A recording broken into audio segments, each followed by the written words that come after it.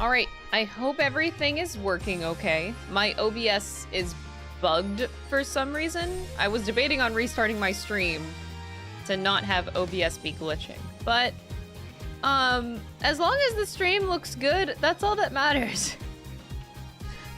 Everything looks and sounds good, right, chat?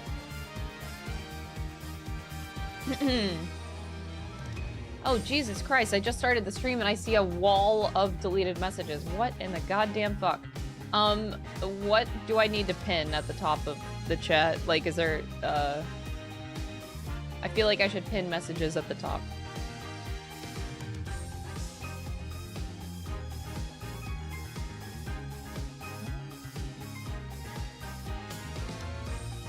Wait, what are rewards? Wait, what? Oh my gosh. I swear to God. Nothing we have commands for. If you put a message, in, I can pin your message if there's like a specific message you want pinned. I don't know what the fuck is going on.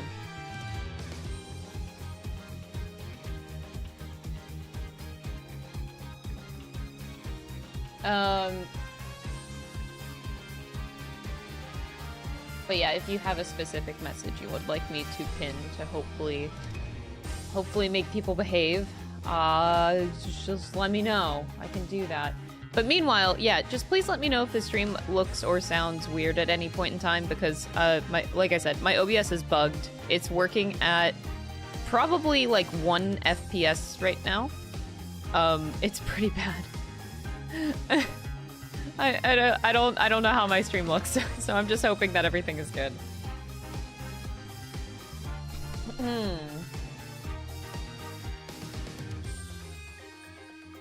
Alrighty.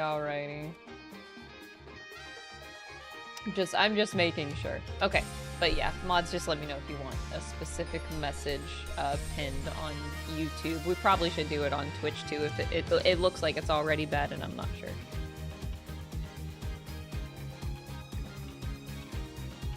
I'll just do the general, don't spoil, don't backseat. I'll just do that one. Or, which message?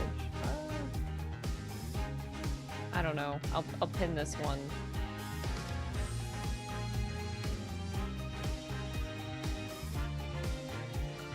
Okay.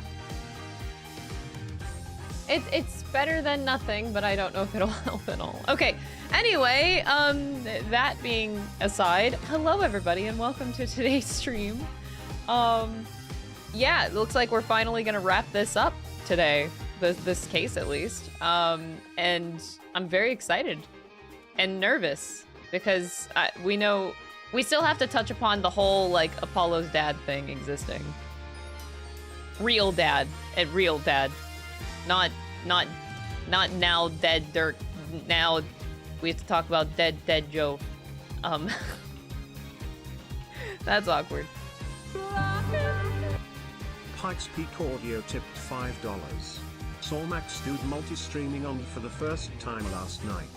Gave me flashbacks of when you first tried multi-streaming, cheerfully confused chaos. Yeah, I did. I was actually watching... Oh, I didn't watch his live stream, but I watched his, YouTube video.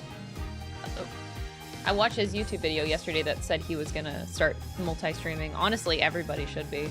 There's no reason not to for like any streamer and anybody. Everybody should be multi-streaming.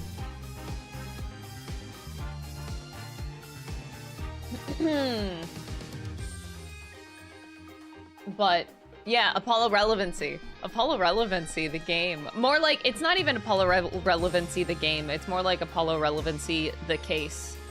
This is it. This is the Apollo Relevancy. A singular case. Wow. It took 3 games to get here, but we're here. Oh, man. Honestly, I can't wait for it, like, to see the conclusion of everything, because I definitely am eager to have opinions on the overarching trilogy after this.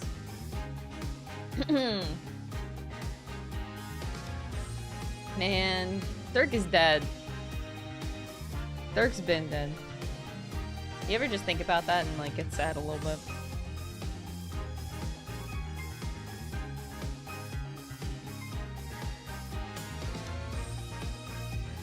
Aww. Still in awe of your Galaxy Brain deductions from the last Sode's stream. Thank you so much, Brownlee, for the 6-month resub. I appreciate it. Yeah. The last stream was definitely a time, that's for sure. Why? My camera just doesn't want to like me today, apparently. Maybe if I'm gonna give it a little tilt. No, that's gonna help. There is lots of channeling in this one, and the crazy thing is, I don't think we're done. I think, okay, here's what I think has to happen today to finish this trial.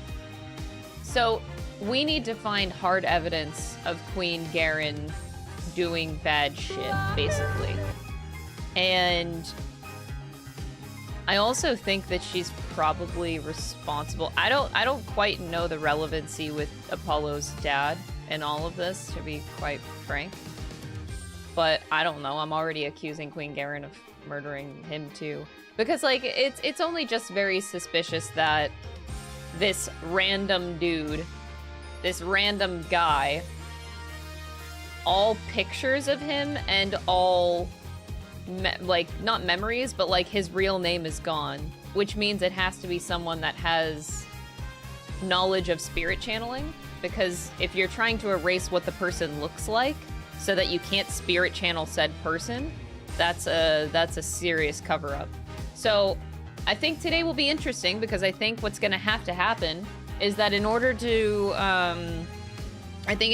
accuse Queen Garen and get her off the throne and dispel of the DC Act, I think that we need to go all the way back to that murder, which means that we would need to spirit channel Apollo's real dad. I think that's going to happen today.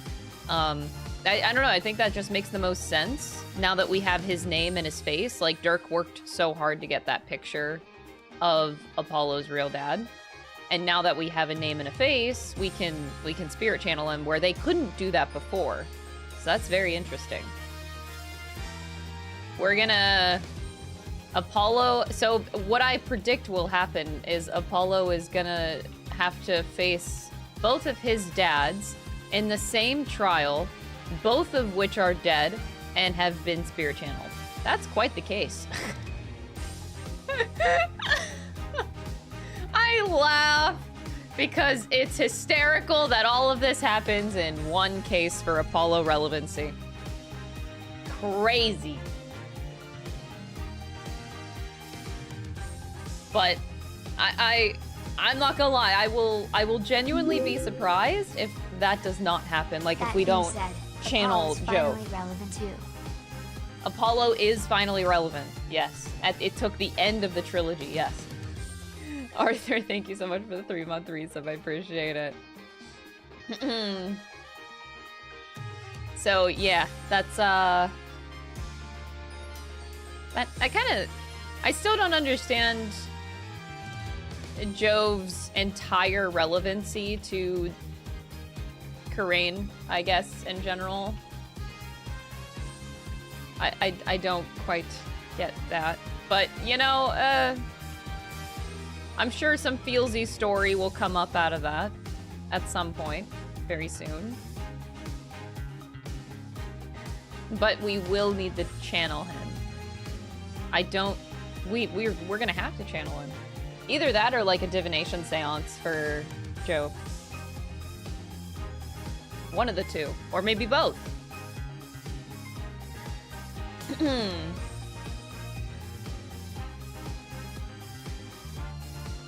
Apollo is actually relevant is one of my favorite Case 5 plot twists. I mean, to be fair, they were building up to it the entire game, just in terms of them saying the whole, just in terms of Apollo's relationship to Nahyuta gives you the hint that Apollo will be relevant in the future, but that's all you get.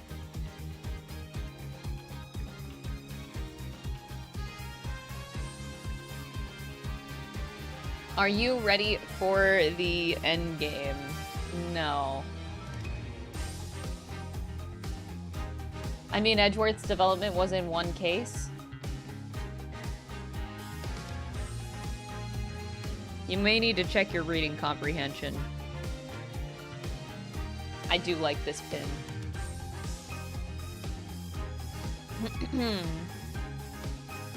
But yeah, this is also, yeah, this is a really, really long case. This is a very surprisingly long case. But I ain't mad about it. It's also like, I don't know, I always expect finale cases to take a long time. But I've been having a good time, man. Oh my god, I've been forgetting my heart rate monitor. I don't even know if it's worth it now that we're done. I don't even know if it's worth it at this point. I forgot it. Oh no. I forgot it for like all of this case, which there's been a lot of shit going on.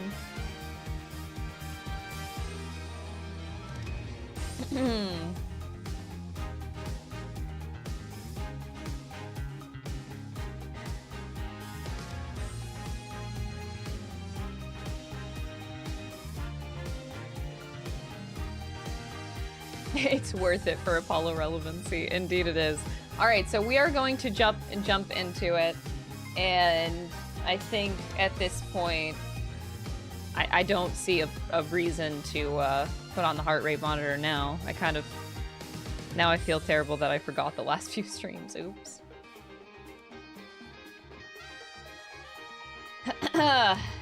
My name is Apollo Justice, and may God be my witness, my relevance will not be denied. Except it will be as soon as this game is done.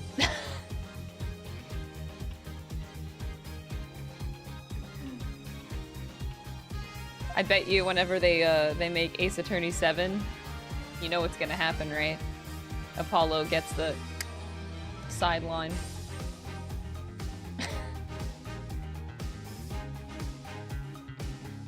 Could you imagine them actually, like, killing characters, though? What if, like, Phoenix Wright actually gets murdered in Ace Attorney 7?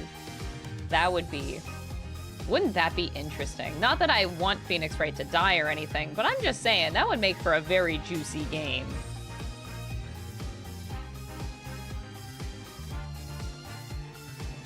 Ace Attorney 7, Maya gets kidnapped again. Maya kidnapping Boogaloo.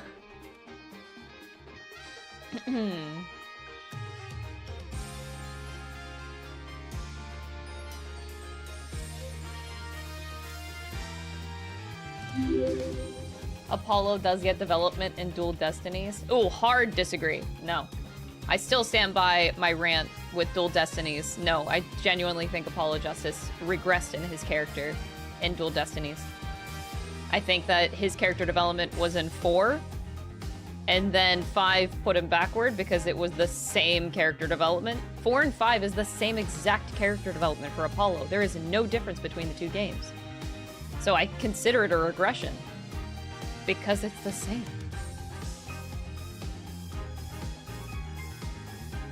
That's just I hard disagree. I just don't see anything with Apollo in that. Aki, thank you so much for the 10 months and your tier 3 sub. Jesus Christ, thank you so much for the crazy support. Shit.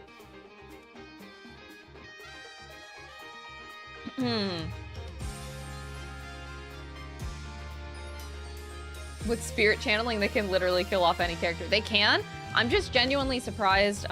It's kind of weird in retrospect thinking about Great Ace Attorney Chronicles now. Like when you think back on that game, it's just kind of there's no magical bullshit in that game. And now I've gotten so used to it, which is crazy to think about.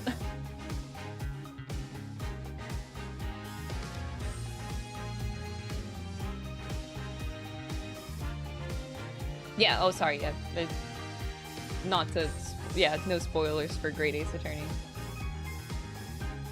Just very, like, scientific over there, and over here it's, like, very magical. Very different vibes, man, very different.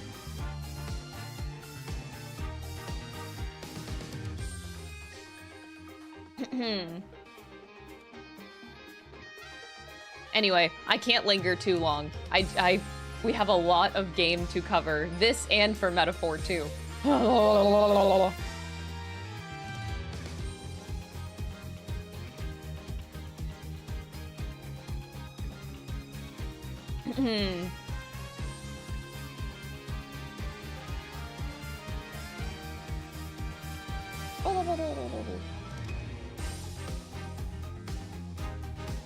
What's this?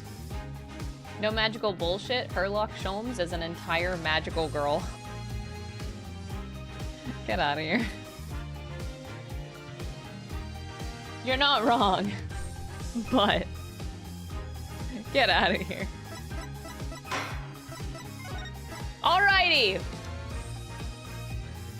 This should be the last, if this ain't the last section of this case, holy shit. It should be though, it should be.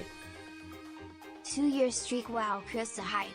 Oh, thank you so much. Thank you so much, Taurus, for the 31-month resub. I appreciate it. That's so long. My goodness. Okay.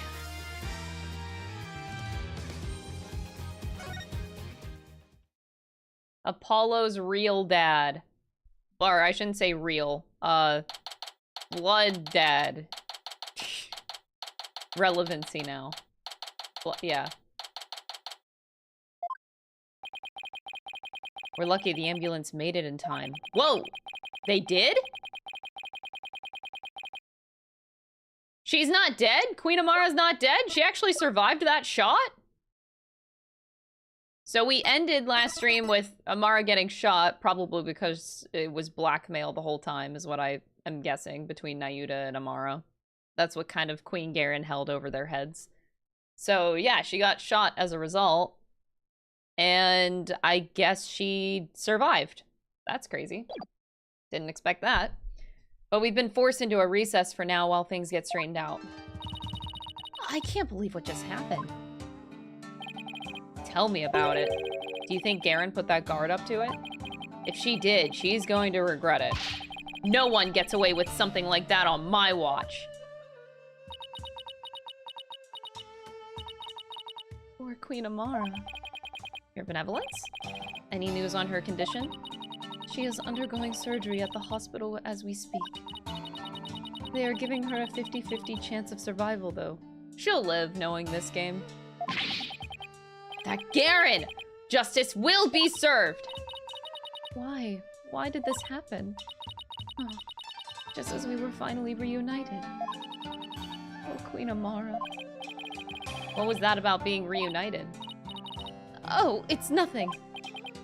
Right. How are you, Hornhead? Dhurke Sodmati was your father in all but blood, after all. Thank you for your concern, your benevolence, but I'm fine. Right now, we still have a trial to see through. So that's what I'm going to stay focused on. Hornhead, you're sturdier than your stature lets on. Just don't overdo it, okay, Apollo? Don't overdo it. I'm ready to see Daddy number 2 in the courtroom. Let's fucking go. Let's overdo it. Dhurke, that was a real shocker, alright. Can't believe the dragon is dead. That's... Say, AJ, I was wondering, when Dhurke disappeared after I freed him, that's because Amara turned back into herself, right? Yeah, I suppose so, but I don't know if it was because Dhurke's spirit willed it, or if it was part of Garen or Amara's plan.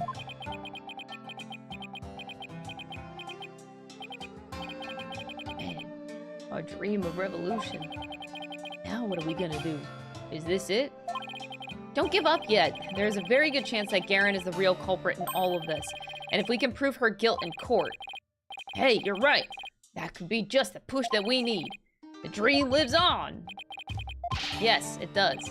You know what that means, AJ? The fate of the revolution rests squarely on your shoulders. Gee, thanks for the pressure. Love that. All in a day's work. Who am I kidding? That's a ton of pressure. But this is what Dhurke gave his life for, so I have to do this for him. The Honorable Rebel Dhurke Sodmati. I would have loved to have spoken with him while he yet lived. Really? Why not? I mean, he seemed like quite an interesting man. Did she bump her head or something earlier? The trial's about to resume. The defense is to report to the courtroom at once. Already? After what just happened? The first thing Garen will do is respond to that last accusation. So you'd better stay on your toes, Apollo. I will, Mr. Wright. Ready or not, Garen, here comes justice!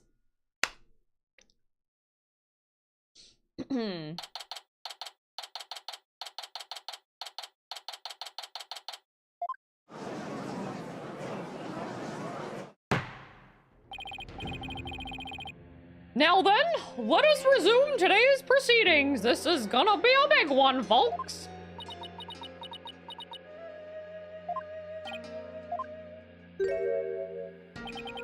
Uh-oh. Where's Nahyuta? I must offer my apologies. I never imagined a royal guardsman would do such a thing. Oh, yeah, never imagined. What? He wasn't acting under your orders? How dare you cast such suspicions upon Her Eminence? It is quite all right, Your Majesty. Suspicion is only natural under such circumstances.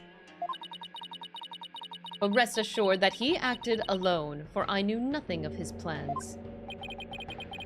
I don't believe that for a second, but okay.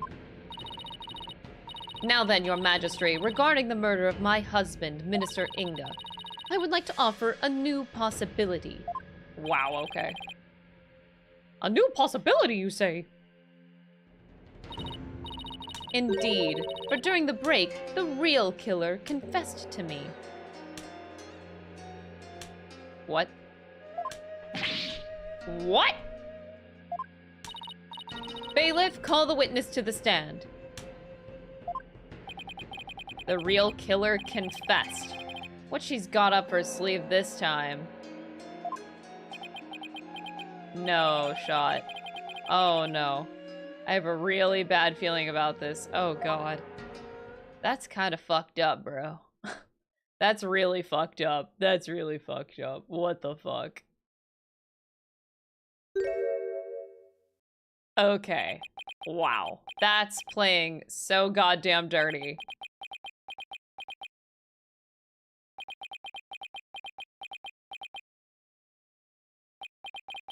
He's the one who confessed? Blackmail be tight.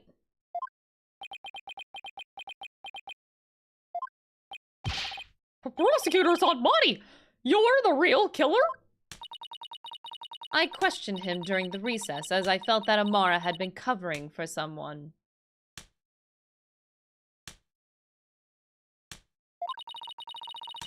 So it was that he finally confessed his crimes to me. Nahyuta, you didn't really do it, did you?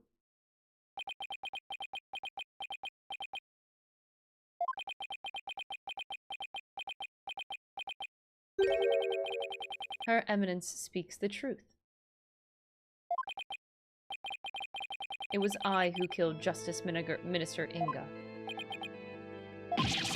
Nahyuta! Kinda fucked up.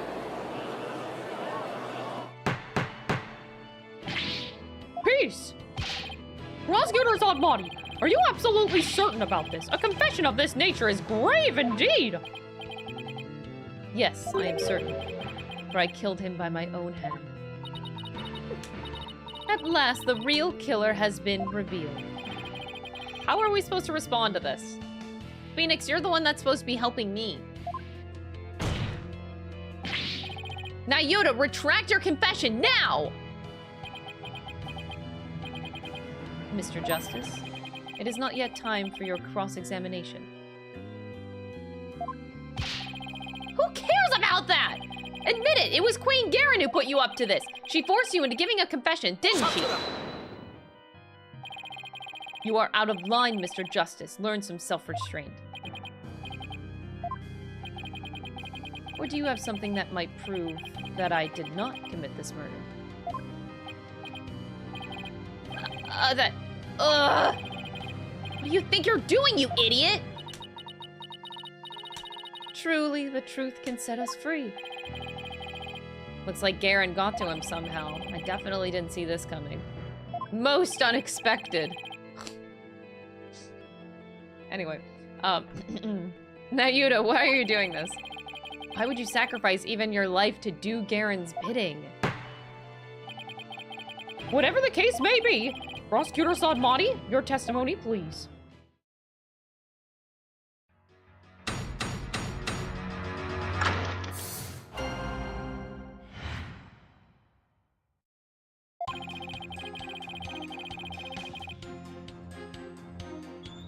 I could not remain silent while Her Eminence fell under suspicion. It was I who murdered Justice Minister Inga. He had to die for the future of Karayan. I consider it divine judgment cast upon a fiend who sought to assassinate our monarch. My mother was simply covering for me. I'm ashamed I let her go so far for my sake. Oh, this is easy to prove, though. The assassination plan. So if he saw the assassination plan...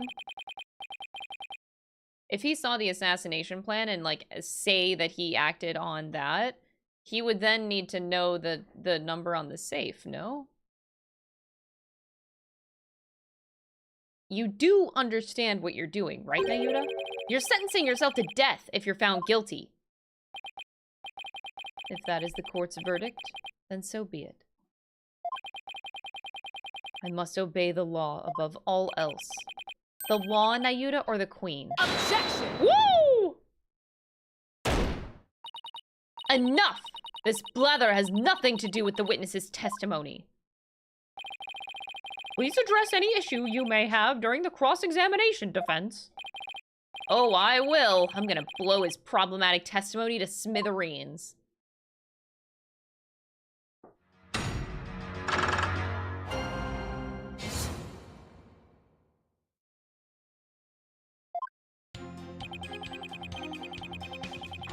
Alright, here we go. Hold it! You kept quiet all this time, even though you were the real killer. Yes, and I accept that what I have done can never be forgiven. But I never imagined suspicion would fall upon the Queen herself. Prosecutor Sadmati has placed the future of our kingdom above his own life. He is taking responsibility for his crime and is showing his loyalty to Queen and country. Without a monarch on the throne, Karayan would be plunged into chaos. I could never wish that upon my homeland. That is why I had to let the truth be known. What a bunch of baloney. I'm going to ask you again, Nahyuta. Did you really kill Minister Inga? Yes. No matter how many times you ask, Mr. Justice, the truth is immutable. Goddamn. Hold it! It's not too late! You can still retract your confession before the verdict is rendered! There's no retracting the truth. One either tells or does not tell it. It is that simple. Ugh! Why do you always have to be so stubborn, Nahyuta? I hate how you never listen to reason once you get like this. He's always been like this. I think we'll need some evidence before we can get him to retract his confession. Either that, or we'll have to force a retraction out of him by appealing to what's in his heart. It's not going to be easy either way. Prosecutor Sadmati, what was the motive for your crime? It's, okay, so like, in my head right now, I just really hope that Edgeworth is taking some action in the background, because like, no matter what we do here in this courtroom, we're fucked. Like, if I'm understanding the situation correctly, this is straight blackmail.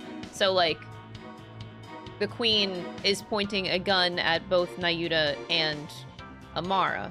If Nahyuta falls out of line, Amara dies in the hospital. If Amara does anything wrong, Nahyuta dies. Like, it's just, like, pointed blackmail on the both of them toward each other. So, no matter what we do here with Nahyuta, no matter what the situation may be, if Amara is not safe in the hospital, then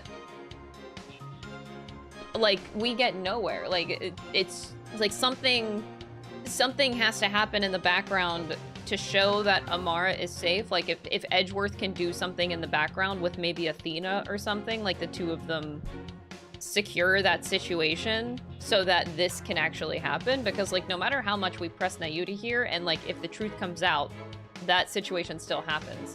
So it's something has to happen. Like I feel bad for pressing here because like no matter what we do in this courtroom, it's not going to change that outcome. And from my understanding of this, I had reason enough to kill Minister Inga. He had to die for the future of Karayan. Hold it! What do you mean by that? Minister Inga was planning to assassinate Her Eminence in a coup d'etat.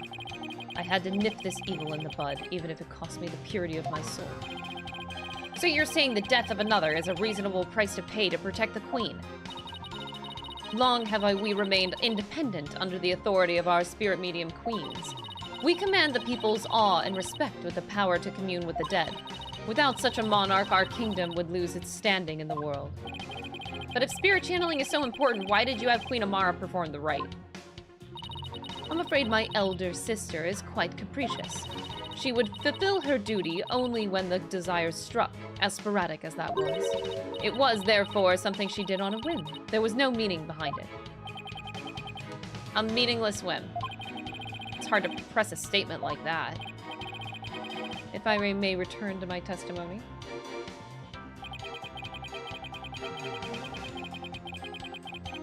Hold it! Divine judgment. I rendered judgment upon the minister on behalf of the Holy Mother. Are you saying the Holy Mother guided you? No. Her Holiness would never condone killing in her name, regardless of circumstances. As such, I believe my defiled soul will be damned to hell. But I do not regret what I have done. I willingly sacrificed my soul to protect this kingdom's future. Ugh, snap out of it already, Nahyuta.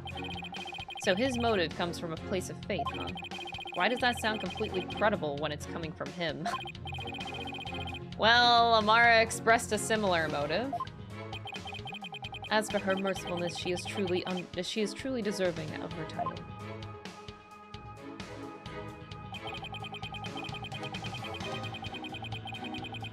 Hold it! So you killed Minister Inga and Queen Amara staged the crime. Is that how it went? Precisely. My mother is as clever as she is kind. She sought to conceal my crime by taking all of the guilt upon herself. Yet another lie. I need to poke a hole in his testimony, but how? Nahyuta, could it be that you didn't know Nana's real identity or told Amara what to do? See, I've been questioning this the whole time. I feel like he had to have... I feel like he wouldn't... There ain't no... Oh my god, I would be so disappointed. Ain't no way he didn't know that Nana's real identity this whole time. Because that would just mean he's acting like a little bitch to be a little bitch. He had to have known this whole time. Please, for the fucking love of God. Whatever God out there. Like, Jesus. He had to have known. This whole game is a giant... There's just blackmail behind the entire game. Because ain't no way this bitch acts like this the entire ass game. Otherwise. I refuse to believe that. Anyway. Could it be that you told Amara what to do? Please. Why do I have a funny feeling it's the other one, though? Did you tell Queen Amara to do what she did? No, she acted under her own volition. She must have somehow discovered my crime and then staged the crime. Sounds plausible on the surface, but I'm not buying it. Still, I don't think we'll get anywhere if I press the issue. To think that Nahyuta would confess to the crime. Can't say I saw that coming. God damn it. Why are you putting yourself on the line for Garen? I wonder if Garen has something on him. No shit. I don't think so. I mean, Amara's currently fighting for her life, so I don't see what Garen could threaten him with. Maybe that's just it. Maybe there's something else that we don't know about. You can't be serious. Oh my god. Hold it!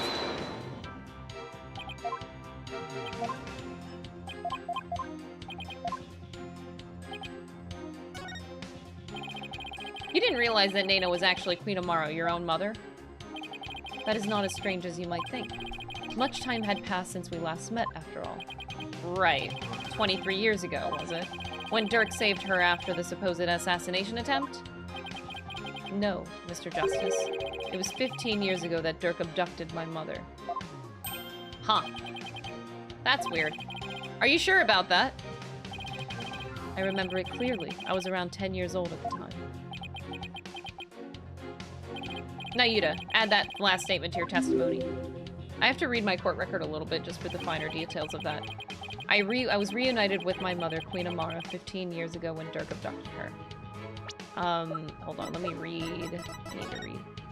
Arson incident involving Amara's private residence. Amara was slipped a sleeping pill. The lighter found at the scene had Dhurke's fingerprints.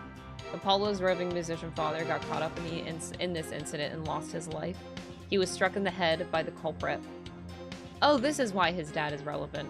Okay, the victim's passport and any pictures of him were burned up in the fires. Without his real name, no divination seance could be performed. As the son of the terrorist, Dhurke, Nahyuta was expelled from the royal family.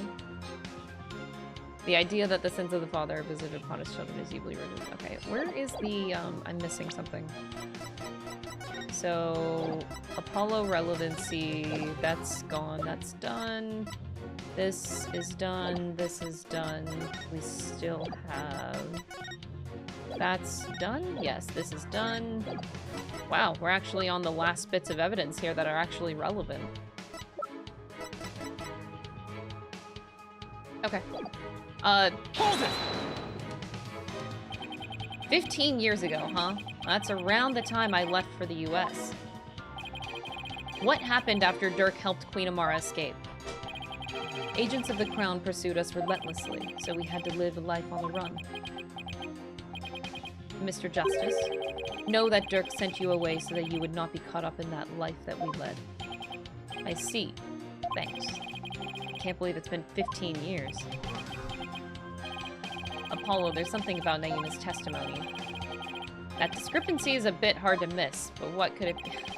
Nahyuta got to meet his mother back when Dhurke rescued her. That's what he's saying. It's news to me, though. I had already been sent away by that point. Now that I've dragged more testimony out of him, what can I do with it? Oh no! I am late! No, you're just on time. Okay.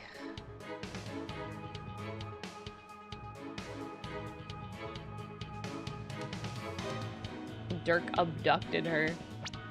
Can I just show you this pretty picture? You're saying that Dhurke made off with Queen Amara 15 years ago. But that's strange, because I heard something very different from Dhurke. He said that they ran off together 23 years ago. That is impossible. I know for a fact it was 15 years ago. Well, I have evidence that contradicts your statement. How do you explain this photo? Dhurke said it was taken 23 years ago. He said that? He did, but if we take what you just said as a fact, then there's something in this photo that doesn't make any sense.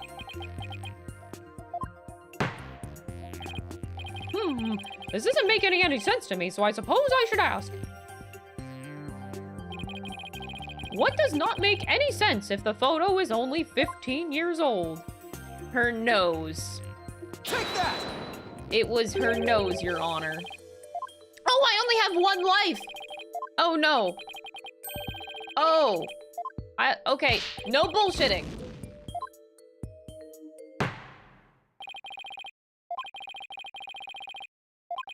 I didn't realize where we left off from Wednesday's stream. Oops. Fine, I'll point to the baby. Ooh, got your nose.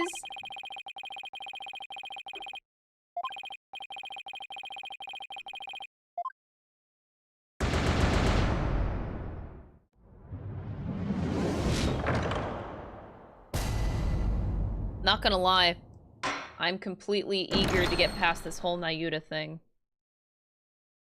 I want to get to the whole spirit channeling Jove Justice part of this trial. Or divination seance, rather.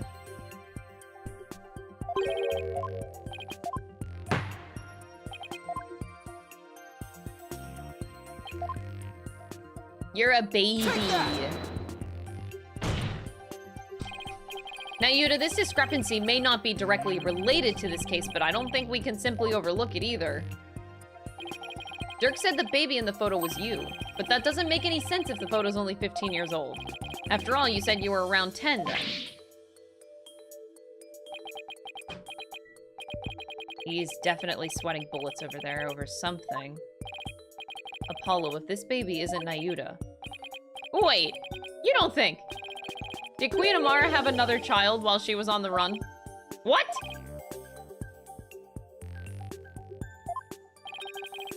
And just what if that child were being held hostage? Nahyuta, is that why you obey Queen Garen's every command? You presume too much. Ah, and that's why Queen Amara was trying to take the rap as well. To protect this other child. A child born 15 years ago. They would have to be someone who's around 14 or 15 years old now. Oh my fucking god. This is just a guess. But I believe I know someone who fits the bill. This game can't be serious. This also explains the strange behavior. Okay. I had assumed that the blackmail was toward each other. Not toward Rafa, but okay. All those strange statements she kept making, now they all make sense.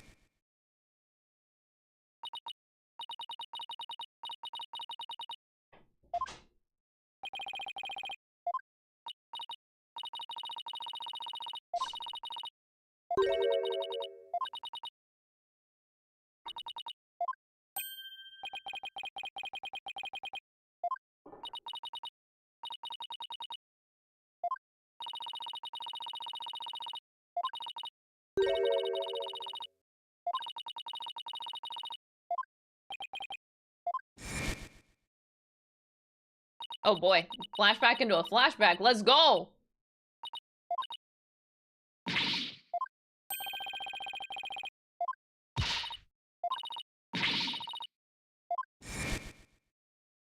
Into another flashback!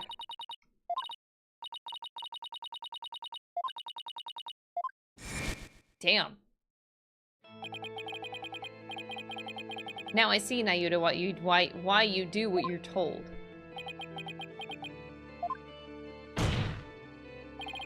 The other child born to Dhurke and Queen Amara. Mr. Justice, I believe I know what you are about to say, but I cannot allow you to name an innocent soul as the child of terrible sinners. I thought you might try to stop me. After all, simply revealing this information endangers who you've been trying to protect. I think this should make it clear what I'm talking about. This is the chink in your armor, the reason why you fear for your sibling's reputation. Huh? This is why you fear for your sibling's reputation?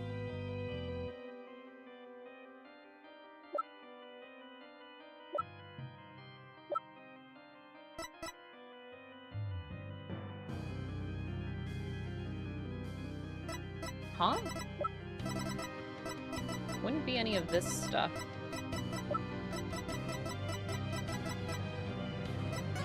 Oops.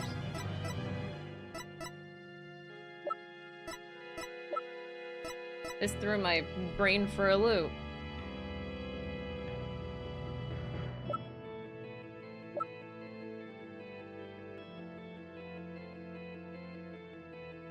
Reason why you fear for your sibling's reputation. Well, the DC Act? Take that!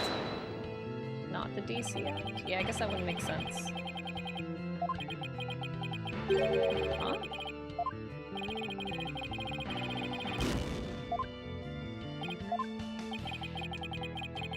Would be bad news for Rafa if it became known that she was fathered by Dhurke. But there's gotta be something that shows why.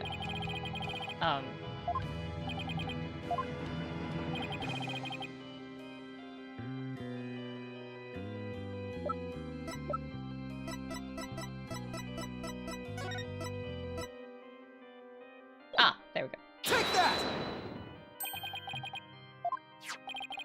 A file full of information that Dhurke collected on what happened 23 years ago. Of particular note right now is what's written. The sins of the father are visited upon his children. This deeply held idea is why you were expelled from the royal family.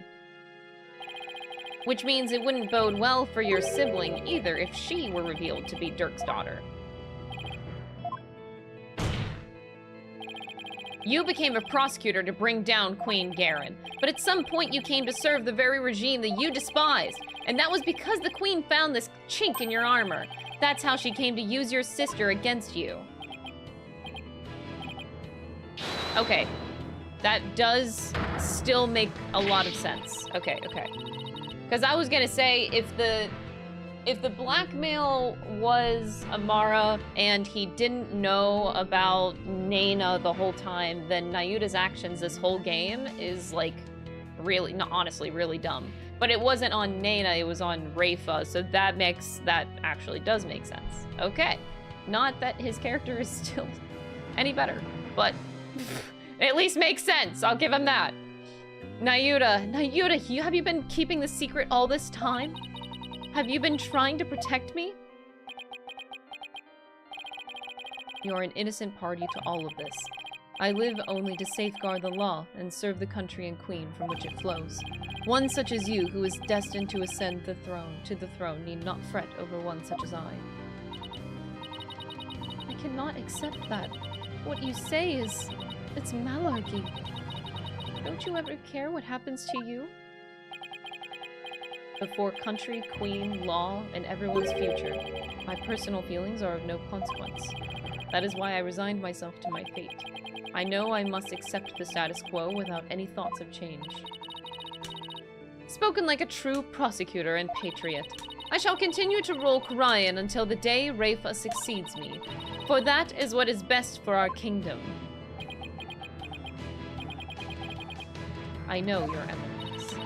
Yours is no small sacrifice, but I promise you this, in exchange for your life. The child shall remain safe, and the kingdom shall prosper. That is all I can ask with my meager existence. Nahyuta, is this really the new you? Resigning yourself to the will of another and killing any hope that you held for the future. No, the Nahyuta I knew would never let himself be turned into this.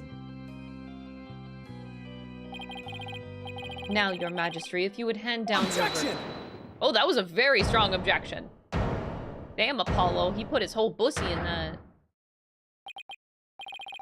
You can say you're simply accepting your fate, Nahyuta, but I know that deep down there's still hope in your heart.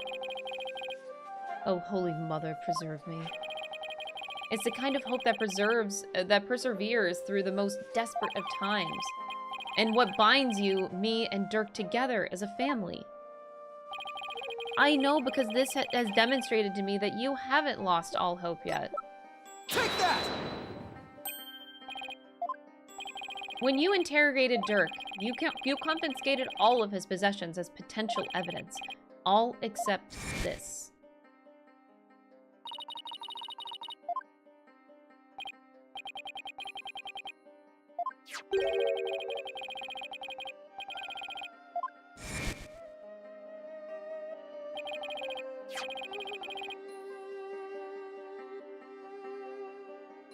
Don't say bussy again. Bussy, what are you gonna do? Leave my stream? Oh no! So tell me, Nahyuta, why didn't you take his badge? You couldn't bear to take it from him, could you? And I know why. It's because this badge means something special to us. Hey, Dhurke, why do you still wear your badge? You're not a lawyer anymore, right? This badge is my heart and soul, son. I've never stopped trying to realize my dream, not until my very last breath. A dragon never yields, right? Exactly. Nahyuta, Apollo, I vow to restore Khurayan's legal system to its rightful state one day. I want to pass on to you a world where you can live free from the fear of tyranny. You may say that you've given up, but that's not how it really is it? You never gave up, and you never will, because you still believe that all of the wrongs will be righted someday, don't you?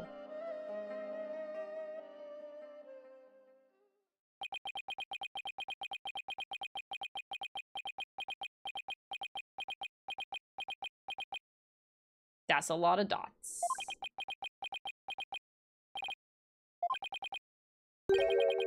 You are very perceptive, Mr. Justice. It may very well be as you say. Why did I not confiscate this badge? Even I did not know. Until now. Perhaps I was waiting for him to save me. Save you? Like he did on that day. Oh no, I don't need another flashback.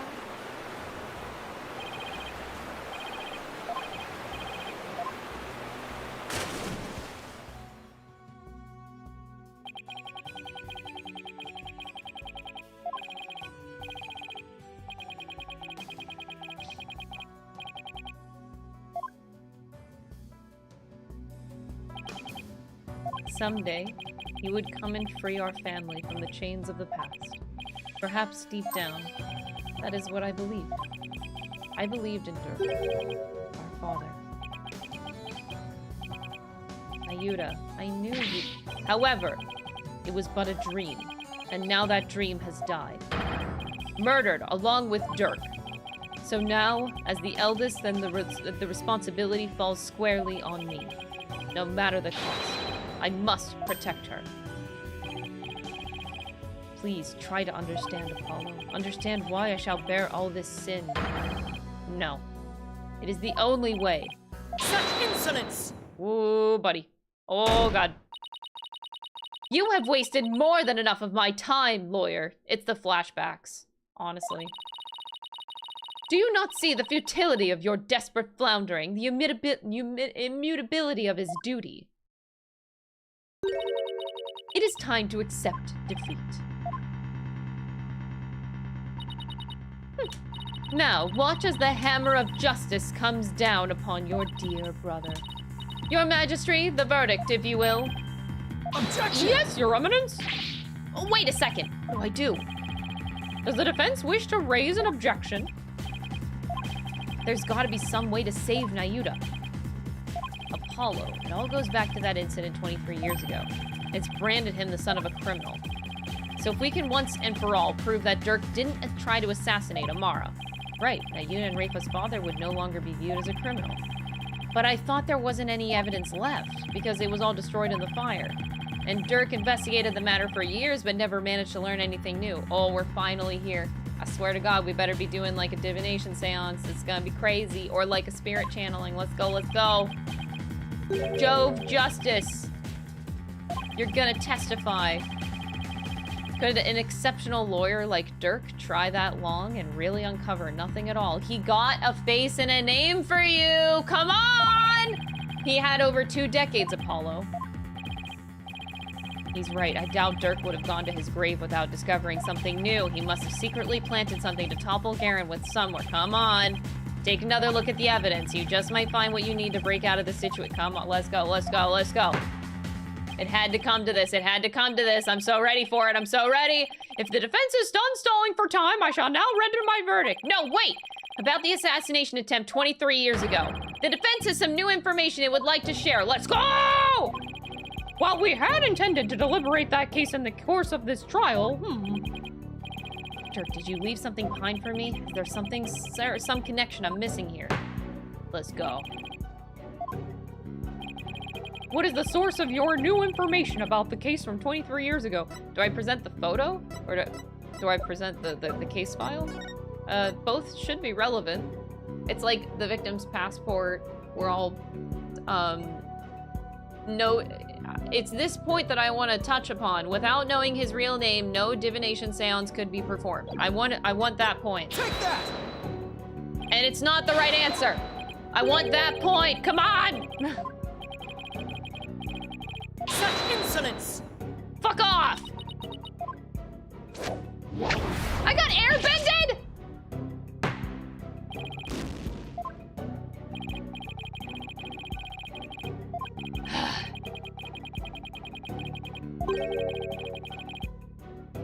What are you saying? Trials here are a little different than the ones back at home, so things that wouldn't be considered evidence back there can have a huge impact on a case here. Am I completely off base? With that in mind, why don't you take a good look at the court record again? I think you'll find what Dhurke left for you. I got aired.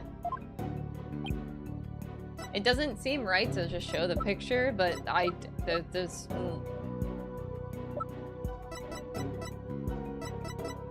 there's nothing.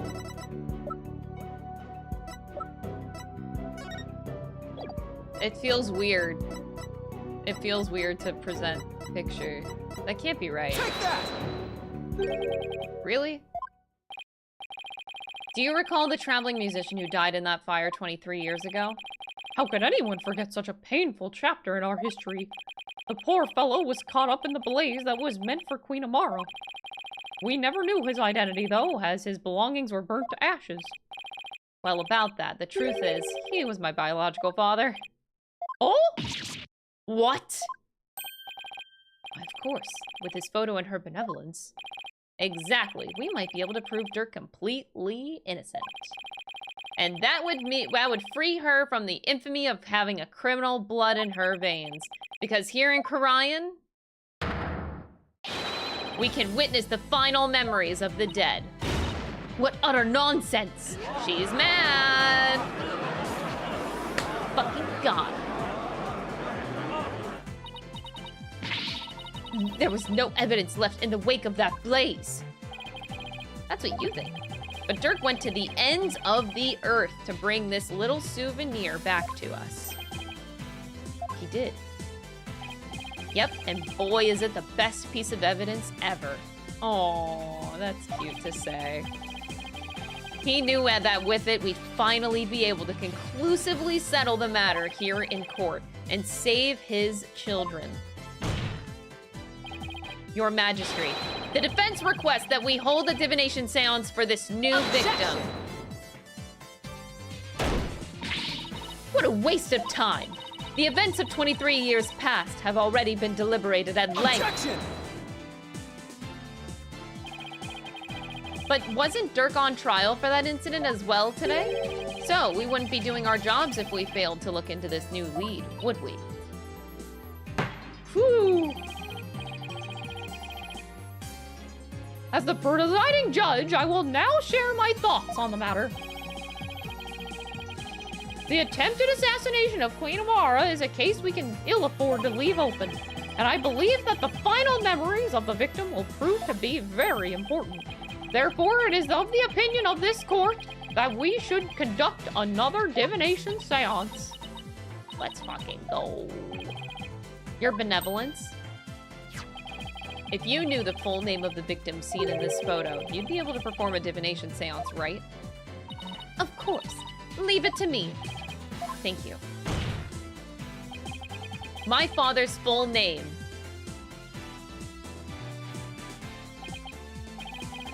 Jove Justice. All right.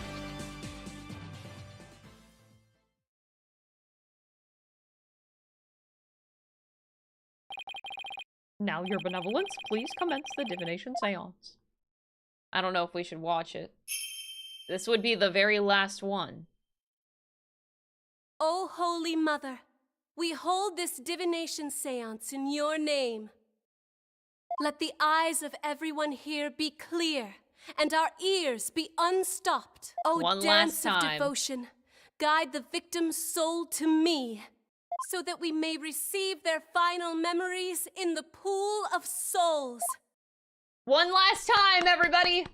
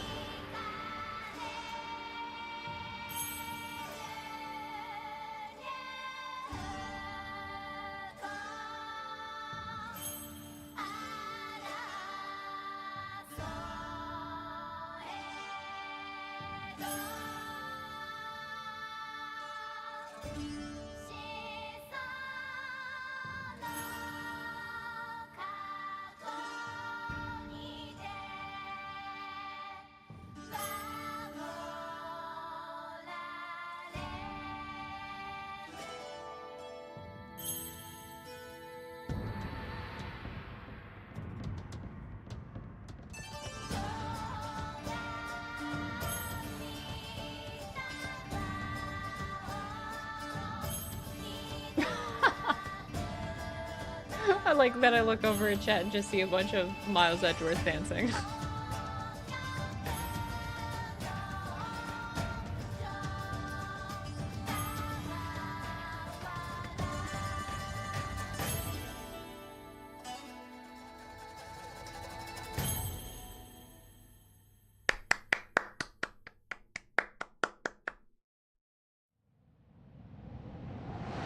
Oh boy! 23 years ago, so cool.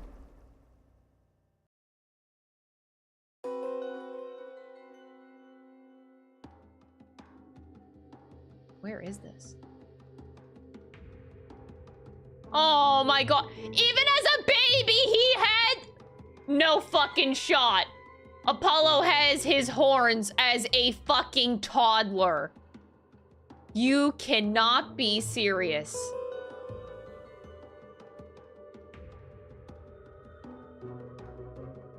A baby got his hair. What? That's the only thing I took away from that whole seance. Did he just, like, pop out of the womb with those 2 pieces of hair, dude? He had to. The spirit of the victim has granted us a window into his final moments. It would appear the divination seance was a success.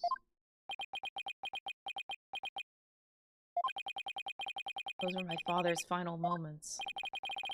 That baby we saw must have been you. Yeah, no shit. You see that hair? I will now decipher the experience of the deceased. Are you ready, Hornhead?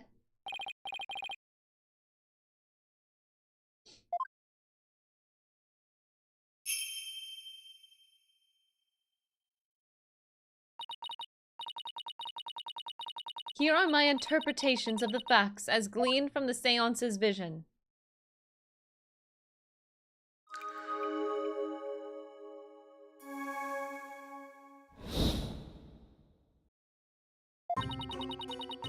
Someone attempted to assassinate Queen Amara by setting her residence ablaze. Hornhead's father happened to stop by and was knocked out by the assassin. Dhurke's fingerprints were discovered on the lighter found at the scene of the crime. That is how he was determined to be the assassin. Hornhead's father tried to save his son, but sadly he perished in the attempt. That is everything the deceased experienced in his final moments. My father's final memories, they're right here for everyone to see, but can any of them unlock the truth behind what happened 23 years ago?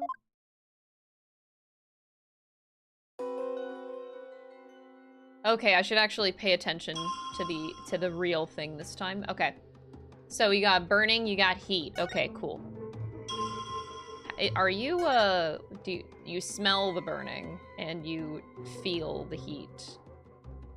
Okay. Objection! Ah, sorry, no!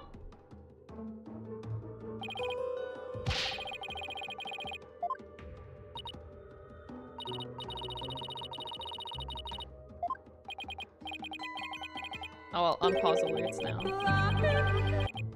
Pikes Peak Audio tipped $5. Yo, I heard you like flashbacks, so I gave you a flashback in your flashback with a side order of flashbacks, and an extra large dance smoothie.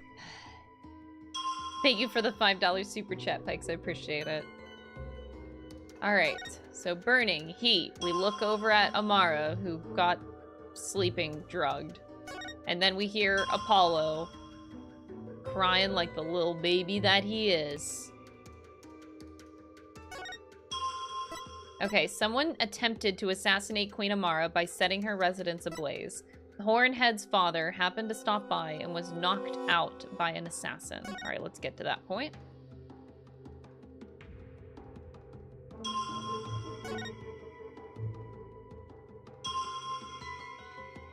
Dropped the baby. Damn. I mean, you can only do so much, right? Oh, what's that?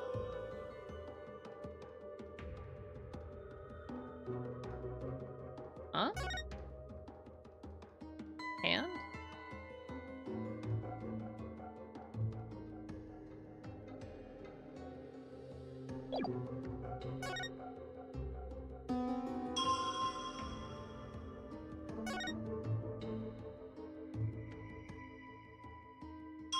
And that's it?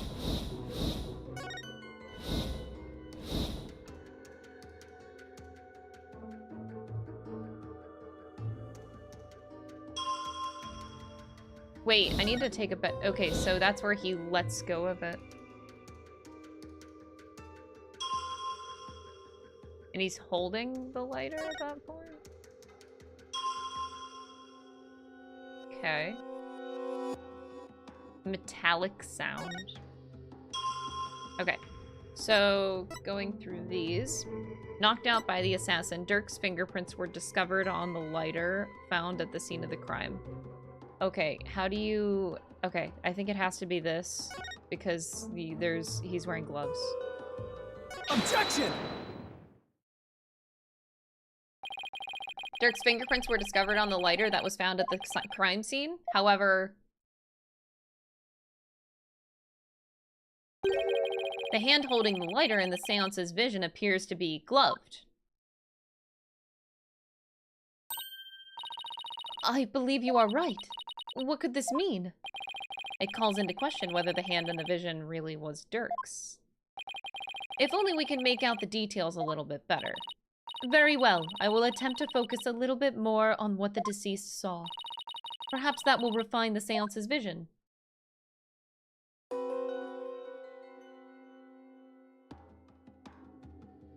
Oh boy. It does seem that there was a glove on that hand.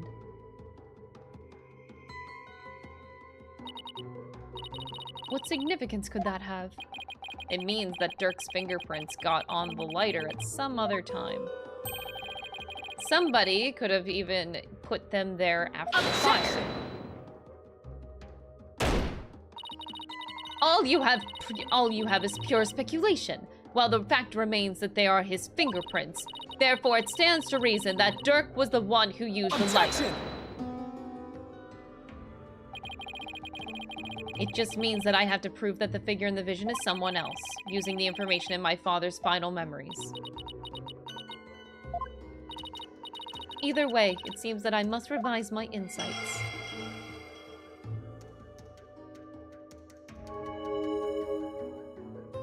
If someone had put his prints on the lighter after the fact, then we would know not to whom it belongs. She's updated her insights. Time to go over them and see if there are any new inconsistencies to be found. I don't know if I could do it again.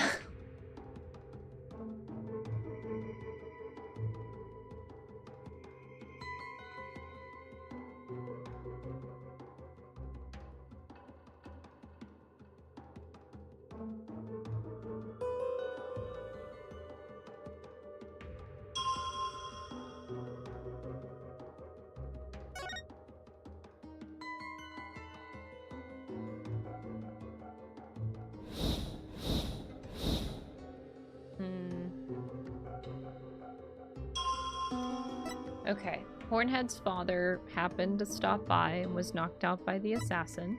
Dhurke's fingerprints were discovered on the lighter found at the scene of the crime. But if someone had put his prints on the lighter after the fact, then we would know not to whom it belongs. Whenever it's thrown, is there a symbol on it? It's just blank. I mean... we kinda do, but okay. Hornhead's father tried to save his son, but sadly he perished in the attempt. It feels silly to do the same thing twice.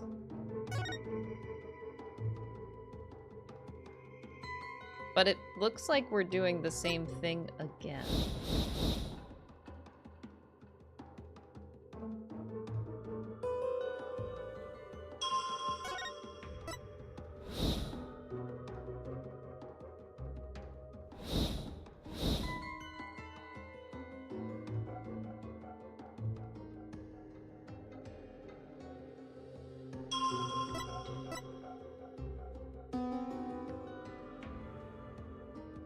I mean, why can't you say the same thing twice? Like, the wrist is the only thing I'm going off of here. Which is pretty identifying, but still, it doesn't seem right. to do the same thing again. Objection! Okay. Feels weird, man. Then this means that the real culprit is... The figure in this vision is clearly not Dhurke. The distinctive band around their wrists gives their true identity away. That design, it can't be. This will prove just whose hand was captured in the seance's vision. Sorry, do I even have a picture? I didn't do it.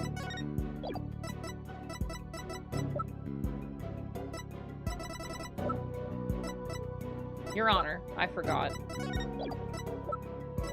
Oh. Looking at the Dhurke picture again.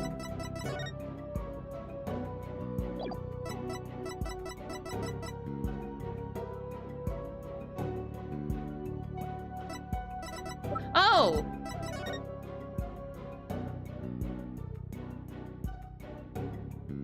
No. No. Wait, oh my god. I'm an idiot. I was like, do I have a picture? I forgot about the dead body picture. My god. That photo. So you do believe the culprit to be... Justice Minister Inga had cuffs with the exact same pattern on them. You're referring to the cuffs of justice, correct? Yes, I hear that they're a traditional part of a Karaini's Justice Minister's attire. But what does this tell us? It tells us that the figure in the vision is none other than Karayan's late Minister of Justice, Inga Karkul... something Karayan. I forget his full name already. How long could this name possibly be or something? That's it, whatever. Not my father! So he plotted the assassination of the former queen as well as the current one? Justice Minister Inga's and Dhurke's innocent of both charges. The Defiant Dragons, they've been right all along! In 3D! Nahyuta? What you've proposed is not possible, Apollo. For back then, Inga Karkul Karayan was not the Minister of Justice. What? The Justice Minister 23 years ago was... her. Queen Garen. There we go. Oh, right, she served as the Minister of Justice before succeeding the throne. I guess she also prosecuted the assassination attempt 23 years ago as one. So then, the figure in this vision is actually... Your Eminence, it's you, isn't it? This is madness! Why would Her Eminence do such a thing? Because she would ascend to the throne. She wanted to usurp the throne from her sister, Amara? That's why she tried to assassinate her?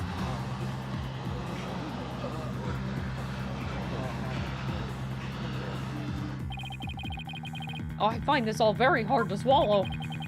Your Eminence, are you the one responsible for tearing my family apart?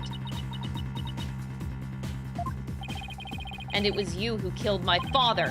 Well, Your Eminence, I'm asking you a question. Insolence!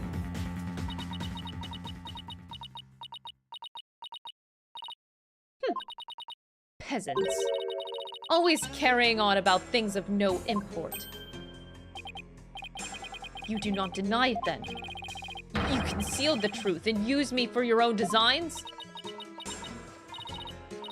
Oh, Nahyuta, spare me your feeble-minded line of questioning. Even if Dhurke was cleared of all charges, it shall still be I who decides Rapa's fate. You do wish for her to be queen someday, do you not? Wow. Low blow. Remember, the child lives only by my good graces. Now kneel before me and fulfill your end of the bargain by offering me your head.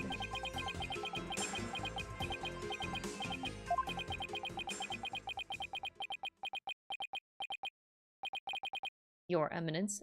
Guys, we're finally at Nahyuta being a character. I bet right now.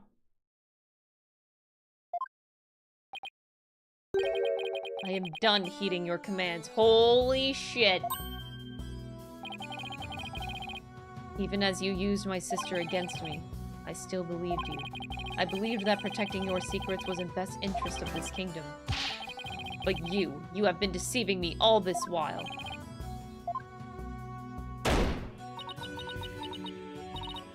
Nahyuta, you dare defy me! Your Eminence, I can turn the other cheek no more. Therefore, I hereby retract my confession in the murder of Justice Minister Inga. Retract, you say?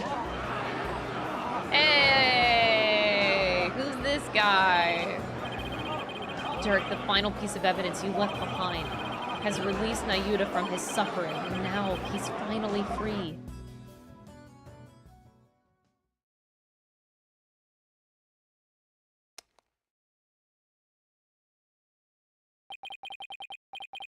In all this time, not once did I reflect on my own conduct, for I had believed all was fate. Lost in my sense of resignation, I was unable to wake from my despair. But you, Apollo, you have awakened me with your demonstration of our Father's creed. Aw, shit! That is so 3D. A dragon never yields. Oh, damn. Okay.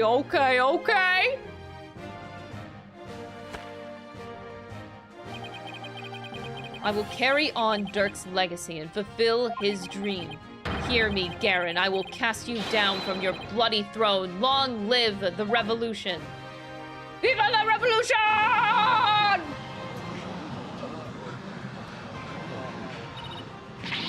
Insolent fool!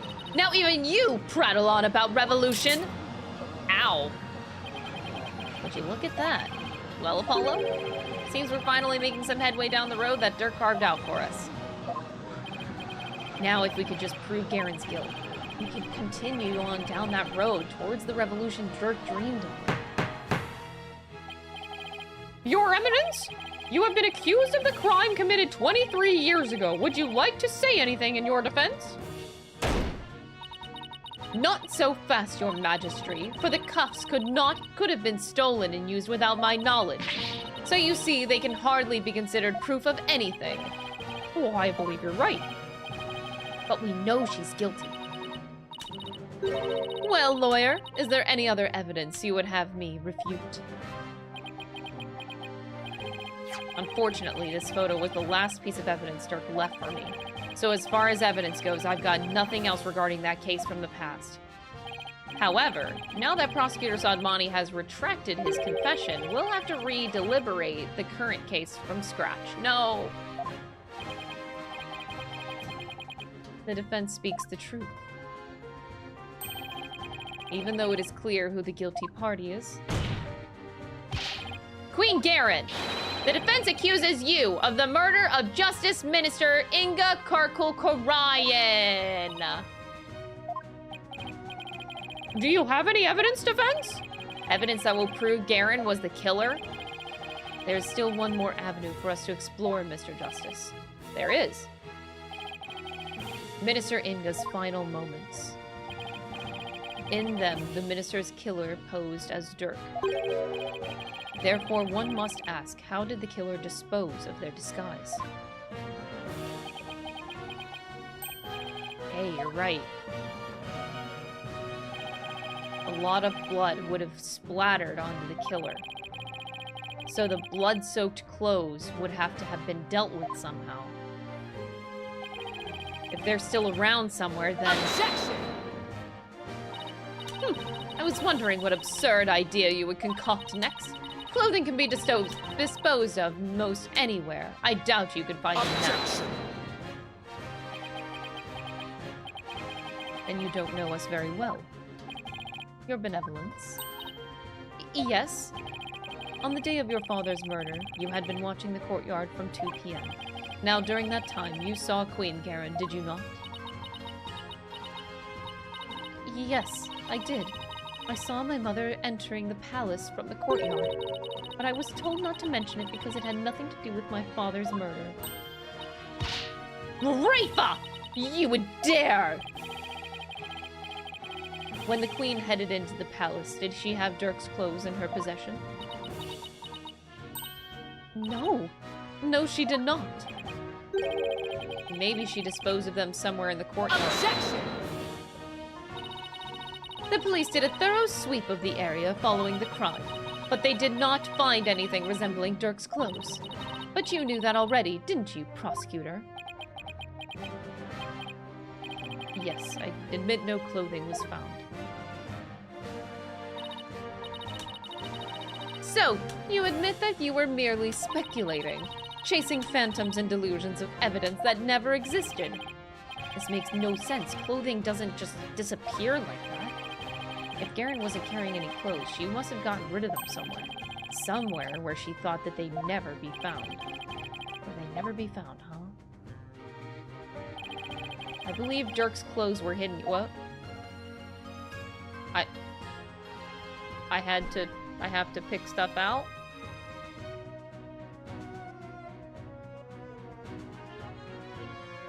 How about just throw it in the water? Take that! Nope, okay. I wasn't expecting this. A thorough search has already been made of the area. But could you at least... No! Okay! If we ever hope to locate Dhurke's clothes, Mr. Justice, it would have to be someplace that was beyond her benevolence's field of vision. Otherwise, she would have noticed the bundle of body clothes.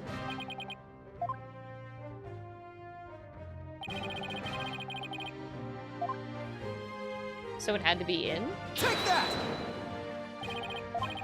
You believe the clothing was hidden there? It's the only place it can be. Now I gotta go here. Where in the tomb do you believe the clothes were hidden? If it was in the sarcophagus, would it not have shown up in the picture? Mistakes were made by looking at that. And the other thing was like this broken thing, but we would have seen that. Oh, that's where we found the... Oh. Take that! Never mind. I was thinking that's where we found the pink pendant, actually. We found it in that, like, broken statue.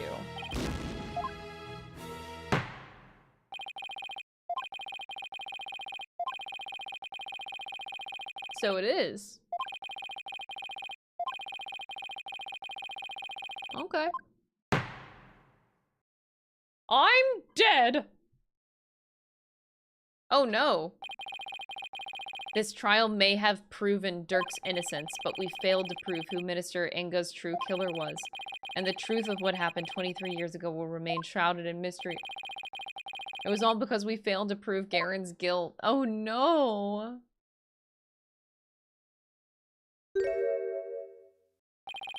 After that trial, we were forced underground in order to escape Garen's agents. And I joined Nahyuta and the Divine Dragons in their efforts to overthrow Garen. A dragon never yields. We fight on with Dhurke's creed in our hearts, and dream of the day revolution comes to Karayan. Damn, that's brutal. Oh, holy shit. That's so mean. Take that!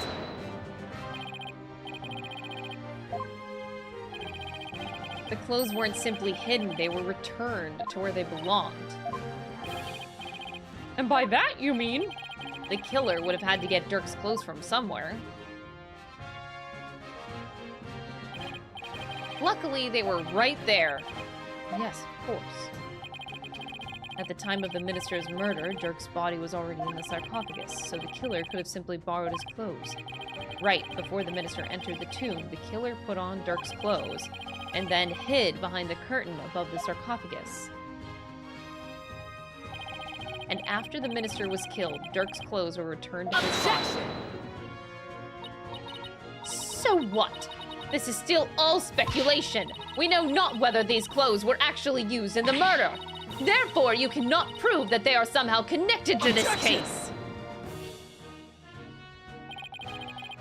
That's where you're wrong, but I believe you already knew that. These clothes were definitely used during the minister's murder because of this. Take that! The bloodstains on Dhurke's chest are no doubt the result of being shot by the minister. However, that doesn't explain everything. There's also some blood splatter extending from his left elbow to his abdominal area.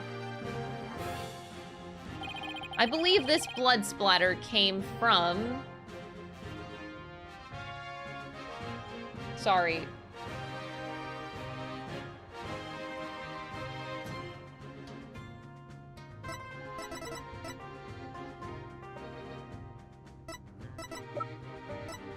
Take that! Okay, I had to make sure I was on the right thing. If the killer wore these clothes during the murder, then the blood splatter must have come from Minister Inga. I thought it was all Dhurke's, but that makes sense. Only one way to be sure, though. Let's get those stains analyzed right away. Indeed, this may be the conclusive evidence we need to prove the man's guilt. Let's go. You cannot prove it was I who hid those clothes. They couldn't have very well been hidden by a third party. But could they really? I'd say the possibility of something other than Garen hiding the clothes does not exist. No, it's just not possible, Your Eminence. I recall you saying the following. Of course, we gotta get a flashback for it. We can't just say it.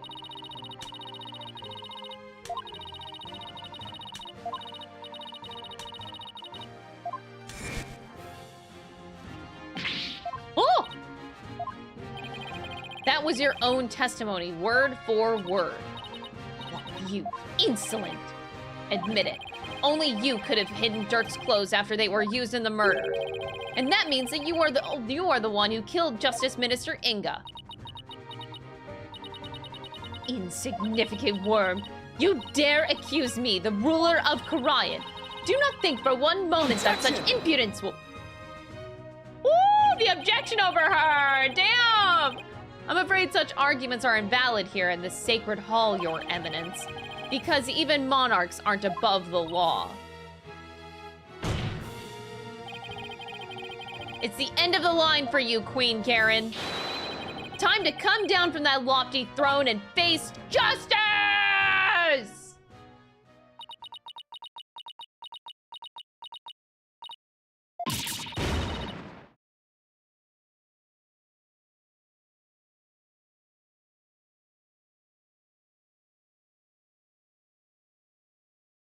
I'm scared.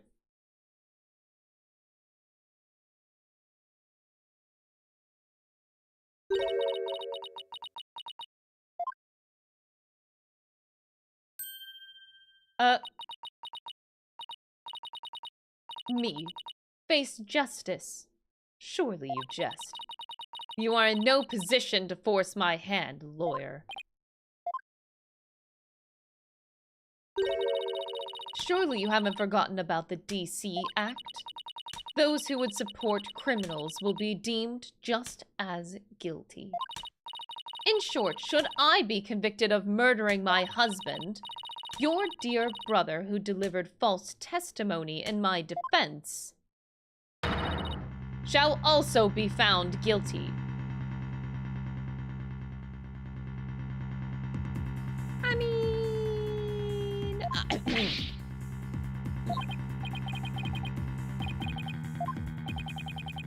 By delivering false testimony in the court of protecting a guilty party,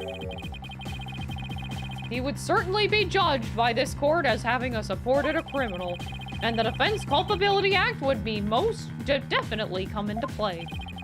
But that law is so broad that anyone could be convicted under it. When it comes to the DC Act, even I am conflicted, and yet, as it currently stands, it is the law of the land, and as you said earlier, no one is above the law. Of all the absurd things I've seen, this law really takes the cake. Now what? What can we even do at this point? You need not look so forlorn. Dhurke has been cleared of all charges. So let us leave all thoughts of the real killer and revolution in the past where it belongs. She wants us to just let her off scot-free. And yet, I don't see any other choice. We cannot yield to her here, Apollo. Hey, Yudi, do you want to see Dhurke? Oh my god. God damn. If it will move the revolution forward, I will gladly face the DC Act. Now do it. Accuse Queen Garen of the crime she has committed. Such insolence! What you speak of is not revolution. Our kingdom will not function without its sovereign. And Rafa cannot ascend to the throne, for she is as yet incapable of channeling spirits. Thus, to accuse me is to wish destruction upon our fair kingdom, you terrorist. Terrorist? If you would still insist on accusing me, then as ruling sovereign of Karayan, I proclaim the following.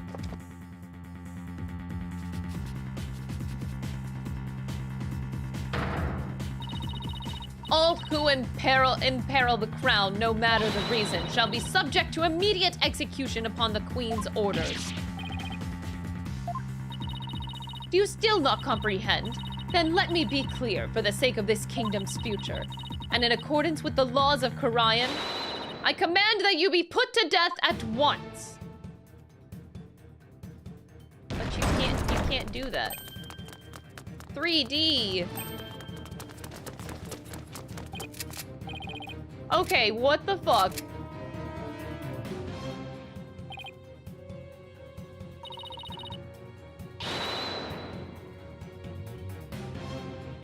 Now what do we do? Isn't this going a bit too far? Why is the Garen Royal Guard? They were on standby in case of an attack by foolishly optimistic terrorists. Now, if you had continued to oppose me, the very embodiment of the law, then under my regal authority, you shall all be put to death. Objection! Come on, this is insane, even for you! You can't possibly get away with something like this. This is a court of law. You can't just order our execution without due process. Now look, Apollo, truth and due process are certainly important, but so is your life, so think before you speak again! Holy shit!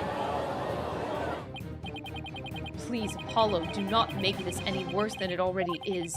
I cannot lose you to the Twilight Realm too. What am I supposed to do? How do I win against an opponent that can rewrite the law as she sees fit? Viva la Revolution! Fuck the law! How can I ever bring her to justice? Is this really how it all ends? Is your life or your accusation, lawyer? You cannot hope for both. It is time to cease this insanity. What do I do? Should I accuse Queen Garen? Ah!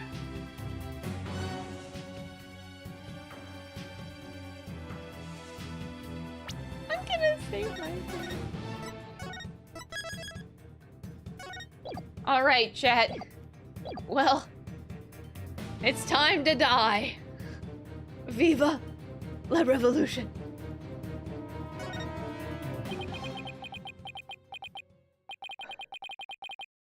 I know what I have to do. Mr. Wright, you know that saying that you're constantly reminding me and Athena of? The worst of times are when lawyers have to force their biggest smiles. You never fail to surprise me, Apollo. And Nahyuta, you know that creed that we've known ever since we were kids? A dragon never yields.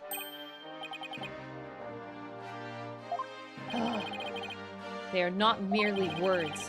They are what's carried us this far. So now it's time to honor those words and the memories of the ones who gave them to us. I couldn't agree with you more, Apollo. Those words are more important to me than you know.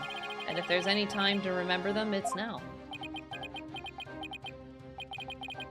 It would seem, Apollo, that not one but two auspicious creatures dwell deep within you. A fierce dragon and a virtuous phoenix that shall scatter the clouds hiding the heavens. I'm not so sure about that. I shall join you in your death-defying bluff. Wow, okay.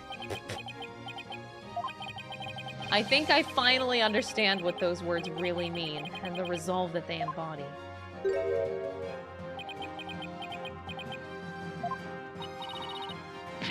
Are you smiling? Even in the face of certain doom? Is there no end to your defiance? Unfortunately for you, no. I won't let fear or even the law force me to abandon the pursuit of truth. Because there is another saying in my country, the truth will set you free. That is precisely what Dhurke sought to do through this trial. He wished for us to break free from a certain despicable spider's immobilizing silk threads. We won't be intimidated by unjust laws or give in to fear. Abandoning the truth like that is just not a part of my playbook. There's only one path before us. Revolution. Viva la revolution! The time to make Dhurke's dream a reality is upon us. Your Eminence, if you are the law here in Karayan, then your very existence is wrong. Ooh. Your existence is wrong. Does your desperate bleeding know no end? I know it's a bit late to ask, but what's the plan?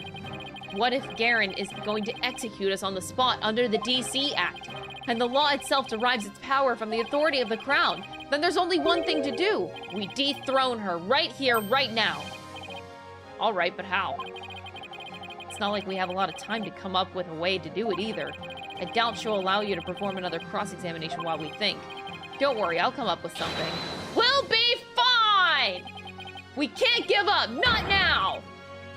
We have to keep fighting to the end! We can't allow these broken trials to go on. It's time to make things right! Oh god, brain blast time. Oh shit. If I accuse Garen, Nahyuta will be subject to the DC Act, which means he will be put to death in accordance with the law. So the only way out of this is to dethrone Garen right now. Could this be the key to dethroning Garen? Oh, Jesus Christ.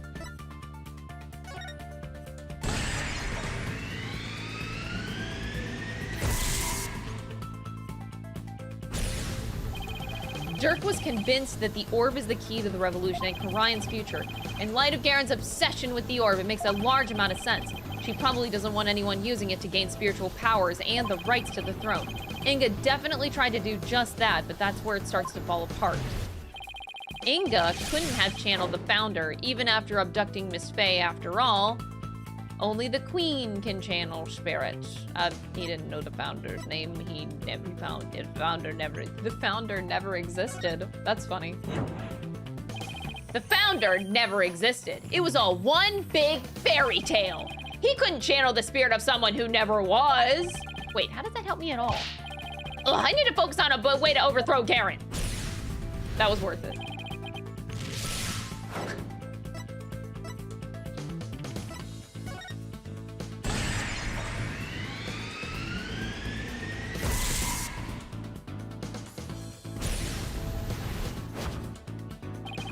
The name of the Founder is only known to those who become queen.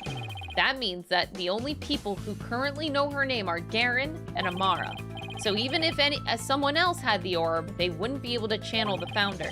So that begs the question, why is Garen so fixated on the orb? Let's not overthink this. Garen is obsessed with the orb because she can't channel spirits.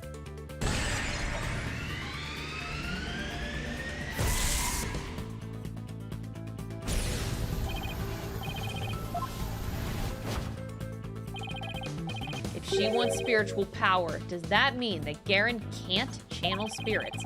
That would explain why she had Amara perform the rite of channeling. Is that why she let Amara live, to stand in for her when the time came to channeling spirits? So if Garen can't channel spirits, she'd have no claim to the throne. I should have done the other funnies. Oops. They didn't seem that funny.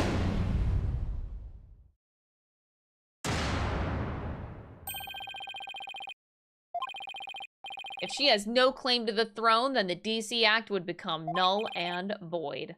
No, not just the DC Act. All of the insane laws she's enacted would be swept away in one fell swoop. The crystal theory? Yeah, I never believed that she had channeling power. I mean, like, it doesn't make sense to be so obsessed with the Founder's Orb if you didn't have power. It means that you're insecure. You claim the authority of the crown, you of all people? That's a good one. Have you truly lost it, lawyer? Indeed, I would have the defense explain himself at once! It's easy, your majesty. Why is Queen Garen so obsessed with the Founder's Orb? Why did she let Queen Garen live? And why was she having her mercifulness perform the rite of channeling in her place? The answers to these 3 questions point to a single conclusion. A fact that will shake the kingdom to its very core. I just have one question for you. And please, be honest. You can't actually channel spirits, can you? You believe the queen is not capable of communing with the dead? The defense will explain himself at once! And Karayan, the ability to channel spirits is an absolute requirement for a would-be queen. But your eminence, if you were incapable of doing that, then you'd have no claim to the throne. Not only that, but every law you've passed would be rendered null and void. And you, the Garen Royal Guard, you seem to be rather enamored with the Queen's supposed spiritual power, but what if she had none? What if she were just an ordinary person, a pretender to the throne? Impossible! Everyone knows only spirit mediums can become queen. Such blasphemy. Oh, on what grounds do you make such a defamatory claim?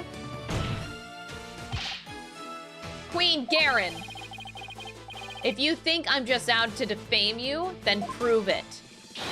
Prove it using this piece of evidence that you want so badly. All the conditions for summoning the Founder should be in place. With the orb, we know what the Founder looks like, and as Queen, you should know the Founder's name. Now, if you would, Your Eminence, please show us the great spiritual power you bear as Grand Priestess of Karayan. To witness Her Eminence's great power with our own eyes, the Holy Mother will appear before us. Great miracle of miracles! Praise be, Your Eminence! May you mighty spiritual power show us the way! Wow, that's embarrassing, bro.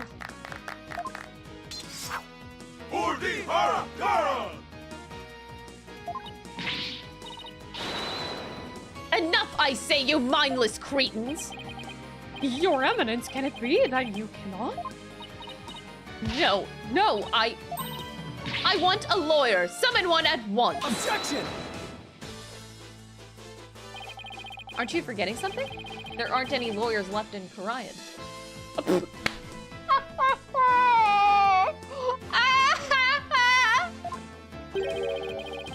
You can thank your DC Act for that one. Wow, where are all these lawyers? That's crazy. It's like to chase them out or something. Give us a glimpse of your magnificent spiritual power, so she may guide us.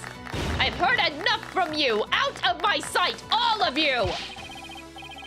If you are truly capable of channeling spirits, then get on with it already, Your Eminence. You sneaky, underhanded wretch of a lawyer! That reminds me, you said something to this effect earlier. It is time to cease this insanity. Don't you feel stupid for saying that now? Oh my god, Apollo. Of all the things that she said, I can think of nothing more ludicrous. Apollo, teach this deceitful, putrid queen a lesson she won't soon forget. Gladly, because it really is time to cease this insanity. Damn, Apollo, he's so mad. He has every right to be. Garen, your reign of terror ends here. Oh, whoa, the power of the pointing. Woo! Wow, that was such a powerful point. You can't get more powerful than that, dude. This is a coming of age story for Apollo Justice. He's finally fucking relevant. Oh my god. Behold, the magnificent power to commune.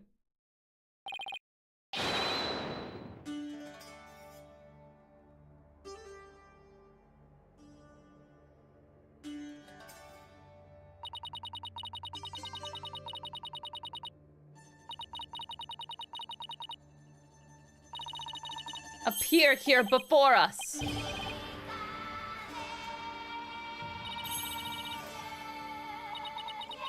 She's trying so hard.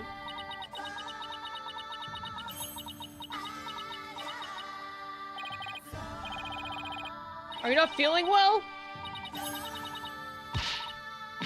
Spirit of the Founder, grace us. The time is now. I beseech you, appear before us. Heed my call. Founder, please.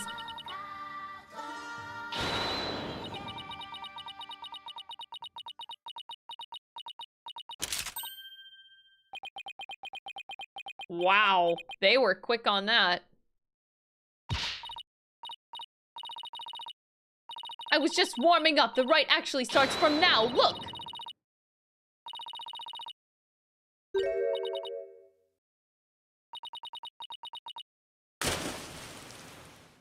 She dead.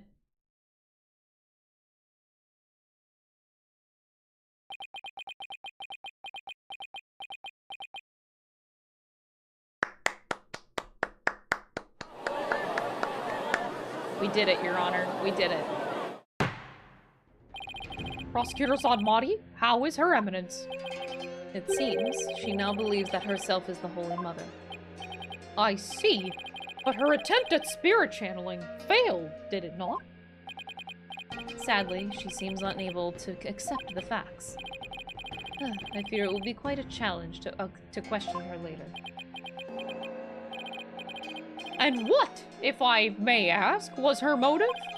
I understand that she killed Minister Inga in order to prevent his coup d'etat, but what of her attempt to assassinate Queen Amara 23 years ago? To become queen herself, maybe she just craved power and attention. She likely developed a psychological complex from her inability to channel spirits. That is why she kept Queen Amara alive to perform the rite of channeling for her.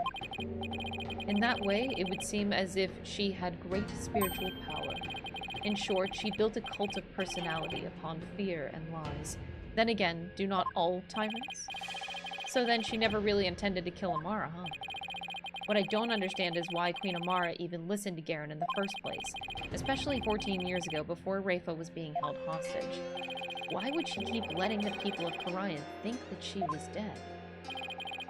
While she kept quietly performing the rite of channeling for Garen. My mother is a gentle soul by nature, and loves her sister dearly. So when Garen told her to hide because Dhurke was out to kill her, she believed it. What's more, she did not wish to tarnish the name of her beloved sister.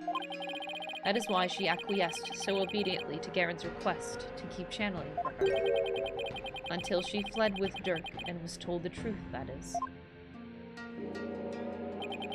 So that's what happened. And since Refa was being held captive, I imagine Amara had no choice but to help cover up the truth behind Inga's murder. Living secretly as Refa's servant, Nena, no doubt only deepened her love for her daughter. She'd do anything to keep her safe. All the more reason to hide the painful truth from her. Well, that was a case for the ages. You can say that again. Prosecutor Sadmati has been cleared of all suspicion in the murder of Minister Inga, as has Mr. Dhurke Sadmati in the assassination attempt on Queen Amara. Now then, I think it is high time I handed down my verdict on Dhurke and Nahyuta Sadmati. Not guilty as fuck!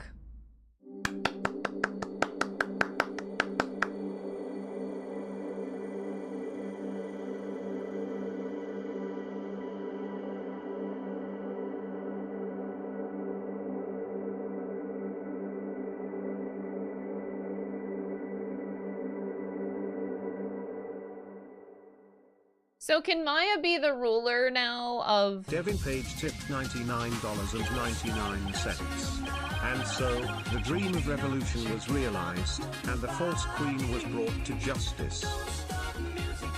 Holy fuck! $100 donation, Devin? What the fuck is happening? YouTube chat popping off! What the heck? Thank you so much for the $100 donation, Devin. Thank you so much.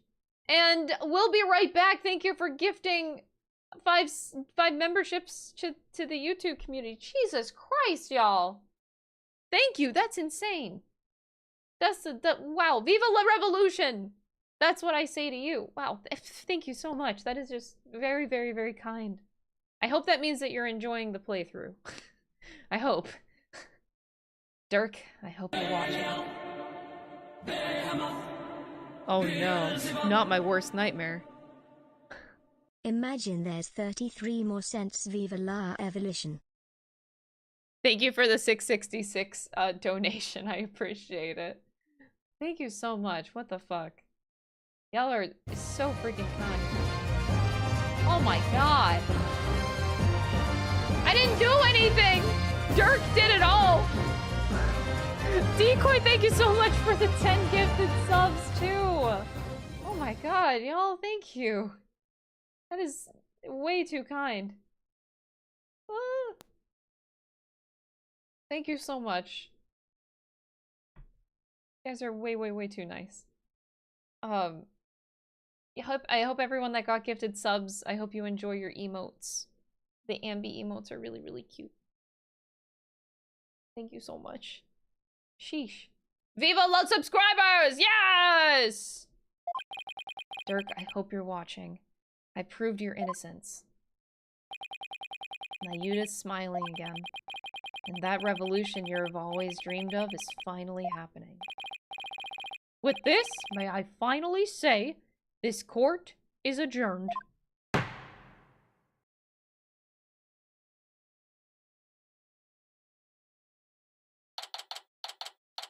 I want Maya to be the ruler of Karayan. Can Amara tell her the name of the founder and then Maya gets all this like spiritual power and becomes like OP as shit? Way to go, Apollo! I was on the edge of my seat when those guards stormed the courtroom. That was a shocker, all right. Can't imagine anything like that happening back home. I know, right? I was ready to go on down there and teach them a lesson myself. Really? I was barely able to hold her back. Hold me back? You were about to go ballistic after a while there, Athena. Master Gamer 15 tipped 20 euros. Oh my goodness! No, thank you. Thank you for the 20 euro donation, Master Gamer. My goodness. I really, really, really appreciate that. I get so self-conscious when I stream. I don't know why. But just hearing that you guys enjoyed the playthrough and all the support, it really does mean a lot. Thank you so much. Hold me back. You were there. You were about to go ballistic after a while, Athena. Yeah, well, I was thinking about helping you smack a few of them down, to be honest. Remind me to never say or do anything to deserve a Maya-Athena double suplex. You did a fine job out there today, Apollo. Thanks for all the great advice, Mr. Wright. Nah, it was all you. That perseverance and never say die attitude you showed was impressive.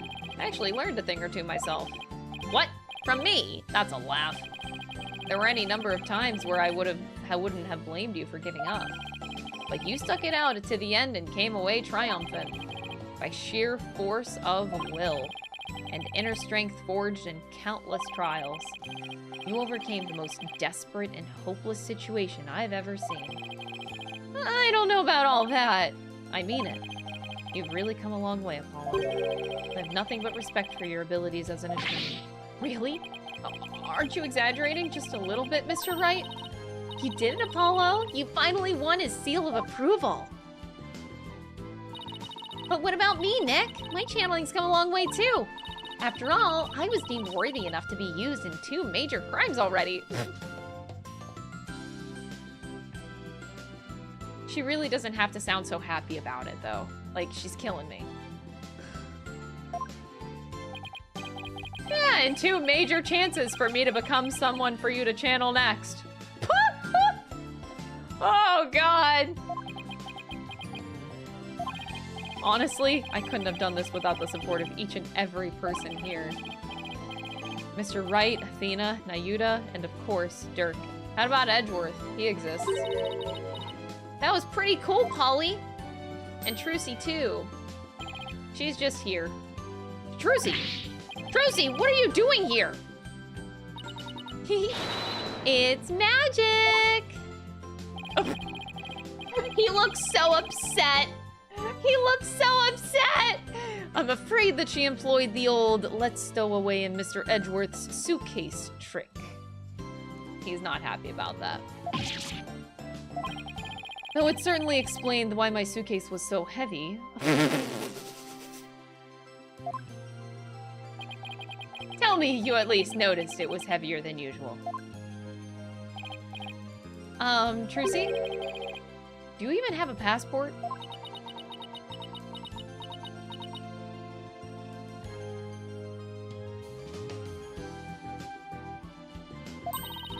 My magic panties are in extra-dimensional space. It's like a mini universe in there.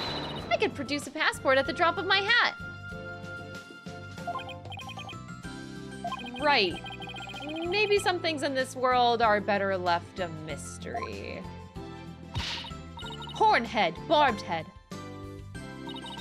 I am forever in your debt for what you've accomplished in this Hall of Justice.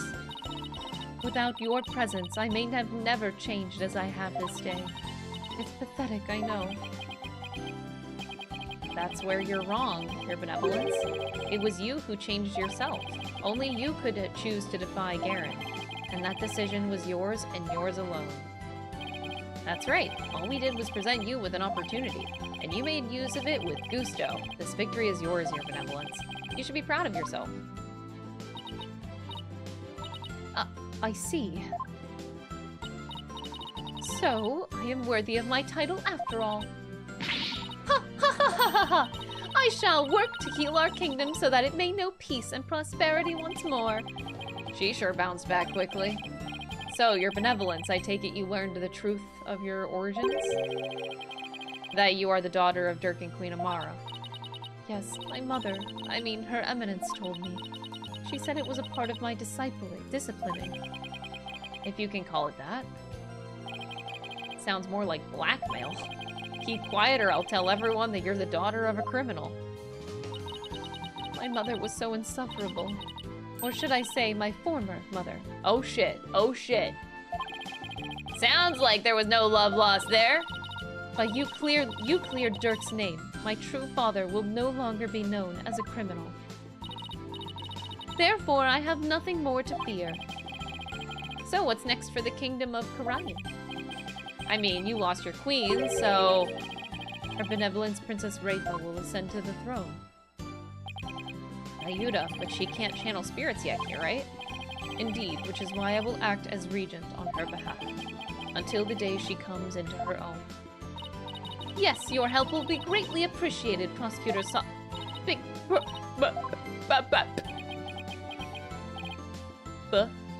Wow.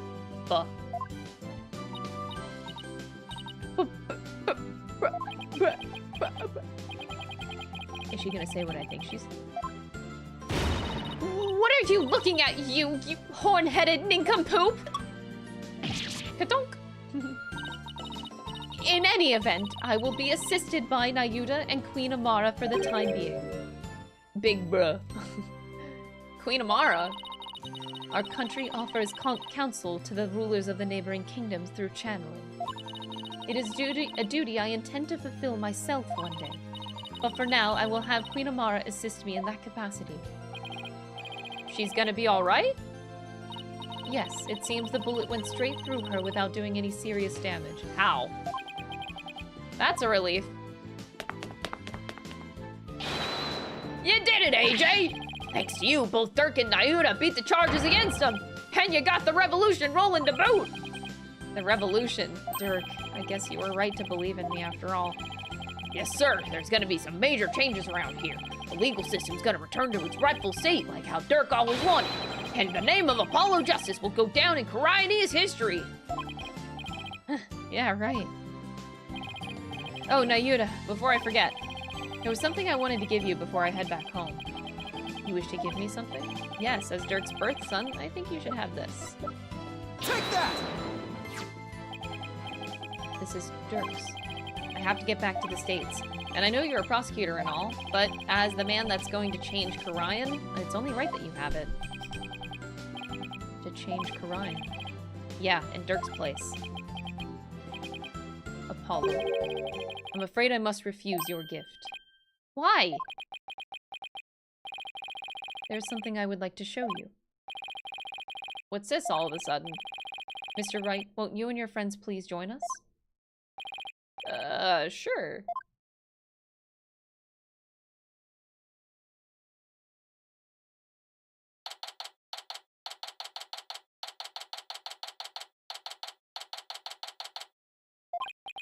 So why'd you bring us here, Nahyuta? Apollo, I want you to stay here in Karayan.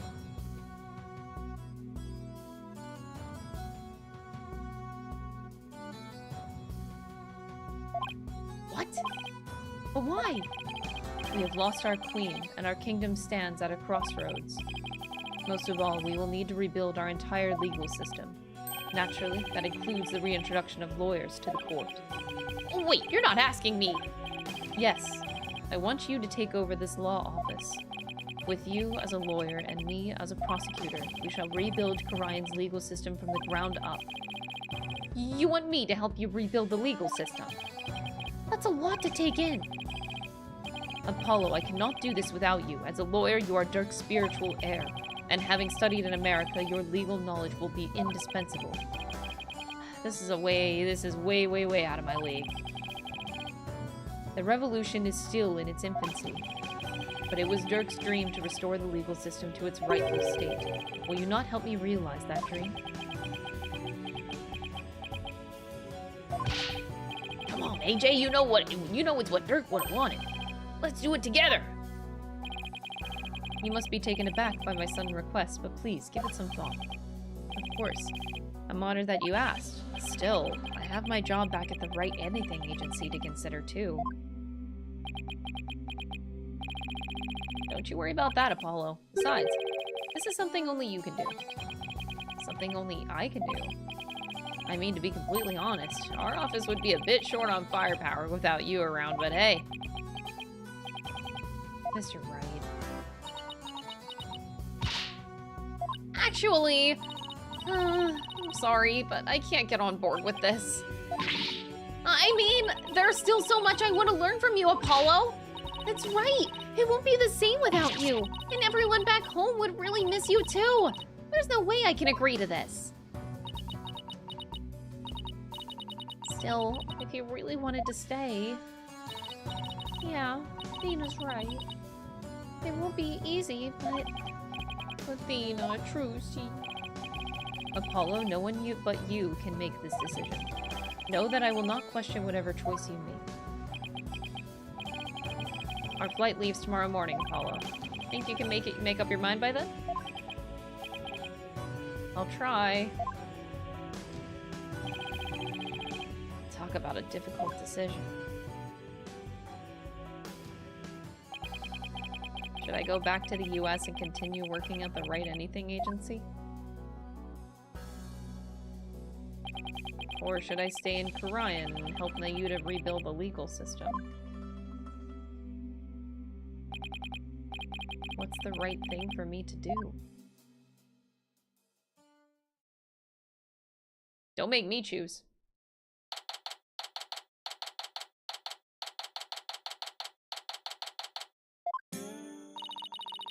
The bus to the airport will be here any minute. I wonder where Apollo is. Do you think he decided to stay here in Karayan? I bet he was up all night thinking. This is a life-changing decision after all, but whatever he decides, I'll have to accept it. I guess this means no more courtroom battles alongside him. Hey, guys! I know that booming voice anywhere.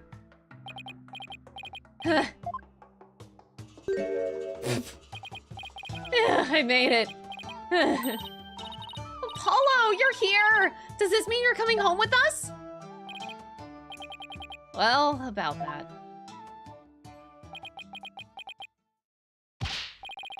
Mr. Wright? Yes? I've made up my mind. Here it is, the moment of truth. I still have so many things to learn from you. But I've decided to stay in Karayan. That's a boy. You're staying? What?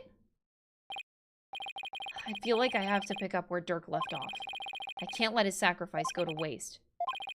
Plus, I want to teach others everything you've taught me about being a lawyer, Mr. Wright.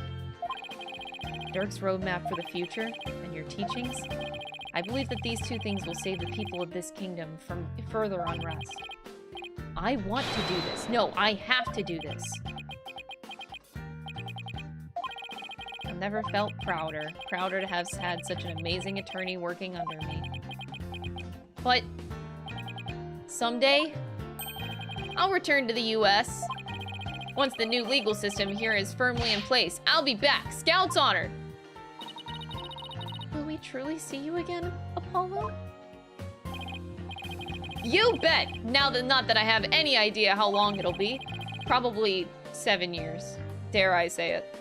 But I promise you this, everyone. I'll keep on learning and growing, and I'll come back to the US an even better lawyer. So don't you forget about me. Of course we won't, Apollo. There will always be a spot waiting for you back at the office. In the meantime, we'll be rooting for you, so knock 'em dead. You got it, Mr. Wright. I'm gonna miss you, Polly. But if this is it, then I'm going to support your choice all the way. Thanks, Trucy. Good luck with your magic act. I know you'll do Trip Grammar proud. I'll be cheering for you too, Apollo. But don't think you're the only one with room to grow. The next time we meet, you probably won't even recognize me. In other words, game on? You bet, and I'm gonna win.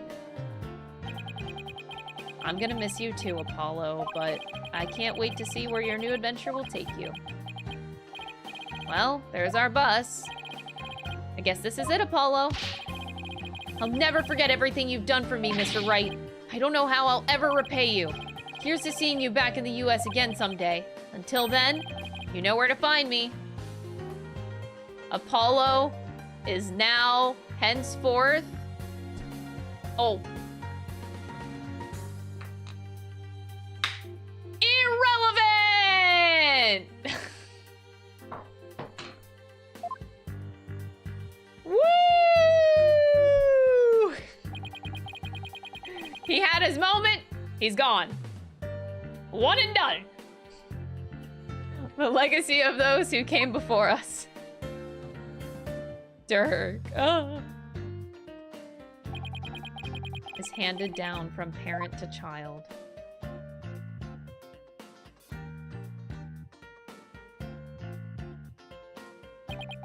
And from mentor to disciple. We must never stall or stagnate, but continue to grow and change. All that we've been taught, the beliefs and convictions that have been passed down to us, we must continue to nurture them so that we in turn can pass them on into the next generation.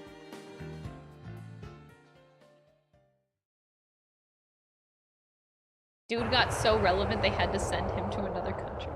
Are you really sure you're okay with him staying, boss? Uh-huh.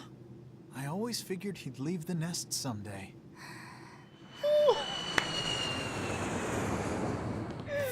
Dad Edgeworth with Trucy the child. We're almost here. Just a little. Got it. Huh? Wow. Albie, how could you? Why don't we go and check it out, AJ?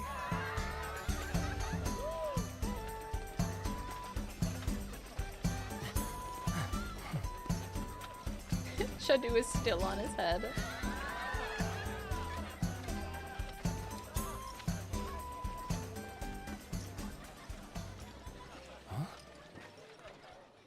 Oh.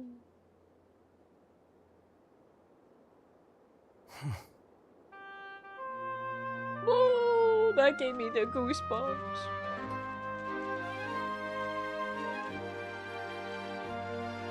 Justice law offices.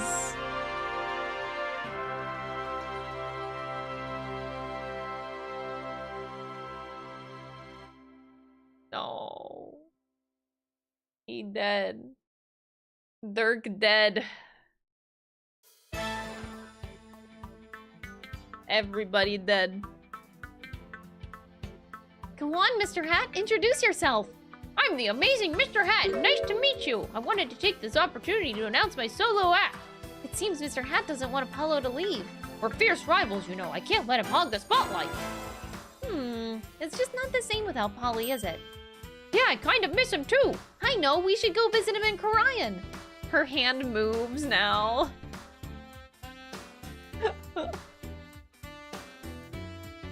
After seeing Mr. Justice in action, I got, what can I do for Karayan? Then it came to me, tourism, that's what! I'll develop Karayan tourism industry and I'll roll out a night tour centered around the Founder's Orb. And make a museum dedicated to the Defiant Dragons. Boy, the ideas just keep on coming. Hold on, yeah, let me pause alerts. I gotta completely ignore it because the text just keeps rolling and I gotta read fast.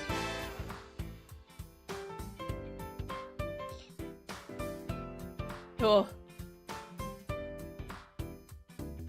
I want to congratulate you on becoming a forensic investigator, Sky. Thank you, but Prosecutor Salmani says he has need of me. So starting tomorrow, I'll be working in Karayan for a while. Look at it this way, it's sure to be an educational experience. True. Plus, I can't let that kid show me up. I'll see what I can do for Karayan's revolution. Well, challenges have a way of helping people grow. I look forward to our next investigation upon your return. Aw, cute. Oh, she did use. Oh. Darn that forehead face! Ever since he revealed the secret behind her teleportation trick, show requests have totally dried up. We'll be out on the street if we don't find. Maybe we should take Trucy up on her offer. She said that she would make her debut Magicians as the Right Anything agency. Shut up! I'm gonna show her up someday! Nothing fires you up like a bitter rivalry. I miss Bonnie was actually pretty cute. Bonnie and Betty, I like them.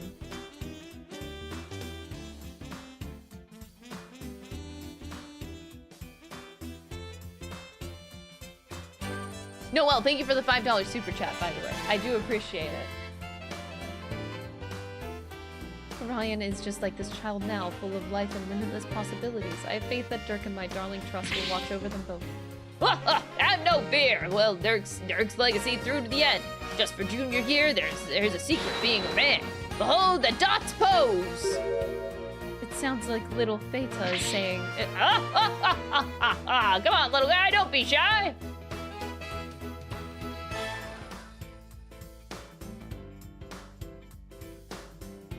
I hear a weird sound outside.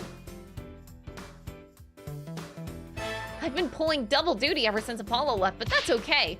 I'm gonna make Simon recognize me for the awesome lawyer that I am. She's quaking in her boots. Widget! I can do it, and I will! Mr. Wright will be calling me his right-hand woman before you know it. Let's do this. She's gonna show up, Simon. That's so cute. Simon, where are you? Is he at his Soba place? I hope he is.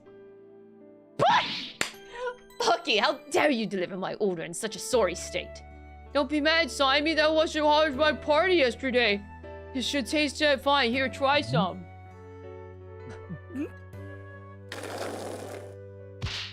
You great big Pollock. I just lost my appetite because of you. It's hard to find good help these days. Wouldn't you say, old chum? Old chum? Anyway, hi, I'm still feral over Simon Blackwell. I think about him a lot more than I used to. The manhandling did a lot. That trial the other day really inspired me. I've even created a Rakugo routine based on Shisho's case. It's a mystery story that'll keep flipping the audience's thinking on its head. It's called The Scary Udon Noodle. You're giving away too much in the title. Keeping the Tornado School going is our way of paying penance and repaying our debt to Shito. And that includes Rakugo training for that kid. So in the end, now that I have the time to think about it, Simon's case really was a whole lot of nothing. It was just Soba. I was thinking like maybe it had to lead to an overarching case somehow, but it didn't. With my newfound mobility, even ancient ruins and their fancy schmancy Tomb Raider are no match for me!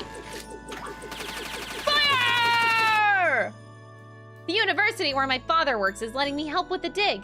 One day I'll discover an unknown ancient civilization and dedicate it to him. I'll also be going on a dig in Karayan soon. That private justice had better not be slacking off! But yeah, literally, I was thinking the whole time, like, with Simon's case, I'm like, damn, this is a fantastic case. It has to be tied to the overarching plot somehow. And then it never did. It's gonna be super busy now. Don't worry, Mystic Maya. I'll do whatever I can to help. Thanks, Pearly. Our first order of business will be to revolutionize Karine Village. I have an idea. How about opening a store where we could buy new outfits like the city girls wear? Look who's all grown up now. I think there are a few more pressing matters to take care of first. Yeah, you're right. I guess it'll be a while before I get my revolutionary makeover. Poor Pearls!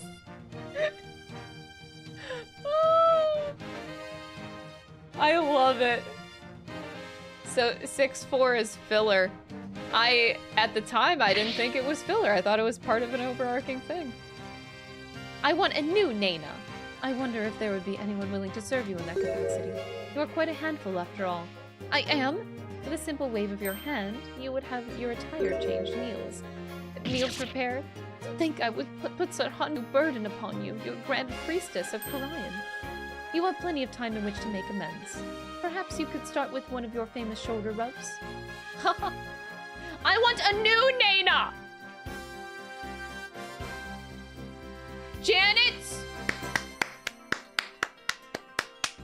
I have to give the biggest props to Janet. I think I'm obsessed with Janet, and it might be just like the best localizer I've ever witnessed in life. Has taken to calling me Barbette. Even worse, she trembles her fear turns red.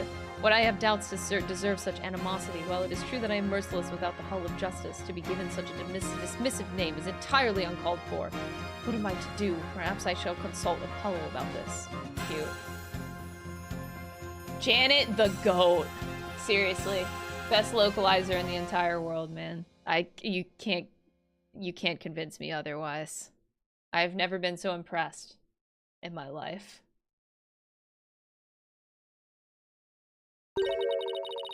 How is he doing, Mr. Wright? Great. He's a respectable lawyer in his own right. He even has his own practice called Justice Law Offices. Thank you. This wouldn't have been possible without you. Before I forget, I made a copy of this photo for you. A photo? Oh. This is Lamoire. Jove. It's so good to see him again.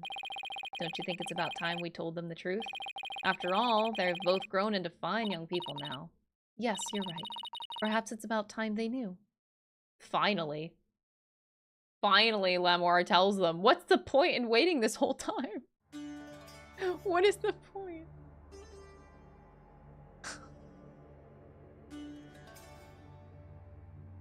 Took them long enough. It's like, it's the end of the trilogy now. Maybe now we can do it. Maybe now we can say it. But before, for some reason, we couldn't do it. Yeah, every case in this game was so strong. But unfortunately, I will say that even after all of the... Even after everything, after all the character developments and arcs and stuff, Nahyuta still sucks, and that's unfortunate. I don't know what's a good way to describe him. He's like, oh,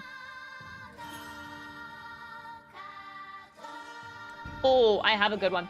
It feels like Nahyuta was written by AI. Like, they didn't know what to do with him. So he's like pretty bare bones. If you typed a story into like ChatGPT, like write me a basic ass story about a prosecutor with basic ass feelings, and then it'll spit out something so empty and soulless, because that's what Nahyuta feels like throughout the whole game. Just absolutely no creativity, no flavor in this character whatsoever, and I think it's written by AI. Because that's what AI does. It doesn't have any creativity or flavor. No, that's too far? You think that's too far? I don't think so. There's just nothing to him. Oh, Simon Blackwell, I love you.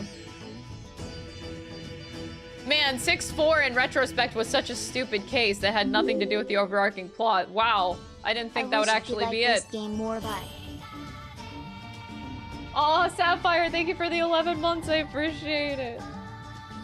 Or maybe, maybe Nahyuta was, he's like a wet paper towel. No, that's nothing either. Oh, this moment, Dhurke. Oh, that's the best Dhurke moment right here. That's so badass.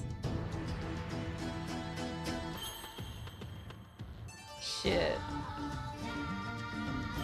But yeah, no, the whole game is... I love that every case is actually so strong. Even 6-4, which had made no sense to the overarching plot. I didn't mind it at all, but that's because I'm a Simon Blackwell simp, so that's just it. It was a great Simon and Athena case, honestly. I ain't mad about it at all. I really am not mad about it. You personally hate 6-3? So 6-3 was... wait. I know the first case. 6-3 was Karayan.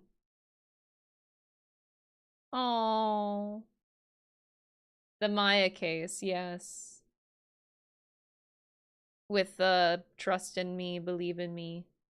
The monk. Dear Mr. Wright. I can't believe it's already been a few months since I decided to stay. I'm sorry I haven't been good about keeping in touch, but things have been really hectic. He's bad about he's feeling bad about a few months. Meanwhile, I haven't like called my dad in like 5-6 months, and I feel terrible about it. Like, I'm so bad at keeping in touch. That's nothing. Rebuilding a legal system is not yet familiar with I'm not yet familiar with has been a real challenge. But I will say it's given me plenty of work to keep me busy. He's as bad as me. I'm really bad at keeping in touch with people. Oh my god.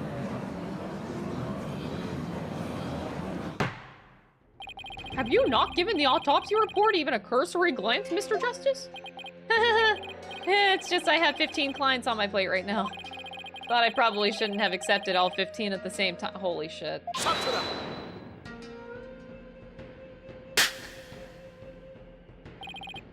Oh, please. Are you going to help me rebuild Karayan's legal system or not? If you are, we need to move through this case backlog faster. Yeah, I know, but... Besides, those 15 are only the beginning. Oh, no. There are 10 more awaiting your services. I, too, have friends and acquaintances seeking legal representation. And being that you are the only lawyer in the country, I told them to contact you. I estimate it will only add about 16 clients to your caseload. Wait just 1 minute. I've been handing out advertisements for your new office. They read, from legal advice to investigating extramarital affairs, even yak milking. Apollo's so done. For a limited time only, these services and more are free down at Justice Law offices. I have already received requests from 380 new clients. I'm going to have to say something, aren't I? He's gonna say it. He's gonna say it.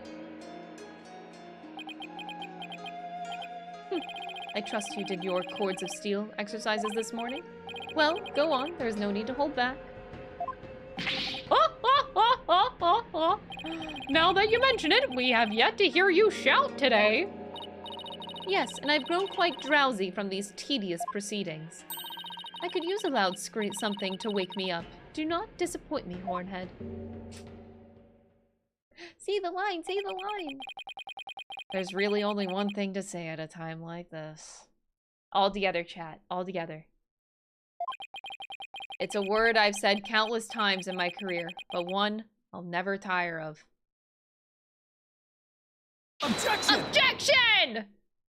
Woo! Oh, look at Dhurke. Look at Dhurke. I can't stop staring at Dhurke. Oh.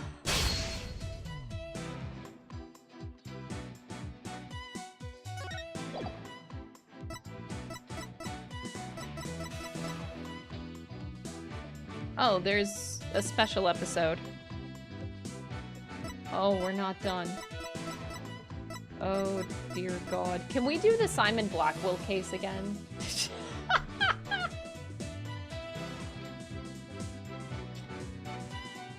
Can we please? I would it's actually funny. Like every case was so good in this game. I actually enjoyed every single case. I don't think there was a weak case. And for me, it was all great. Nahyuta's the only bad thing about this game. He's not even bad, he's just kind of mid. But Simon's case, for some reason, I think it might be my favorite. Like, sorry, Dhurke, step aside. The soba noodles are where it's at. I just loved that case so much, dude. It was so good. It has nothing to do with this. Merch, are we plugging Ambi enough? No, I'm really bad at chat. Simon Blackwell will not manhandle you like this if you don't buy a plushie. You have to buy a plushie if you want the Simon Blackwell treatment, okay? Master Gamer 15 tipped 20 euros. Nahyuta was here to remind us how much we love / miss Simon. Oh, yeah. Simon Blackwell, everybody. He's here to manhandle you to the Ambi plushie store to buy an Ambi plushie. Anyway, so Simon Blackwell, hello. I must buy now. You have to buy it if you want the Simon Blackwell treatment. It's the only, like, solution to the problem here. Look at him. Isn't he? Where is the amber sticker on the screen and title? I like how Dom is my manager now. Dom has become my manager. He's like, why aren't you doing your CTAs? Crystal, where are your CTAs? You're not hitting your quota. Damn. As you can see, when did Dom become my manager? Honestly, I need somebody to do that though, because I am so bad at selling out. Literally, I am the worst at selling out.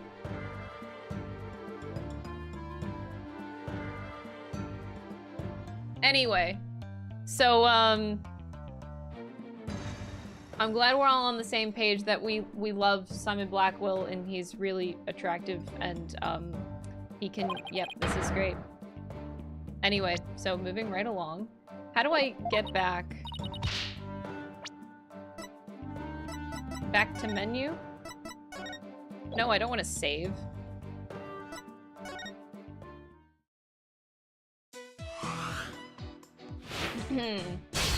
Yeah. Anyway, so I have to, oh man, I really thought I was done. There's another. We're not done. We're not done.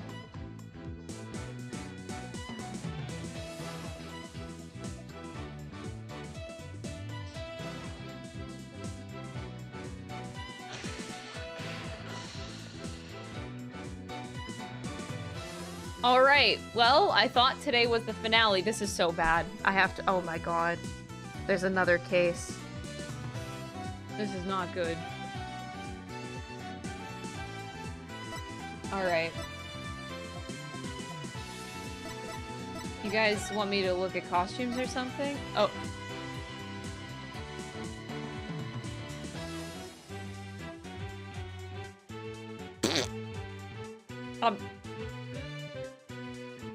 That is the most Phoenix Wright chest I have ever seen in my life. Holy shit. He's like ripped? What are those fucking pecs? Holy shit! Tits are out, bro! You cannot... No. Phoenix Wright is not that well-toned. Ain't no fucking way. That is so defined. Lord Daddy G... Nah, I refuse to believe that, dude.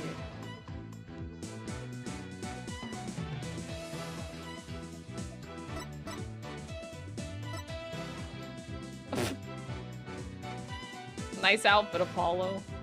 School days.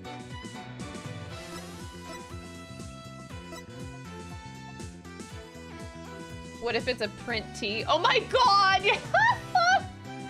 I love that though. He just wears like a...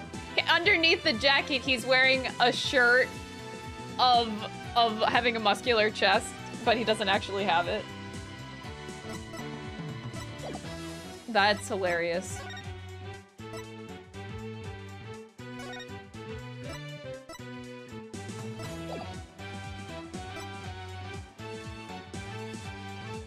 All right, well, I guess we're moving right along.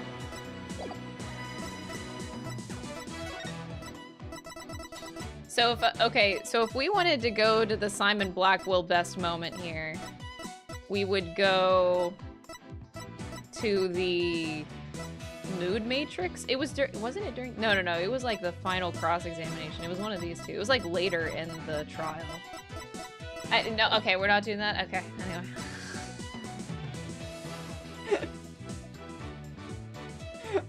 Look! Ahem.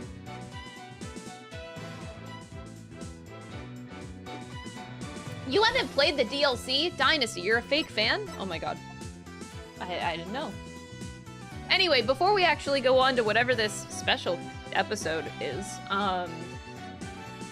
do I have any more thoughts? I feel like I should have seen the Rafa thing coming. In retrospect, it seems a little bit silly that I didn't.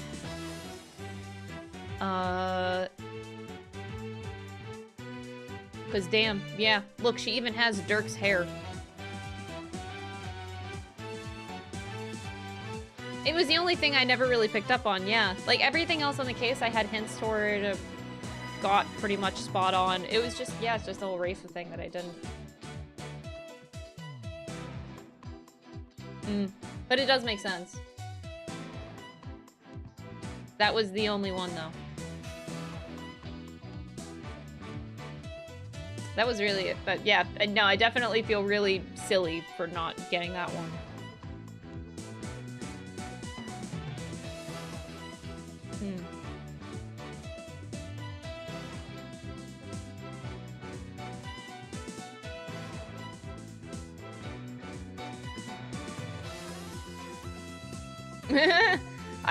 I was pretty locked in. But man, I would have had that case almost to the T if it wasn't for that. That's crazy.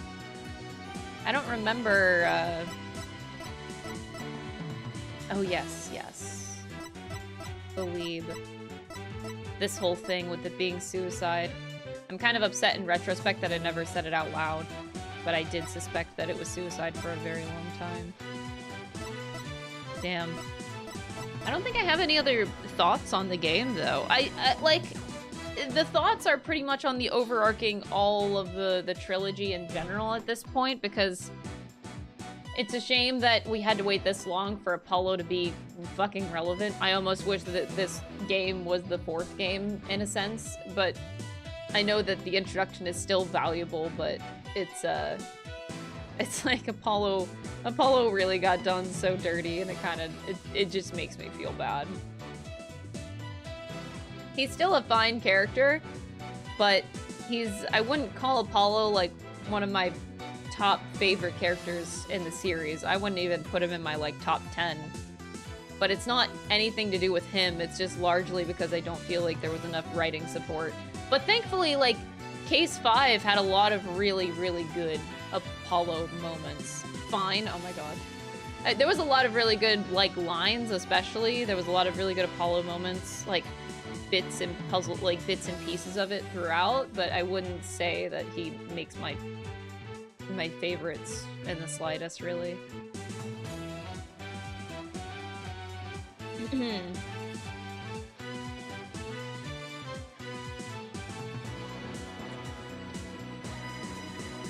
Yeah. But, I don't know, it seems like they were going for... I don't know if they were going for, like, some sort of cohesiveness with this trilogy. I don't know the intentions behind the writers. If they made 4, 5, and 6, they were supposed to be like more cohesive. Because yeah, I think the same criticism still stands from the 4th to 5th to 6th game. It's like these games are really just, when looked at as a whole, they just are very awkward. They're very, very awkward. I can't see how. It's hard. I would be very surprised if this was actually intended to be some sort of cohesive story throughout these 3 games, because it doesn't seem like it. It was definitely funky stuff. You can tell the writing got very funky. Teams might have changed, something like that. That you could clearly tell there's some dissonance there, and it kind of pulls me out in a lot of moments whenever I see this kind of thing. There was still a lot of really good things that came out of these 3 games for sure. Simon Blackwell, but Trilogy also is a great addition as well. Like there's still good things that happen from these games, but cohesively they're just kind of a mess. Eat Led, thank you so much for the 2-month resub. I really appreciate it. Thank you guys for all the support. I really appreciate it. We're gonna keep going and we're gonna do the special case, so we're not seems like we're not done here. Yeah, I guess you could say Dual Destinies and Spirit of Justice are more cohesive than like 4 is, but even then I kind of struggle to say that 5 is that connected to this game, because the only connection here is like episode 4 with Simon and Athena. The rest of it doesn't seem cohesive at all. It literally only introduced Simon and Athena, gave them their arc, but I wouldn't consider even 5 and 6 a duology by any means. Like you can have the same characters in a sequential story, but like that's pretty much all I think it is.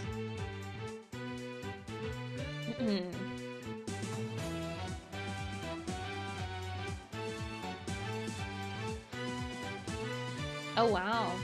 Dual Destinies came out 6 years after Apollo Justice, and Spirit of Justice came out only 3 years after. Damn. So long.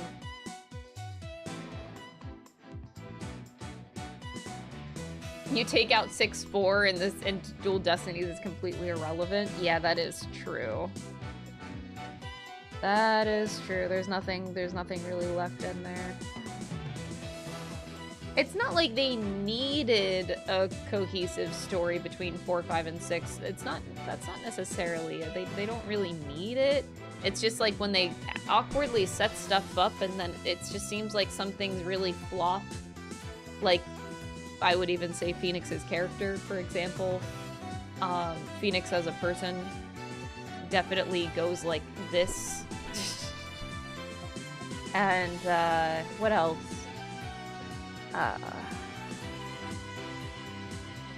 There was something else on my mind and it escaped me.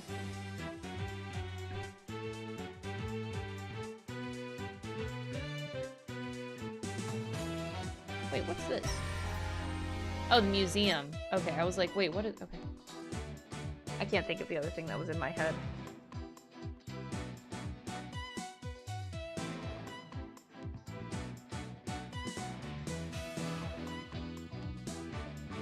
I do think, yeah, the 6th game is definitely the strongest of the 3, without a doubt.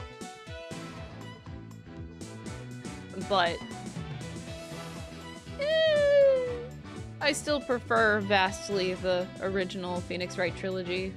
And the duology of Great Ace Attorney Chronicles is still easily my favorite thing.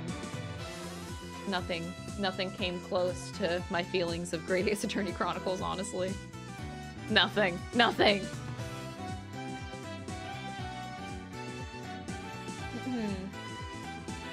It's just like those games are too peak and cohesive.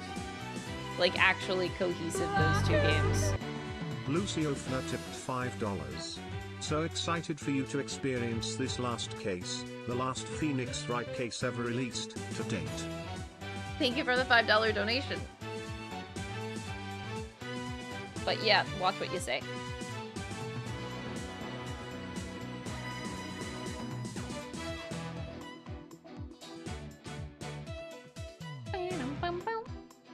pretend Dual Destinies doesn't exist. God damn. That's brutal. I think they all have their own merit in some way, shape, or form. I kind of was expecting Clavier to come back. Not gonna lie. Simon came back for his filler, and Clavier just, awkward. Really awkward.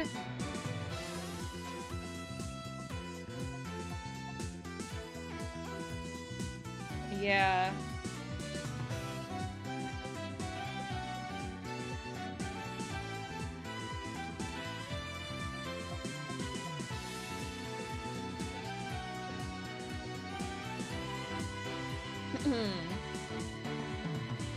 Oh my god, wait, sorry. I'm sorry, the chats are going so fast. I'm trying to catch what you guys are saying. Well, at least generally.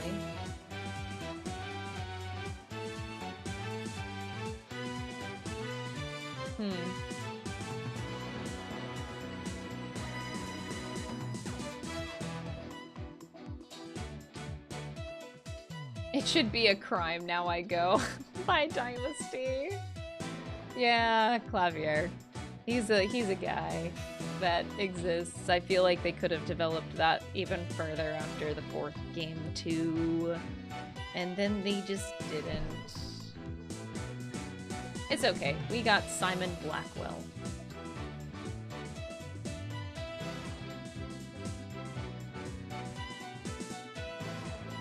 Anyway, so yeah, clearly, you know, long story short, it's like clearly there are writing issues between 4, 5, and 6, even as individual games, and then also criticisms across the games. It's like clearly there is some issues. They are by far from perfect games. But at the end of the day, they are still enjoyable games, and that I had a really good time with, especially Spirit of Justice. I had a really, really good time with it. Man, I don't even know where I would rate it, though. Rating the games. I'm gonna have to do a tier list of, like, my favorite games in order. I'm gonna have to do that at some point, and that kind of scares me. Because I feel like the only way to do that is to, like, break each game down case by case and, like, give a scoring system. Because, like, it's really rough when 2-4 is still my favorite case in the entire, well, 6 games. 2-4 is still my favorite case, but the rest of the game sucks so bad. So, like, how do I rate that, you know? Like, how do I rate that? It has my favorite case, but I'm like, ugh. The rest of the game is just so mid. Crazy. I'm gonna rate the cases too, but I also want to rate the game overarching too as well. Maybe I should do. Maybe what would help me determine that is by doing a case tier list first, and then that would help me and my thoughts for an overarching game rank. So I think I should do it that way. So we'll do case ranking first.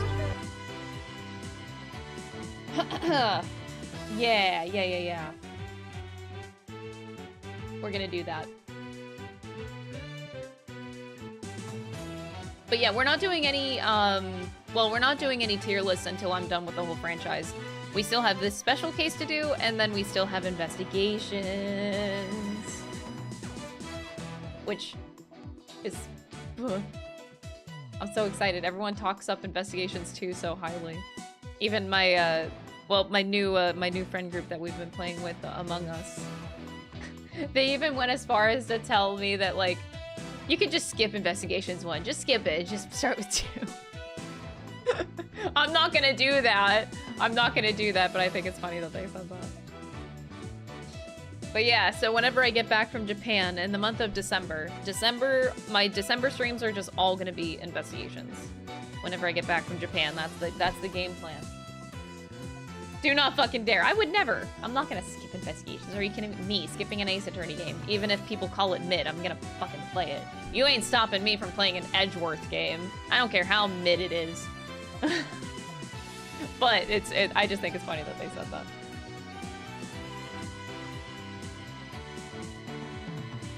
Anywho, It's time. I don't think I have any more thoughts.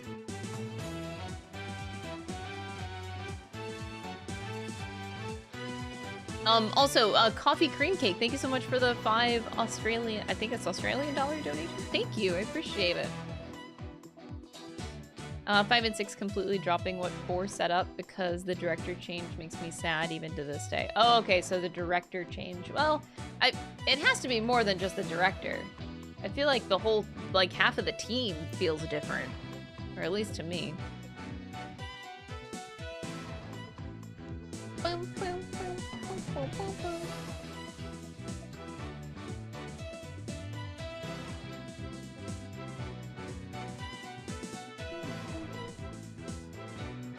It was mostly the directing. Okay, okay. Damn. It definitely does show, though. Definitely does show. Either way. All right, it is time for this special case. Do I just... Okay, I'm just spamming the button. And... okay, so Turnabout Time Traveler. Investigation Day 1. Start playing from this chapter. Time traveling? What? Wait, before I started, I have to pee. I should have probably went to the bathroom before I started. We're time traveling? I'm not completely heartless. I'll even throw that time machine you cherish so much overboard with you. Please take me back. Back to that blissful moment. Did they fuck? What? Was that Larry Butt? Wait, did I just see Larry Butts? In a freeze frame, I could have sworn I saw Larry Butts. It actually really worked. Maybe I'm seeing things. No, time is not going backwards. That's, you can't do, you cannot do that.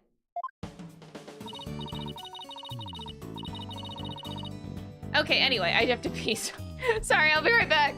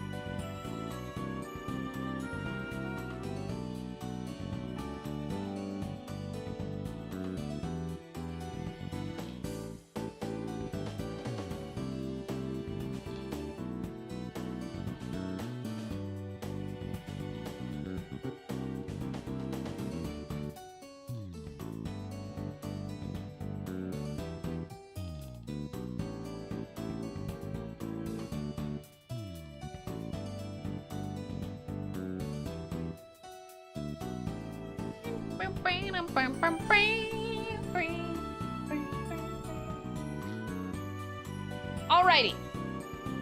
Okay, let me make sure I've got this straight. When your magic panties appear, I do a backflip into a handstand and then blow out the candle?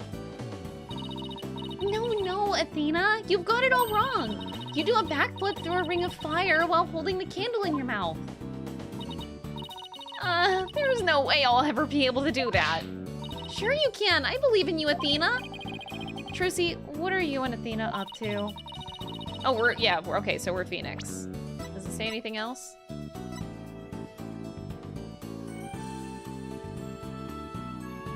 Skyrocketing her way toward being a top-class magician.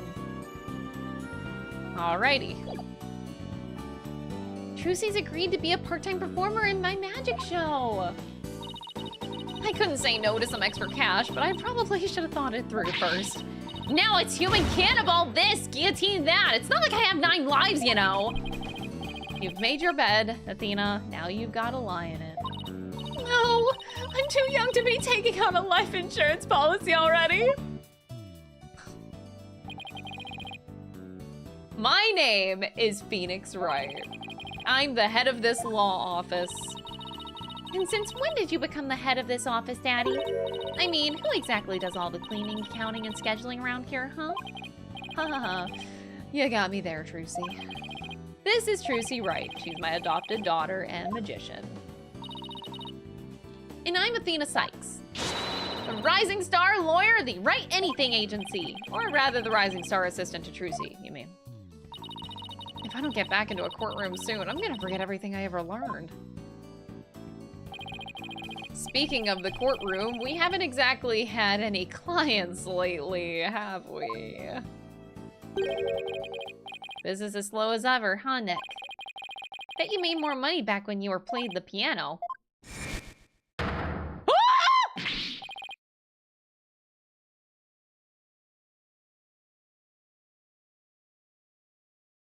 Holy shit.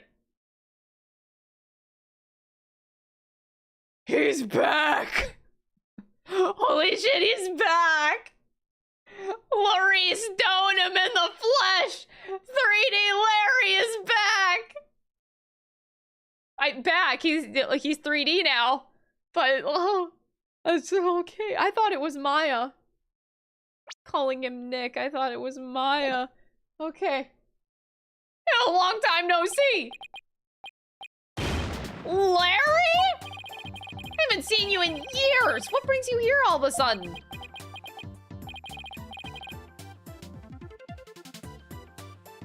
Some big news, that's what. Okay. Who's this guy, boss? John Brown tipped $5. Sam Regal's Tristan Taylor voices my headcanon voice for the butts. Thank you for the $5 donation. You're talking about like the Yu-Gi-Oh! Bridge series? No, that's not Yu-Gi-Oh! Bridge. I'm thinking of the Yu-Gi-Oh! Bridge Tristan Taylor. That's the only one that matters. Where my voice sounds like this. This is Larry Butts. He's, well, let's just say he's an old friend of mine.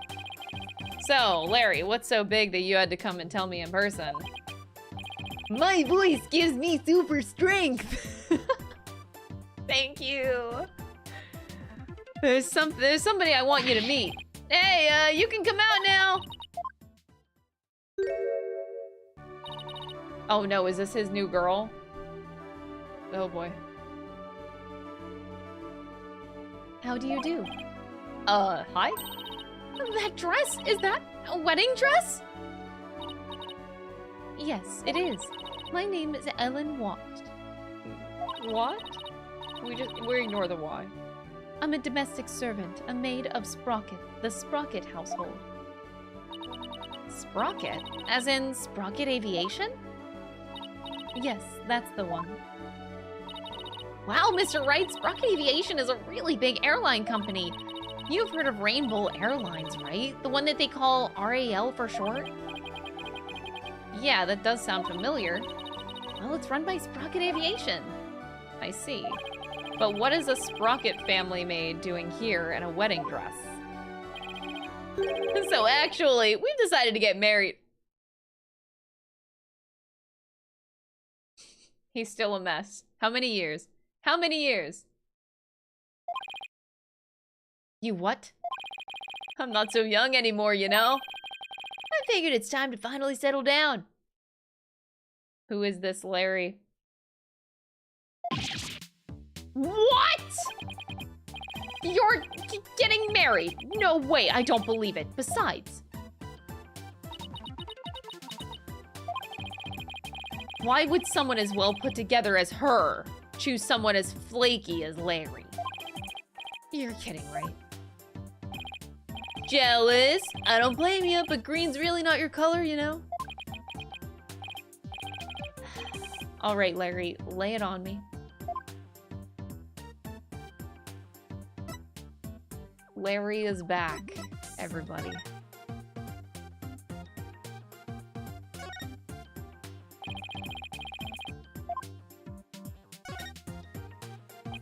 I haven't played this old thing in a long time. Not that I could ever play it to begin with.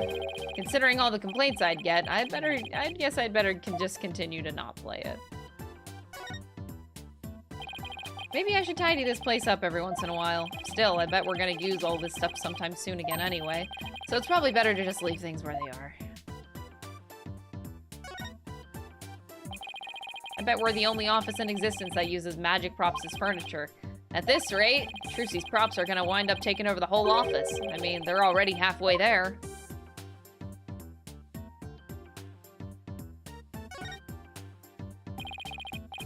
Apollo's jacket, Athena's notes, and Trucy's magic props.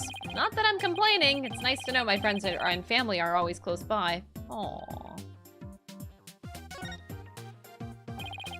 This office might look messy, but at least I keep all my clients' personal info safe under lock and key. That's what a successful man does, right? Puts his efforts where they count. Charlie looks as lush and green as ever, thanks to Athena taking such good care of him. I guess I should pitch in every once in a while too, huh? Mr. Charlie, having thoroughly examined Charlie the houseplant. Oh, I got an achievement for that. Of course I'd take a look at Charlie. What are you showing me your attorney's badge for? Wait, are you saying you want me to take up your badge and hit the courtroom? Absolutely not. Only with Edgeworth did I ever allow that to happen. Well, with you as the defense, you're liable to bring the whole courthouse down, literally. All I want is for one chance to defend somebody in court. Objection! They gave him an objection animation. Oh. Wow! Okay. How was that? Pretty good, huh? Ready to, oh my god! It's been so long since we've played the original trilogy and seeing Larry in these now animated poses. Oh, it's so weird. It's been a while, it's been a while. Ready to let me borrow your badge now? You saw how awesome I am at pointing, right? I'm starting to think I'm a natural. I'm not lending you my badge, and that's final. Besides, pointing isn't all that a lawyer does. Oh, pretty please, what do you gotta lose? My reputation, for one. I never should have shown him my badge. In all seriousness, Larry, are you really getting married? Not right away, but that's the plan. We're gonna elope, see? Like, love on the run, I guess you could say. Isn't that right, Ellie?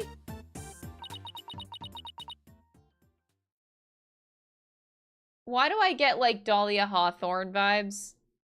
Where it's like, she's just using Larry for some sort of cover-up that she did, like Dahlia did. Like, I just get such an evil aura. The same evil aura. I just have trauma, basically.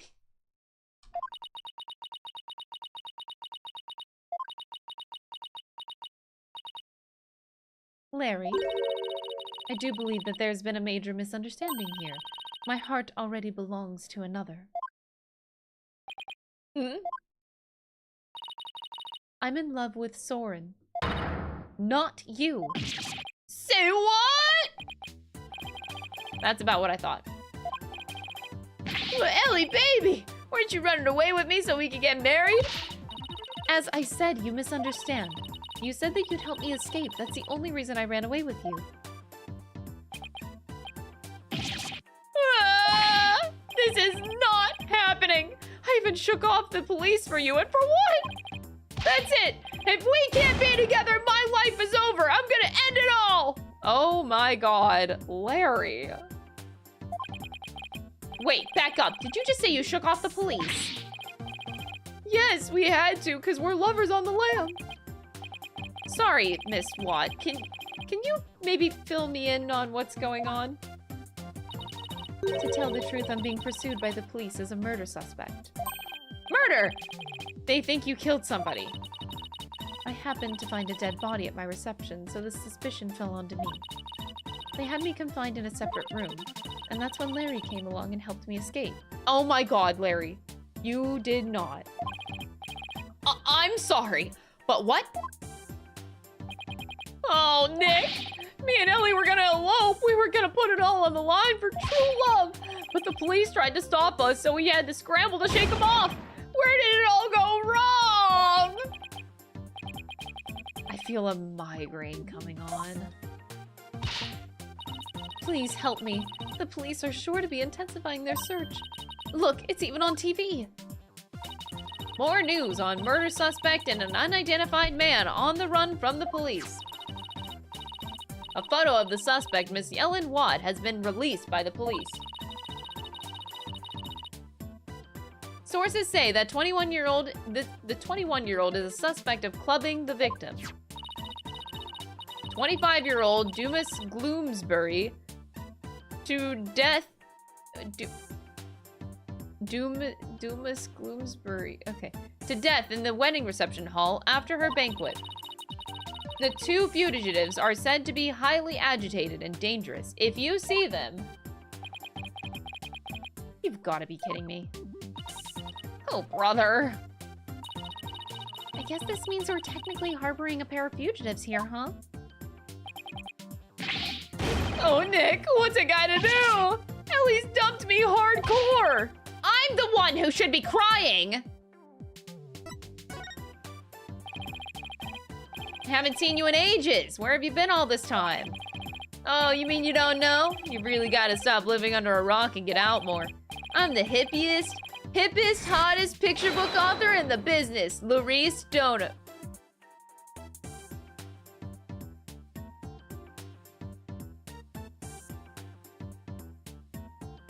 He now has... okay. I can't believe you didn't know that I'm taking the picture book world by storm. Oh, but I know you. You're the one who wrote Franzie's Whippity Whip Trip. Franziska mentioned, oh my god. Now that you mention it, I think I did hear something about a one-hit wonder. Oh! One-hit wonder? What the heck, Nick? I'll have you know I just created a brand new character to moderate acclaim. He's mildly popular with 18 to 24-year-old women everywhere. Look, you can see his cute self all over this jacket. That heart-shaped pork chop. He's not a pork chop! He's the main character of my latest picture book! A lovable little soul who pierces the heart of lovers with his arrows of a Moor! Piglet! Cute Piglet. Oh. And you can see this adorable fellow make his debut in Q Piglet's Lovey-Dovey Lark. In stores now!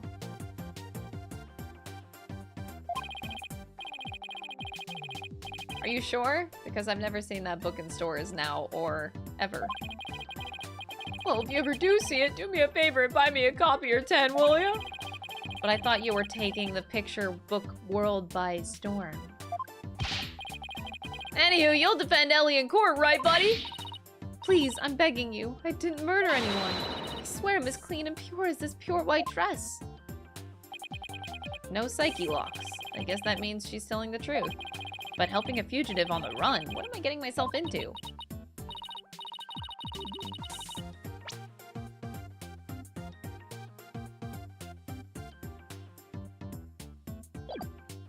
There's actually one more thing I really need to tell you. You might find this hard to believe, but the truth is, I'm a time traveler. I hate this game. Huh? I'm not sure I follow.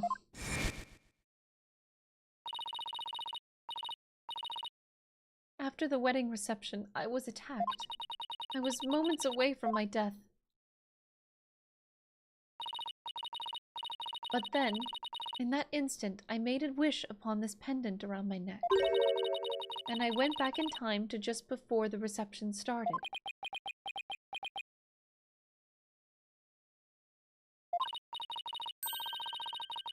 Only this time around, the man who was trying to kill me was already dead. And somehow, I became the suspect for his murder. Okay. It's as if history had been rewritten. Now wait just a minute here. I don't understand. Are you saying... Oh.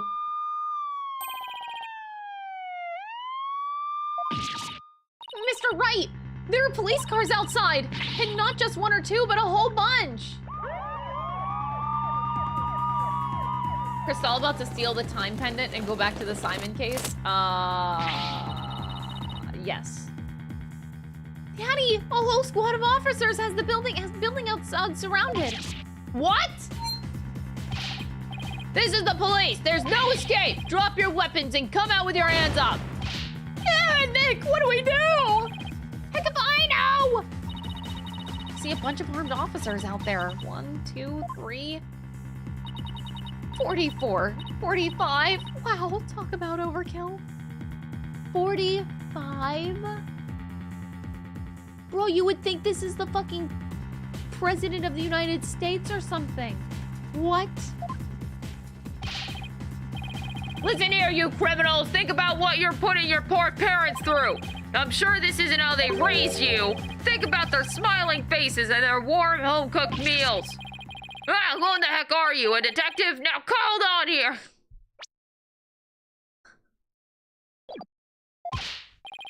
Hey, you can't go in there. It's too dangerous. Wait! Is everyone okay in here, Mr. Wright? Oh, why did I think you were going to be Gumshoe?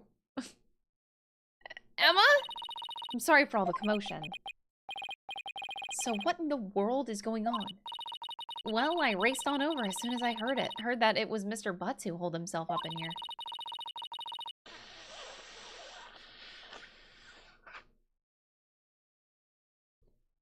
With the murder suspect after he made off with her. And the fleet of patrol cars? And the police are being extra careful. Because apparently, a certain somebody yelled out, "Stay back! I have a bomb!" I'm sure you can guess who I'm talking about. Oh, the police were being so persistent, I had to do something, so I tried bluffing. You know, like you do in court, Nick. Please leave me out of this. Well, Mr. Wright, I'm bringing this young lady in for questioning. So if you want to talk with her, you'll have to do it down at the detention center. I suppose I should thank you for your thoughtful gift of trouble, Mayhem, Larry. Come on, Nick, we gotta get down to the detention center right away. Listen, Larry, I haven't even decided whether I'm going to take on this case or not. But I know you will, because it's you! Guess I've got no choice but to tag along and help then. What, and skip out on me? We've only just started practicing your repertoire, you know. Huh? You'd better stay and practice with Trucy, Athena. A promise is a promise after all. That's cold, boss. You've got to get me out of this. I can't take it anymore. Let's get practicing, Athena. Next up is some training for the water tank escape trick. Stick your head into this bucket of water and hold your breath for 15 minutes. Okay. Rando, thank you so much for the $2 super chat. I appreciate it. I know. Maybe Gumshoe will show up. You never know. No! Stop! I'm begging you! She's getting away! You get back here, Athena! I guess the only person cut out to be Trucy's assistant is Apollo. Well, guess we'd better get to the detention center and ask Mr. Watt some questions. Ms. Watt. Especially about the whole time-traveling business she was talking about.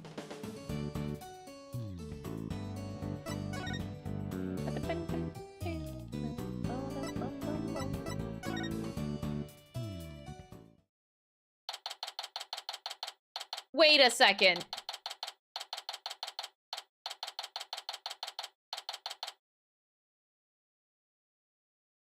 So let's think about this case for a minute.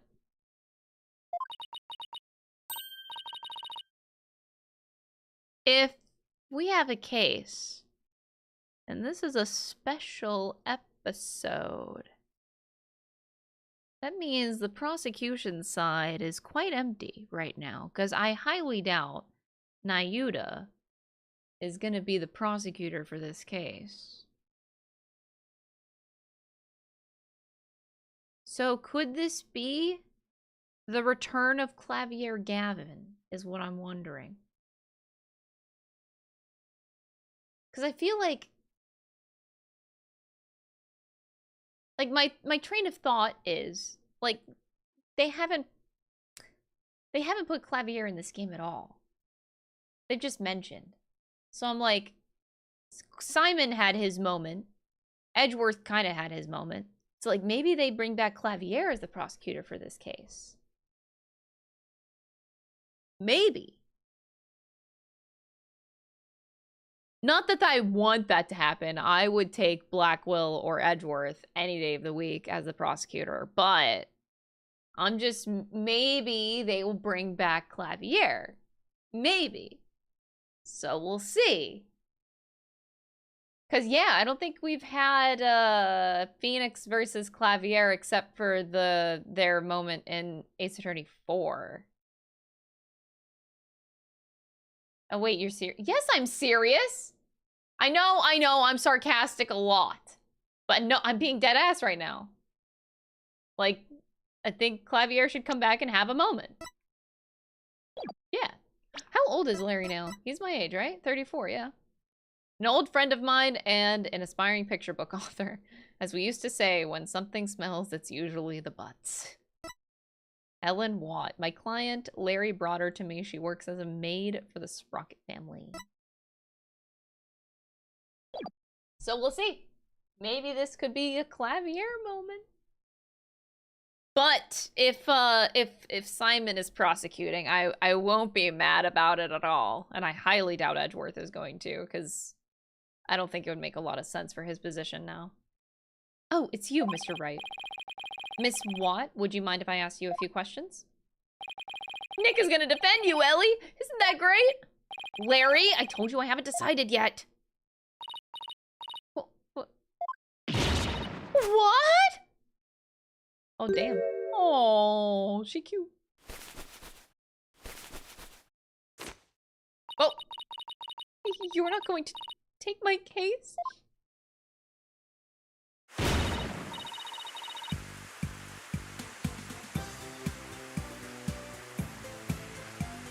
Wow, that is impressive. I'm never gonna be happy! Miss Watt? What the? Did I do something wrong? Miss Watt, please calm down. I'm innocent, I tell you. But the police won't believe me, and neither will anyone else. I'm gonna die all alone in a jail cell. All right, I'll do it. I'll take your case. Just please stop crying. Really? You will? The fact that Larry was the one who brought you to me had me a little worried, but you don't seem like a killer to me. Oh, thank you! Thanks, Nick. I knew you'd come through. Did I really have a choice? Guess not. In any case, it doesn't seem like Miss Watt killed anybody. Plus, it's not like I'm up to my ears in work at the moment. Miss Watt, Ellen, let's do this together. Oh, thank you, Mr. Wright. There, it's gonna be okay. Now try to pull yourself together. All right, just give me a moment. Oh, God.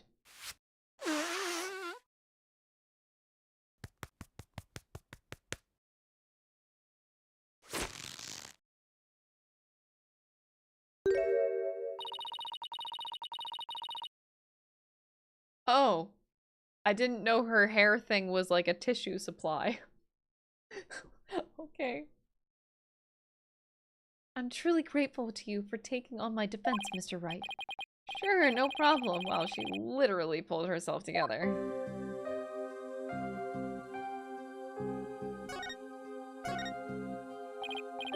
Ellen, please tell me everything you can about the incident. All right. It happened after the wedding reception. was attacked. By Mr. Gloomsbury. Wasn't Gloomsbury the name of the victim in this news report? Maybe I should listen to what she has to say first, though, before I start asking questions. How dare that guy lay a hand on somebody else's blushing bride? What a creep! That's rich coming from you. Do you have any idea why he'd attack you? No, but what? But, well, to tell the truth, Mr. Gloomsbury didn't seem very happy about me getting married. She's jealous much? What a loser! Mr. Gloomsbury had forced me onto the Vista deck and was going to push me off. Oh, how frightening it all was. I was just about to lose my life on what should have been the happiest day of my life. So that's why I made a wish upon this pendant. That pendant. Yes, it was a gift from my husband-to-be, Soren. He said it's a symbol of our love. And so you made a wish on it? Now, you may think what I'm about to say is very strange, but... I begged the pendant, please take me back to that blissful moment.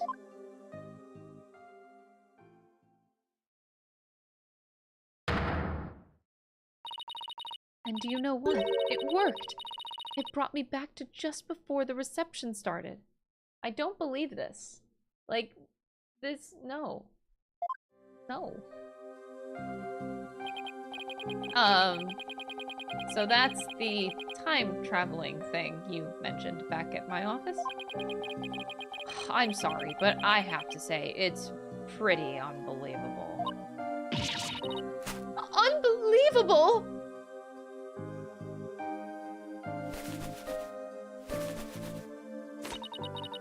I knew you'd never believe me! Nick! Ellie here is an honest-to-goodness time traveler. Okay, Larry, I did not ask the peanut gallery. Don't you believe your own client? The magic of that pendant sent her back into time before the creep could kill her. Sure, Larry, sure. But it's really true, I tell you. This pendant is an important part of the time machine that Soren made. Oh, God. I begged it for help and it really did send me back in time. Is she listening to herself? I even experienced the reception again, even though we'd already held it once before. And during it, everyone there acted as if nothing unusual was happening at all. Could you not cook while we're talking, please? All right, so when and how did you come under suspicion for murder? Well, after the reception ended, the second reception, I mean, I went back to the reception hall and started cleaning up the place myself. Hold up, cleaning? Why were you cleaning on your own wedding day? She's a maid. For my last task as a servant of the Sprocket household, I offered to take on the preparation and clean up the reception banquet. I see. I started to move one of the decorative lanterns in the room, but it was so heavy I lost control and causing it to topple over and break open. That's when I saw Mr. Gloomsbury dead body inside the lantern. So you simply happened to be the first to discover the body, right? That's right. I just came across it by accident, but I became confused. I didn't know what to do. That's when some of my in-laws saw me and jumped to the conclusion that I had killed him. So this Gloomsbury guy tried to kill Ellen, but then wound up dead himself after Ellen traveled back in time. I am not gonna believe in time travel for one stankin' minute here, okay? Like, no. A time machine and a magic pendant. How could any of this be possible?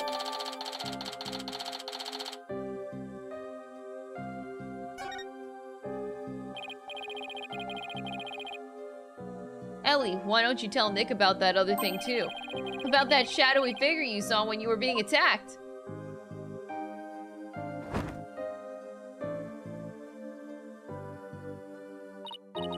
Yes, good idea, Larry.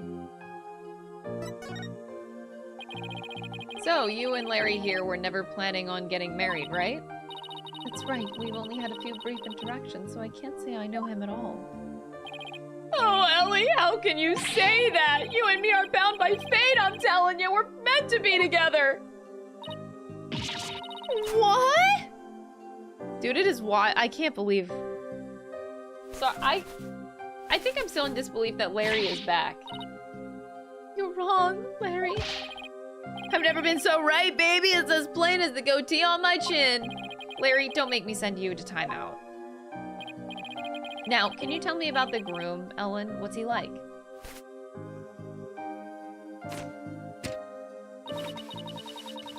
His name is Soren Sprocket. He's the most wonderful man. He is truly my destiny. Did you say Soren Sprocket as in... That's right, the next president of Sprock Aviation. He's in line to take over the company. He's nothing but a rich, spoiled brat! I'm clearly the better choice. Clearly! Larry, you and Soren are as different as night and day. There's no comparison. Wow. Get roasted, bitch. Ellie, you're breaking my achy, breaky heart. So she's marrying into money, huh? I can't believe Soren chose me, a simple house servant. He's my knight in shining armor, my prince. Oh, my Soren. So could it be possible that this guy, I forgot his name, Bloomsbury, he's just jealous because he has the case of the gays, and he wanted to marry Soren Sprocket. Definitely that. So what's this shadowy figure you saw, Ellen? It was when Mr. Gloomsbury was attacking me. Right after I made a wish upon this pendant, I started to pass out. But just then, just as I lost consciousness, I saw somebody strike Mr. Gloomsbury from behind. You did! Then that person must be the true culprit! Did you see who it was? I'm afraid not. Have you told anybody about this? I told some of my in-laws, but nobody took me seriously. They said it was all just a dream. I can't exactly say I blame them. I mean, time travel? Larry, for my peace of mind, please tell me that figure wasn't you. Of course it wasn't! Are you sure it wasn't you, Larry?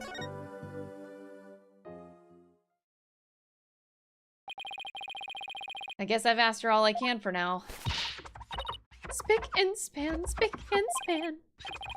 Ellen, what are you doing? I want to make everything clean and beautiful, but for when Soren comes, I can't have my future hubby coming into a dirty room now, can I? It must be spotless, just like this white dress. Spick and span, spick and span. Let's hope that we can wipe away all suspicion from you soon, too. Nick, we'd better get to the crime scene right away. What, you're coming too? Of course I am! If I solve the crime and reveal the true killer with my super sleuthing skills, Ellie might change her mind about me, you know? You never get the message, do you, Larry? Next stop, the mooring dock in Sprocket Park. Come on, Nick, let's go! Okay, how's the guard doing? Look at that guard. He's standing right in that camera's blind spot.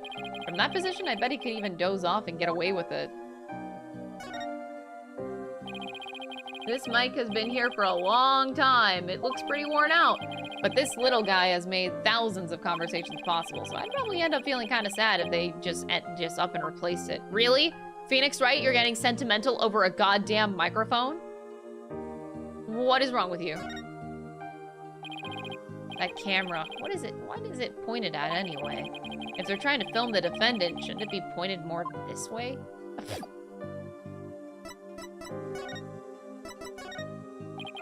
What can you tell me about this? Oh, never mind that. What about Soren? Oh, Soren. Do you suppose he hates me now? I really couldn't say. Oh, what if he doesn't love me anymore because of all of this? Whatever shall I? Oh no, she's gonna start crying again. I really don't think he hates you, Ellen. You don't? Really? Yes, really. Probably? So don't cry. You'll only cause him more heartache if you do. Yes, you're right. As a Sprocket bride, I have to hold my head up high at all times. I'd better really watch what I say around Ellen. Oh. What's wrong? I just remembered our reception. We were supposed to be so happy together. Oh, where did it all go wrong? I can't blame her for being upset. Why did this have to happen to me? Ellen, please try to calm down. Pulling a tissue out of her hair. That's okay.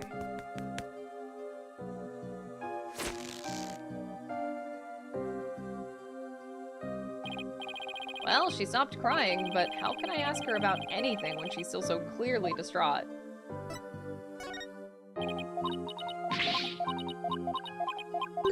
This girl is definitely quite the character. She's a mess. I mean, it makes sense. I mean, I'm not gonna blame her for being a mess. It's just...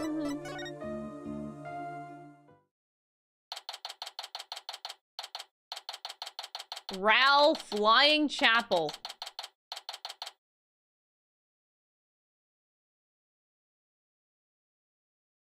Huh. Oh boy. What's broken?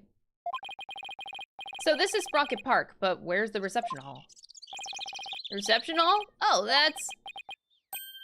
Wow, looky there. What is it? I just spotted me a cute mamacita. Don't wait up, Nick. Hold on, where's the reception hall? Sorry, Nick, a man's gotta stop and smell the roses when they appear. I'm an artist after all. Oh, miss, yo! I thought he was gonna take me to the crime scene. I'm sure he'll come slinking back when he inevitably gets rejected. I'll just take a quick look around then.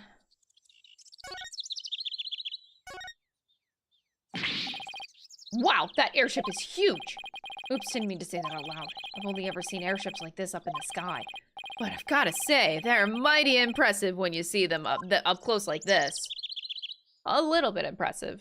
Mildly impressive, really. There's a Ferris wheel. Wow, that huge airship is moored to just this skinny little tower. I know it's tied down and all, but it still looks like a good breeze would send it flying. Dog. So this bench hit the sign, huh? Hopefully it didn't hit a person too. That would be a catastrophe. I guess from now on, whenever I'm walking around outside, I'd better be on the lookout for unidentified flying furniture too. What?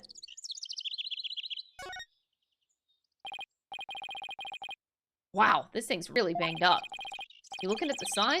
They say it got damaged by heavy winds yesterday. A big gust sent that bench flying into it. Well, that's what they're saying anyway. I see. The wind caused that. More like a tornado. The repair guy was saying, don't touch, it's dangerous. I see, thanks for the heads up. Poor guy, looks like it was a lot of work. Hey, sorry about that. I actually thought you'd be back sooner. Didn't work out, huh? Lay off, man. I wasn't on my game today. So now that you're done, you mind telling me where the reception hall is already? What do you mean? It's right there in front of you. Right in front. Wait. What's that say? Flying Chapel? Do you mean to tell me? Yep, Ellie's reception was on that airship. A sky-high reception hall? Yep, and that's where you'll find the crime scene. Man, not only does that airship fly through the sky, but the space-time continuum too. But the happy couple's honeymoon got left far behind when it made that time skip, though. Here, check the airship out for yourself with the pamphlet.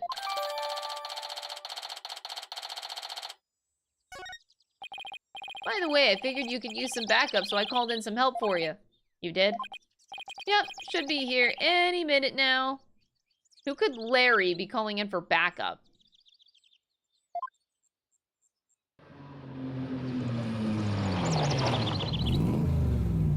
That's a sports car.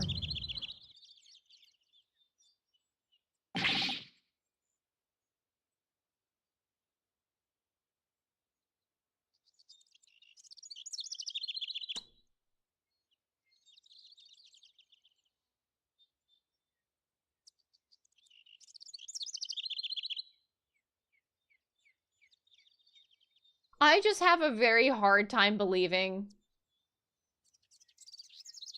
that Edgeworth listened to Larry.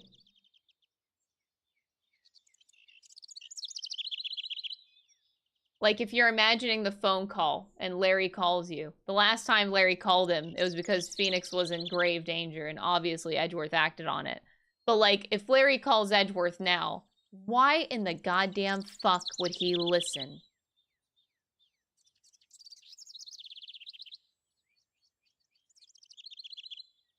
That red sports car. Larry, don't tell me you called. You know it, buddy. Trust you've been well, right? What? Surprise! Now admit it. That was a pretty good Mr. Edgeworth impression, wasn't it? You can't drive a red sports car. Did she take his I car? would like to say objection, but Terry's the big airship in the red sports car. How lovely.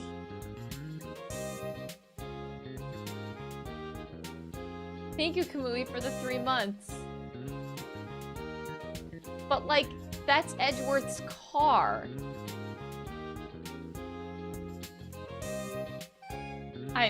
Oh my god. Surprise!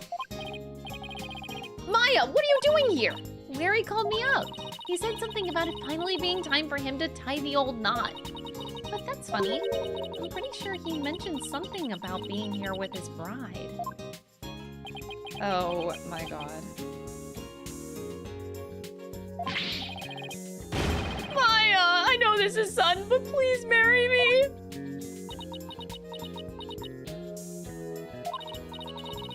I just want to know what's happening. I just want to know the situation. Maya, did you drive Edgeworth's car? Like, ain't no way he did that.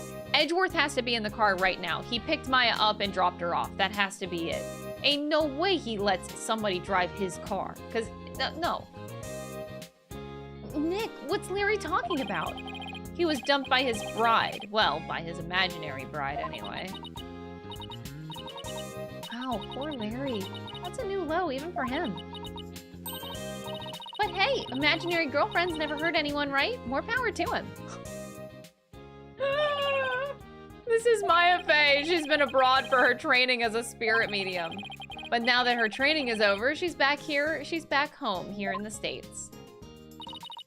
That's right. The new and improved Maya Fey is on the scene. Spirit and girl power at the ready. Hey, look at you, Maya, all grown up and as cute as ever. Oh, you know what? I just realized something. If I ever got married, I'd miss out on all the fun of always meeting somebody new. Oh, God. I see you haven't changed a bit, Larry. There he is. He had to drive her. Wait, so that makes it even better. So, like, Edgeworth picked up Maya and came here together with her. Edgeworth really has changed. Edgeworth, I figured that car belonged to you. But when did you become Maya's chauffeur? It's nothing like that. I just happened to run into her en route and picked her up. Oh, really? Why do I not believe you? And by run into her, I mean she jumped out in front of my car. I nearly ran her down. He almost hit her. Okay, buddy. That's... okay. Maya... okay. This is Miles Edgeworth. He's a friend of mine and the district's chief prosecutor. I heard he's been busy lately. So what brings you here? Wait, don't tell me Larry called you up too. He did. However, I have business of my own here at the crime scene. Okay, I was gonna say, ain't no way he listened to Larry. He would not come on a whim here for Larry. Business? What kind of business? Oh, we actually get to talk to him? Is this my best day or is this my best day of my life?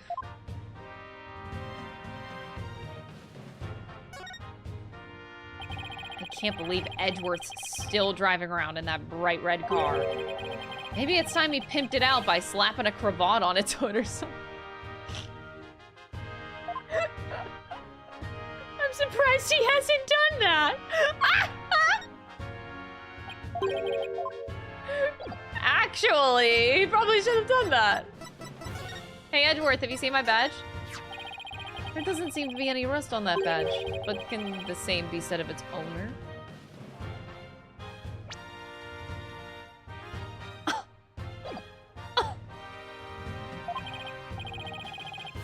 Of course, I'm practically rust-proof. Let's hope you stay that way.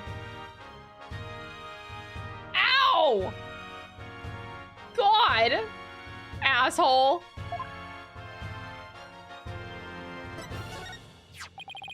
So the suspect is claiming that she made a wish on that pendant and was transported back in time.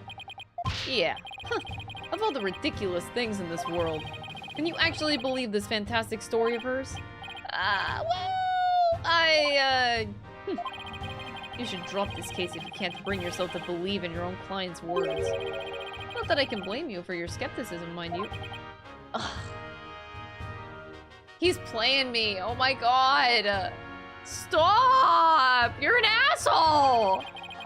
I may not have a good answer for him right now, but if I just do my job, I'm sure the truth will make itself known in the end. You're an asshole. Already started your investigation, I see. I suppose you should praise your enthusiasm. You don't need to patronize me, Edgeworth. Just because you're chief prosecutor doesn't make you better than me. My title is my title. But when I see a lawyer with from some tiny, obscure office hard at work, it's only natural that I should want to do my part to help the socially impoverished.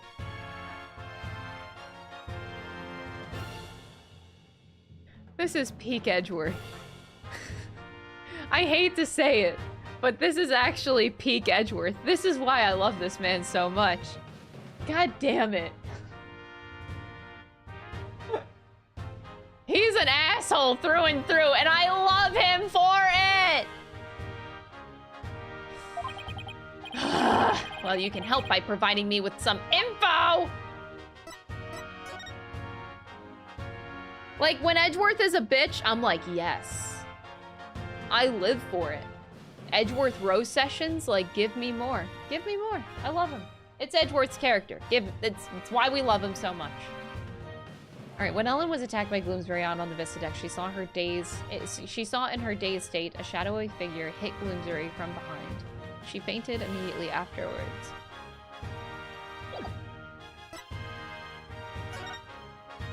So this is the Vista deck. Holy shit. Elevator, hall, lift, hold, cabin, okay. Pega cow, Pega bull. What? Sweetheart table.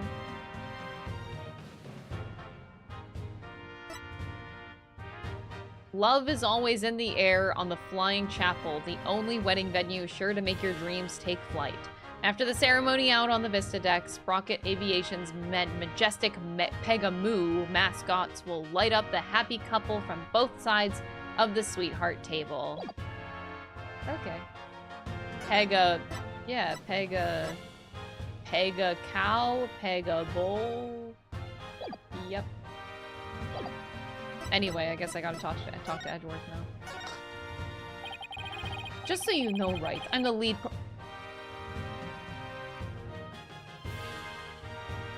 Yes! Fuck you, Quavier, Gavin! Stay irrelevant, asshole!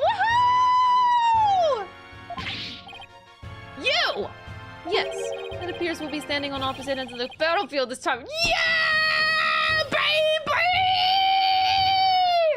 Woohoo! This game just got amazing! So I'll be up against Edgeworth tomorrow. But I don't get it, Edgeworth. What about this case warrants the personal attention of the district's chief prosecutor? It's a bit complicated, to say the least. In what way? The groom is a member of the Sprockets, a family with immense influence. If his bride were to stand trial in court, it would sully the Sprocket name. So they tried to apply some pressure on the prosecutor's office. Pressure to settle it amicably, right? What do you mean, settle it amicably? It means that they're trying to sweep this whole thing out of the rug. Wow, Sprocket Aviation really has that much clout? Yes, they have especially strong ties in both the political and judicial worlds. To the point where no one dares to oppose them. Don't tell me that includes you. Don't be ridiculous, right? It's quite the opposite. The prosecutor's office is filled with cowards, as I found out. Every last one of my subordinates was loath to prosecute a Sprocket. So that's why you decided to take on the case yourself, right? That's right. I will personally see to it that justice is served. I always prosecute to the utmost of my abilities, regardless of who I'm up against. Oh. I'm sorry, this might have just turned into a 7-hour stream as I just binged this entire case in one day. Ah! For that is a part of my creed. Ah! I get the dislike Nahyuta, but not Clavier. I don't dislike Clavier! Oh my god, I never said that! Get out! Don't put words in my mouth! Nothing and no one can sway me from that. Not even the almighty Sprockets. Right. If they think that they can use their influence to bend the truth, they have another thing coming. You know, I almost feel sorry for them. They were only trying to protect their interest, but all they got instead was you. Edgy, come on, man! How can you prosecute my poor sweet Ellie? What kind of heartless jerk are you? He's a heartless jerk, man. I'm simply doing my job. And I'm warning you, right? I won't hold back, not for you or anyone else. Thanks for the warning, your righteousness.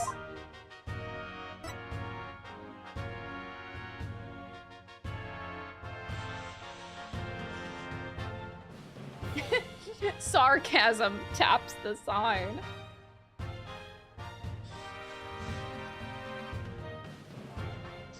Sometimes I really do. I always question myself. Like, is my sarcasm that dry that people really cannot pick up on it? Or is... I don't know. Or people just think what they want to think. And just... I don't know. I don't know, man. Hi, my middle name is Sarcasm. Thank you. Welcome to the stream. So, how's it going, Mr. Chief Prosecutor? Busy as always, I presume. Of course, unlike somebody who has too few clients and too much time on his hands. Well, if you know that about me, that would imply that you're stalking me, right? Like, you know my situation, so like clearly you have too much time on your hands to be so observant about me and my current lifestyle. So like, guess that explains why your brow is much more furrowed than the last time I saw you. Maybe you should learn to relax a little, Edgeworth. Nice try, right? But as always, I have no intention of showing anyone any mercy, including you. As inflexible as ever, I see. He would know. Besides, I think I've mellowed out a bit with age.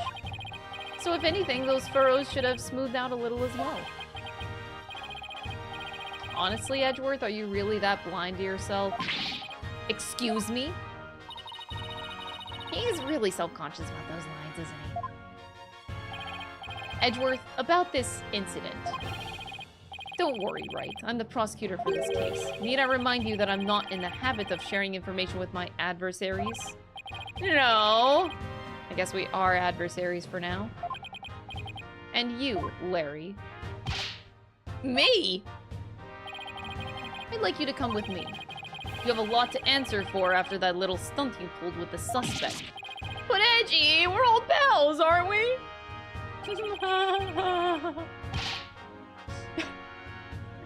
Personal appeals won't work on me, Larry. Now come along. Nick, help me out here! Bye, Larry.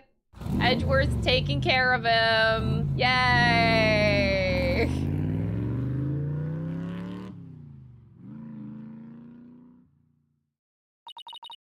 Is it just me, or is Mr. Edgeworth as relentless as ever? I guess some things never change. I don't want him to ever change. He can stay just like that. Yes. So much for mellowing out. If Edgeworth mellows out,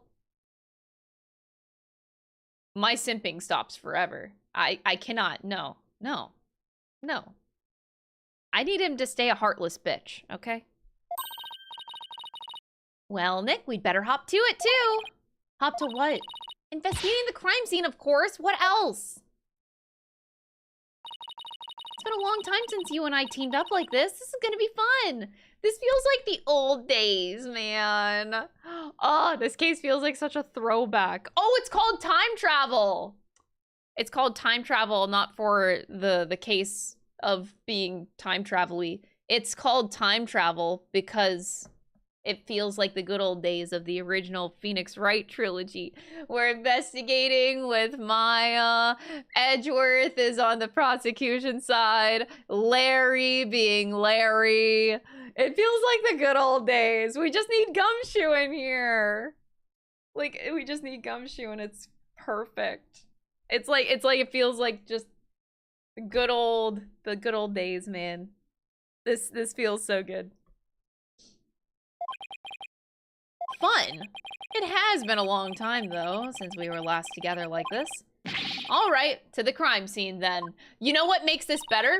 Imagine we get in the courtroom, and at one point, we're like in a complete... We're at a complete standstill. We don't know what to do. We're really, really stuck. But then, you know who shows up? Mia Fey. That's the only way this can feel like it comes as a complete circle. If Mia Fey comes back, Maya channels her, and then the spirit of Mia comes back, and then we get some like life advice from Mia, and then she goes away. That would make it so peak. Yeah! Mia in 3D. Could you imagine? Let's not rule it out. It might happen.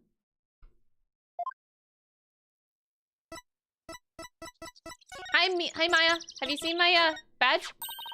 Your attorney's badge looks so nice and shiny on your lapel. It's so cool, like the mark of a true hero. If I can be a hero to my clients, that's good enough for me. In that case, I'll be the commander that controls the hero from behind the scenes. Wait, are you saying you've been manipulating me all this time? Go, Robo, right to the crime scene! Guess that makes me Robo Lawyer?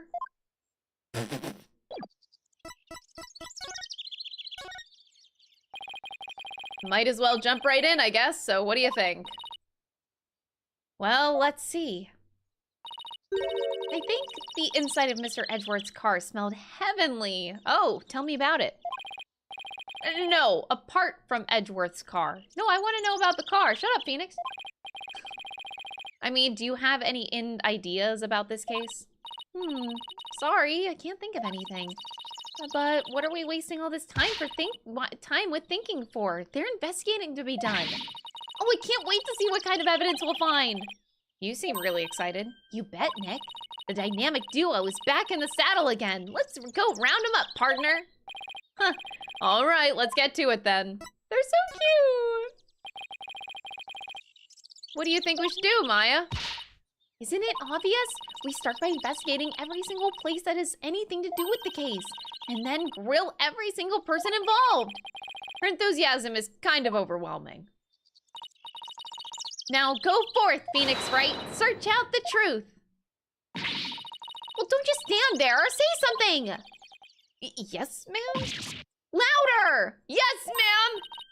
That's more like it.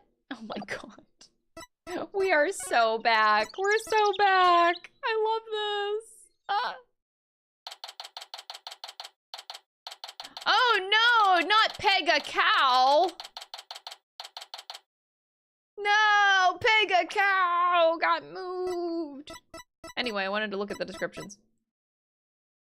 We used to take on all sorts of cases together. We used to go head to head back in the courtroom days. And we're gonna do it again.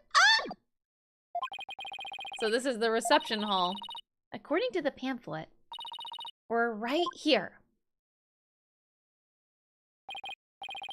Yikes, we're pretty high up, but at least we're indoors, so it doesn't seem so bad. Oh, look, Nick, it's Emma. Hey, Emma, over here. Mr. Wright, Maya. Does this mean you've taken the case? Yeah, that's how things kind of turned out. So, do you mind if we take a look around? Be my guest. We've pretty much wrapped up our investigation, so go right ahead. Now's a good chance to find out more about the case from Emma, too. Pikes Peak Audio tipped $5. You're already so nostalgic for the original trilogy after only being away from it for less than half a year. Crazy how much this series has hooked you. This series has manhandled me like Simon did to Athena. That's how I feel. Thank you for the $5 super chat, I appreciate it. Can I examine yet? No, probably. I guess I should do the talking first. Edgeworth wouldn't tell us anything about this case, so do you think you could give us a rundown? Well, seeing as he's going to be prosecuting, I'd expect him to be tight-lipped about it. The incident occurred yesterday, on September 20th. It happened after the wedding reception, which lasted from 7 p.m. to 10 p.m. 7 to 10, huh? Got it. By the way, you didn't hear about any time traveling or anything, did you? Time traveling? What do you mean? Nothing. Forget it. That's pretty much the response I expected. The victim's name is Dumas Gloomsbury. Like, I almost want to say dumbass, but that doesn't seem... That seems like I shouldn't say it like that. Dumas? I'm gonna say Dumas Gloomsbury, because dumbass just... Dumbest. I'm gonna say Dumas. Dumas Gloomsbury. He was a servant in the Sprocket family household. Ellen was a maid for that family as well, so that means... the two of them were co-workers? Yes, they apparently knew each other. Mr. Gloomsbury was the lead servant after all. He was very serious about his work, but he was also a very closed and private man. So the other servants called him Mr. Doom and Gloom behind his back. Doom and Gloom, damn. If he was the lead servant, he must have been higher ranked than Ellen. What makes the police think Ellen killed this man, a guy who was essentially her boss? We don't know the defendant's motive yet, but the circumstances surrounding the discovery of the body don't bode well for her. And what circumstances are these exactly? Well, some of her in-laws saw what looked like the immediate aftermath of the murder. The suspect was standing in front of the body with the murder weapon still in her hands. Why would a bride who was just about to start a happy new life kill someone? Do the police have an explanation for that? Yeah, about that. They believe the victim attacked the suspect and was killed when she fought back. But why did he attack her to begin with? Well, a mere servant girl was about to suddenly be the wife of the future president. Mr. Gloomsbury must have been more than just a little jealous of her. So this Mr. Doom and Gloom attacked Ellen first? But if she was only trying to protect herself, wouldn't that count as justified self-defense on her part, Nick?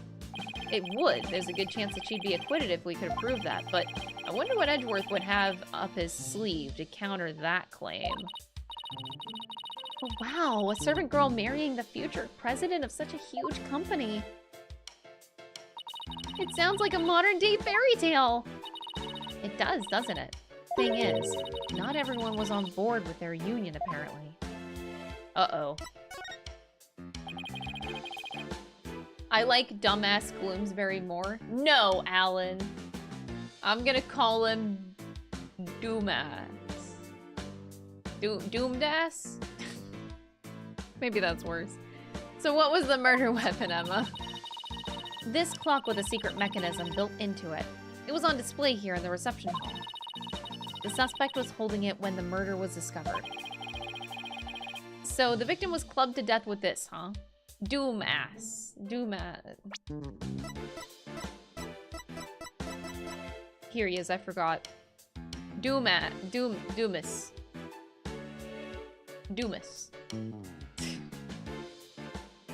Yes. But that's funny, there's no blood on it as far as I can tell. Maybe it was wiped off in an attempt to tamper with the evidence? But there was definitely a luminol reaction. It matches up with the shape of the injury, so it's gotta be the murder weapon. What a funny looking clock. They call it the timekeeper. The idea is that it's a time machine. Every time the couple sees it, it'll bring them back to the memory of their wedding day. A time machine, huh? Come to think of it. Ellen said that her pendant was a part of a time machine. I wonder how the secret mechanism in this thing works.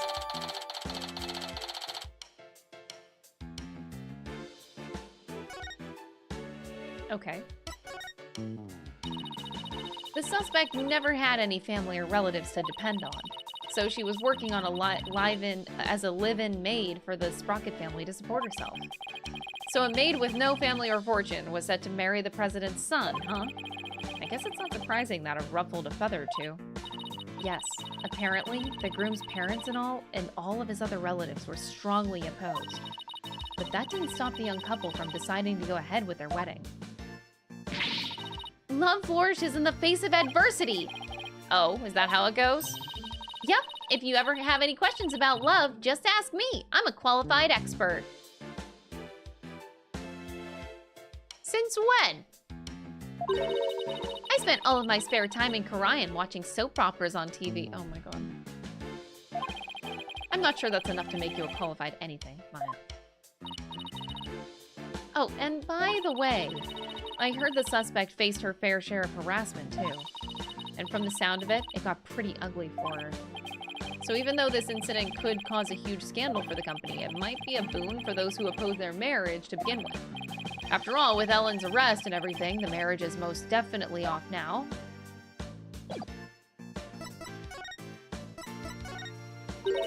Is there something I can do to help you with that?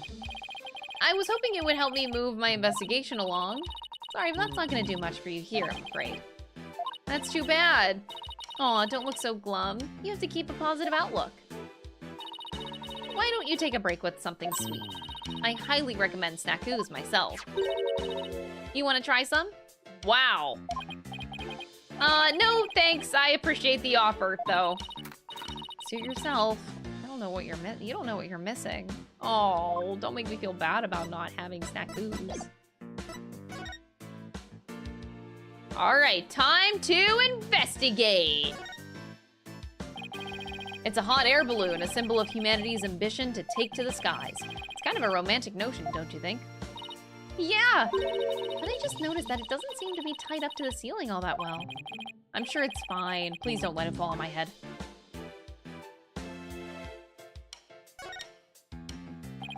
A model airplane, the perfect decoration for an airline company. Sorry, that went too fast. Airline company wedding. And a propeller plane like this lends the room a great old-timey feel. Oh, I'd love to see the Steel Samurai fly on a plane like this. Can you picture it? The Steel Samurai zipping through the clouds over Neo-Old Tokyo? If Sprocket Aviation ever becomes a sponsor of the show, I could see it happening.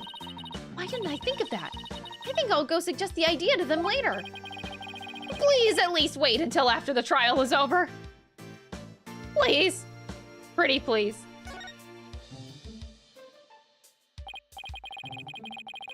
Wait. Is that backwards? No, that's the bowl. Wait, what were the things? Peg a bull, peg a cow.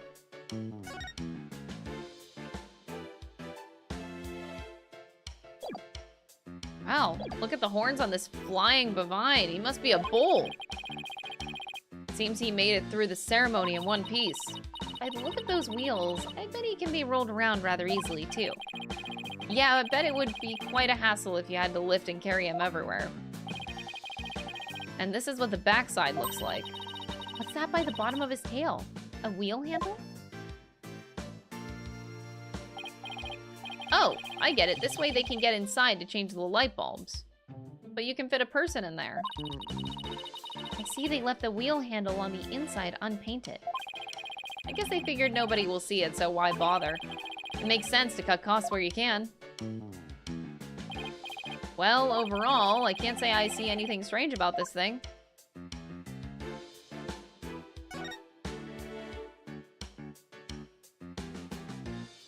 Oh, we get a close-up of the table. So that's the Vista deck out there. I bet the view was amazing!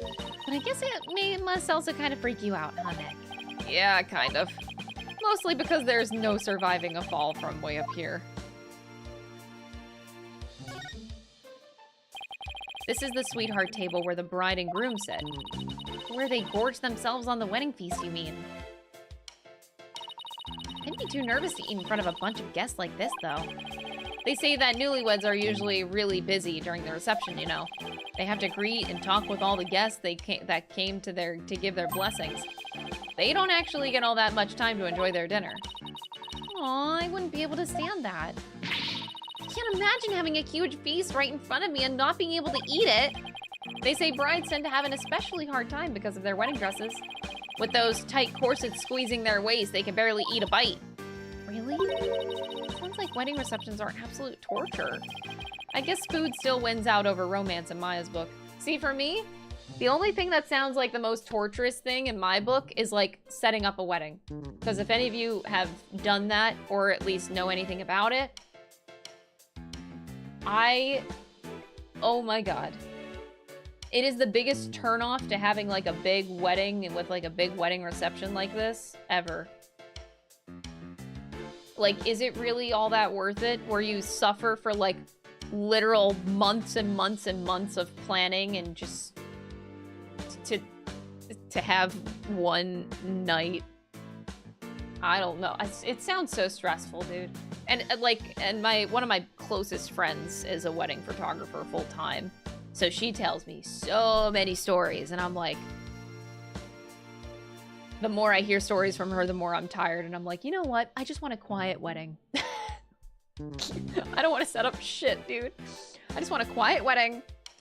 Nothing big. Maybe I'll rent out a restaurant. We'll just invite a bunch of people and go out one day. Like, so stressful, dude. So stressful. $35,000!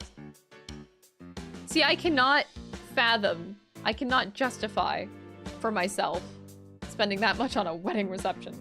Oh my god. I cannot. I'm like, yeah, I would rather travel the world with that money. I guess food still wins out over romance in Maya's book. I could not, man. Big extravagant weddings are definitely not a thing that I want in my lifetime ever. This must be where the time machine was placed. Can't believe that such a beautiful memento was used for murder. It's just awful. Nick, we have to prove Ellen's innocence no matter what it takes. I agree. We can't let this go down as the saddest flying wedding reception in history. Yeah, we got our priorities straight. I think that about does it for this area. Noel Garibay tipped $5. I've officiated a small wedding before. I can only imagine the stage fright I'd get if asked to do a bigger wedding. Oh yeah. I've been in so many weddings. It is... Oh man, I had to do a speech. I had to do a speech for my friend's wedding. I never want to do that again. Nope. Nope. I love my friend. I would do... I don't know if I would do the speech again, but like... Giving speeches at weddings is terrible. I don't want to do it ever again. One time in my life, and I'm just like, please never... I hope none of my friends ever invite me to another one of their weddings, and I hope I never have to do that ever again. Nah, bro.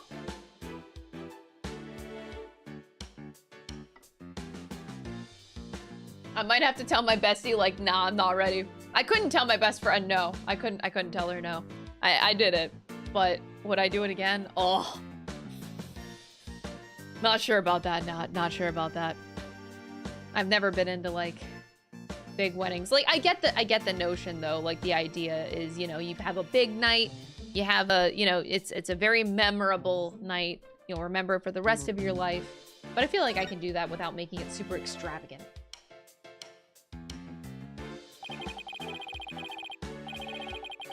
Oh wow. Okay.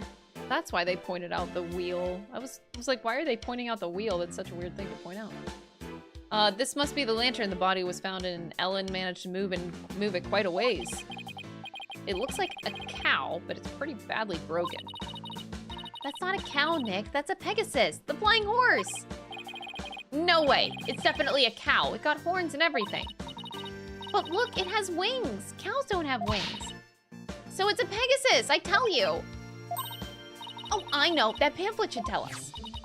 Let's see. Apparently, it's called a pegamoo. I did not see that coming. Yet somehow the name really captures the essence of what this creature is, you know? Huh, that's strange. What is? Well, this Pegamoo is definitely a male Pegable, right? Yeah, I'd say so. What with the horns and all. Okay, well, that Pegamoo over there is also a Pegable. But take a look at this pamphlet. The one on the right says Pegable, but the other one says Pegacow, a female, or Pegamoo. Right. The pamphlet goes on to say how they have Pegamoos for the happy couple. Got it.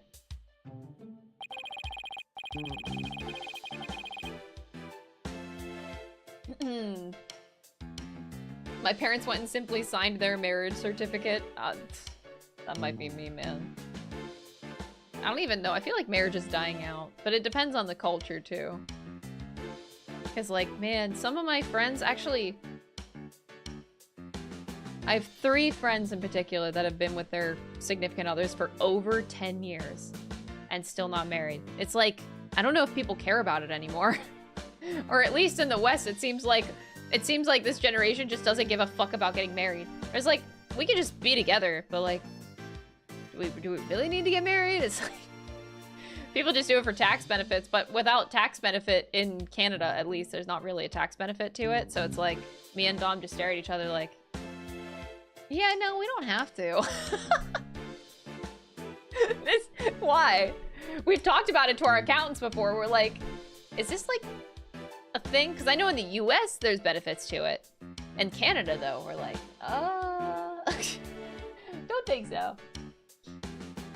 Marriage or food?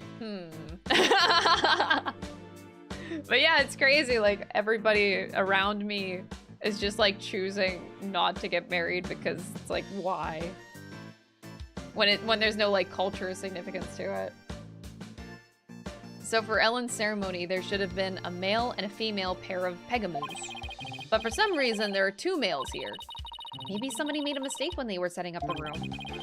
It's hard to believe a fancy place like this would make that kind of a blunder, though.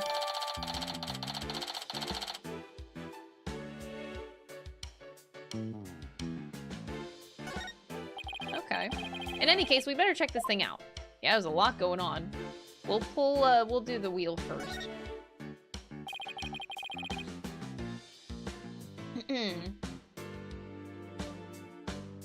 Yeah, you'd like have a small wedding? I think a small wedding is what I would do too if we ever did that. It's like, yeah, small wedding.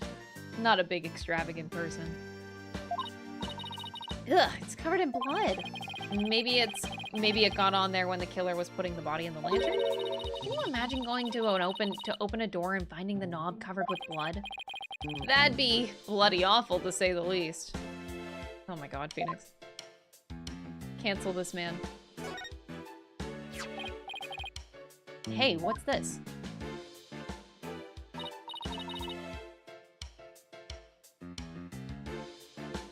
Oh, let me take a look. Grab Ellen when convenient, then send her off from the Vista deck.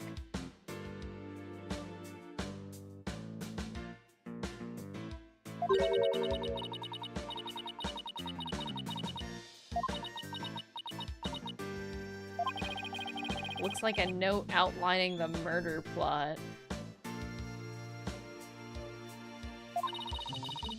Whoever wrote it has better handwriting than me, but it looks like they wrote it in a rush. Because the writing is only smudged starting from the middle of each line. That happens when a right-handed person with a slight hook writes in a hurry.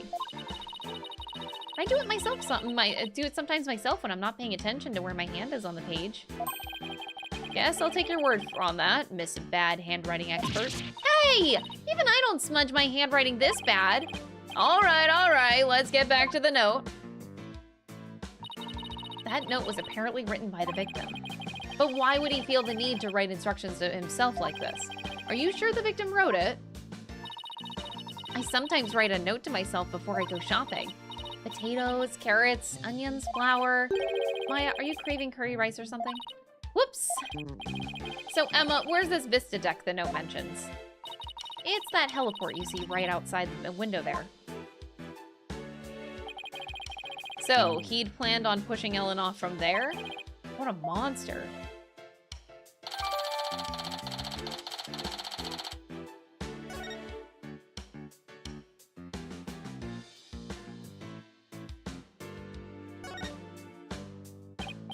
What do you think that is, Maya?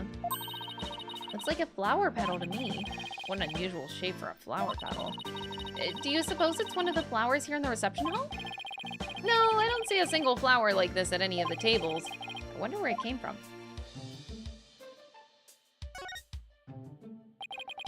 So, this is where the body was found.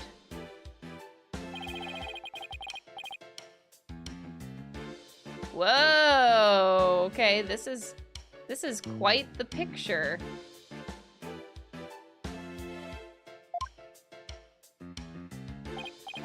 Emma, what can you tell me about the condition of the body when it was found? Let's see.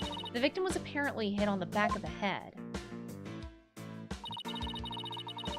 Here's a photo of the scene as we found it.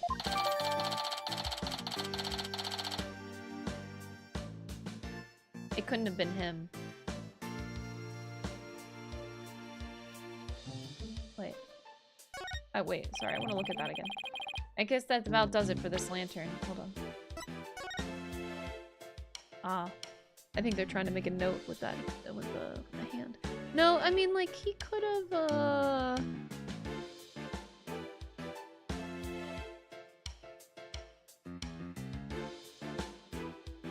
Okay. Just a slight cooking. I guess that about does it for the lantern.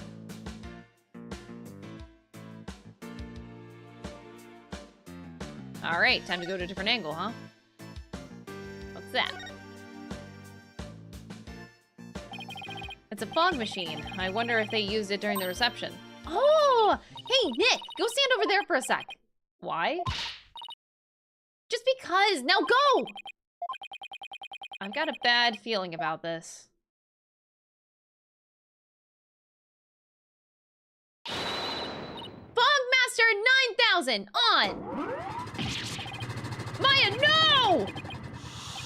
Huh? Aw, nothing happened. Looks like it won't work without some dry ice. Darn it, all I want to do is surround you in a thick cloud of smoke.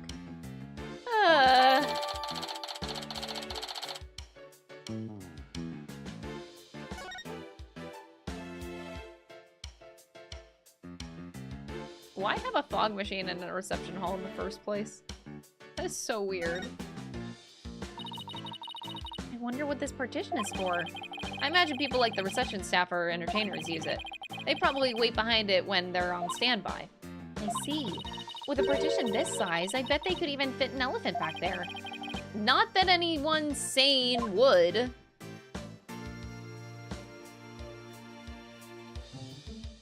Okay, I don't think there's... Okay, the door, I guess?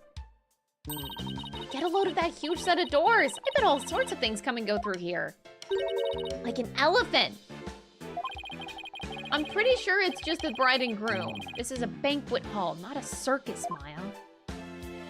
An elephant comes through the... Maya is truly a special one, that's for sure. It's a fog machine for the reception. Pretty cool, huh? Don't you dare touch it! Aw, spoil sport. That's because I know how you operate.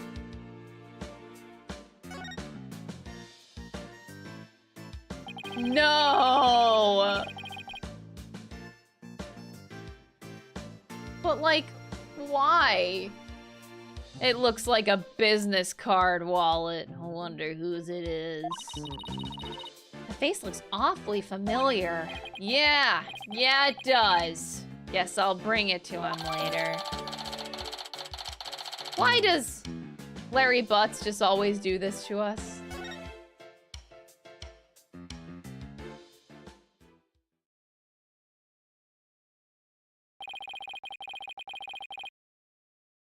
I guess that just about does it for the crime scene. Hey, Nick. I want to see the rest of the airship. We might as well, since we're here. True, we might even run into some other people involved in the case. Oh, hello. Cool design. Honestly. Nick! How long has that guy been standing there? I didn't even notice him until just now. Excuse me, are you with Sprocket Aviation?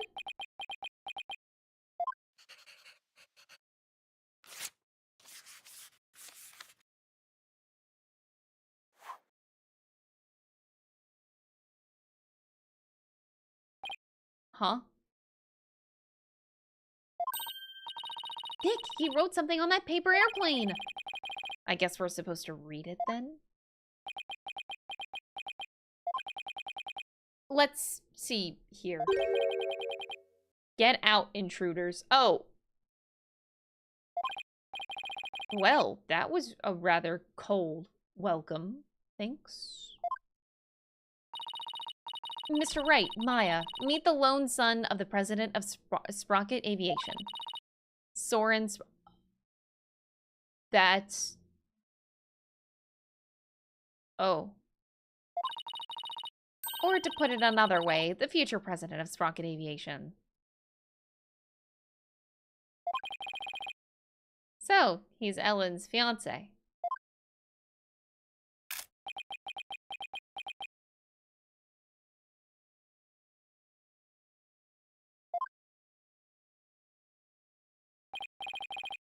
There he goes.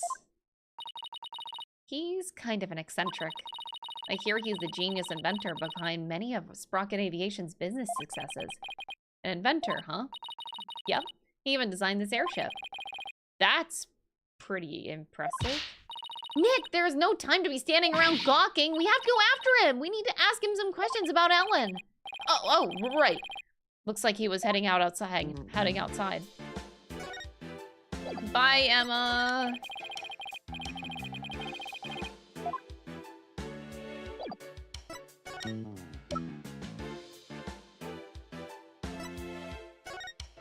Large amounts of dry ice were placed in the fog machine to produce a thick fog during the reception. Why, though?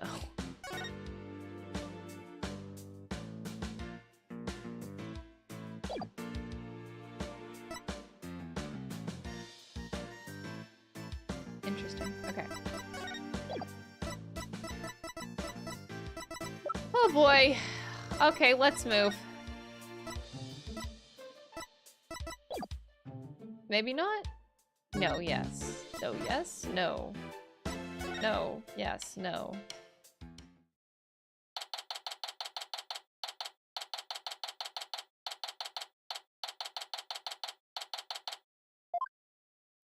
Hi. There he is. Excuse me, could we talk to you? Excuse me, do you mind if I ask what you're doing?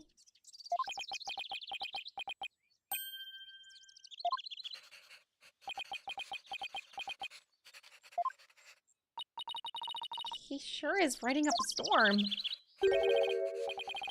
It is possible.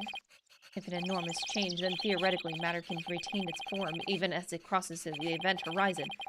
Let's just see what he has to say about Ellen. Hi, I have a badge.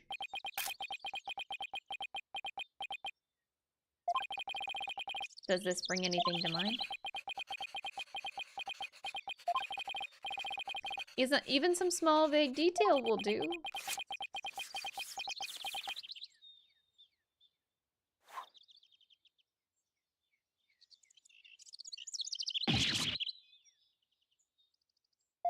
Okay.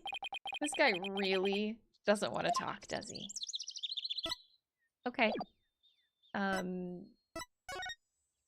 Ellen? Excuse me, but we'll be representing Ellen in court, so could we ask you about the case?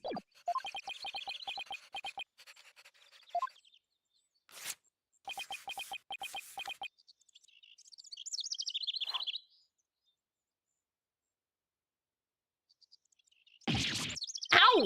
What the? Not interested? Not interested? How can you say something like that? This is about your fiancé. She's under arrest, you know.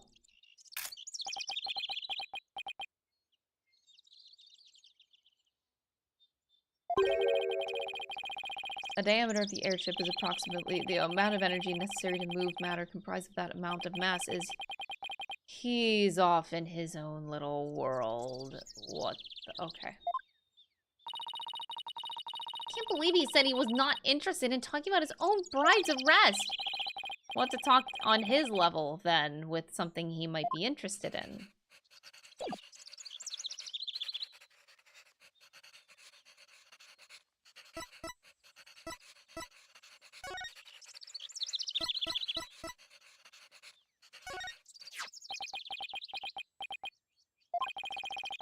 What are you showing me that for?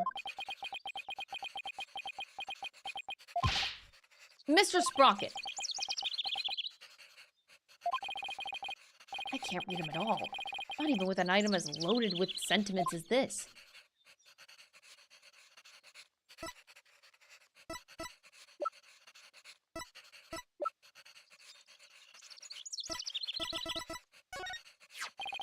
Could you take a look at this?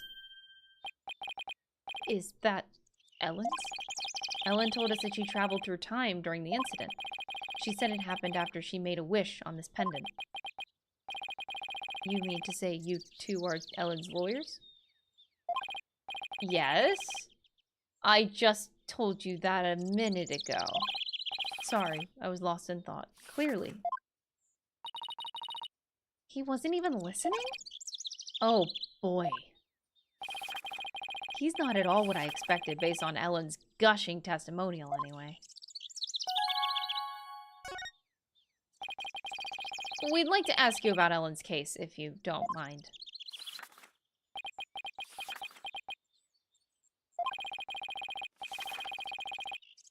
I don't know a thing about it, so why don't you go ask the police? In other words, not interested. This guy is the worst! Now I feel sorry for poor Ellen. In that case, can I ask you about how Ellen traveled through time?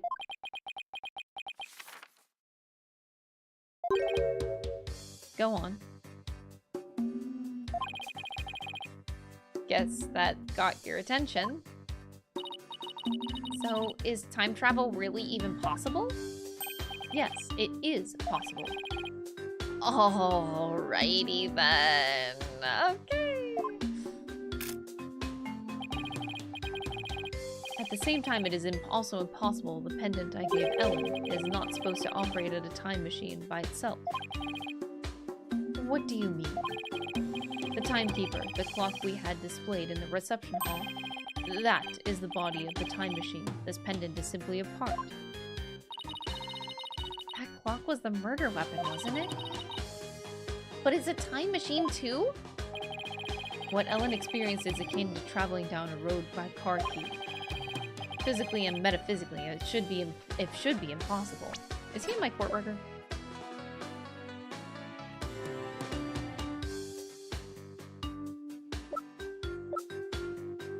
I like this kid. It's weird, but I do, and I don't know why. He has a cool design, that's probably it. Physically and metaphysically, it should be impossible. Unless, maybe the quantum system inside the pendant somehow accidentally interfered with the natural flow of the fourth dimension. We're losing him again. Maybe we'd better ask him some more about the time machine.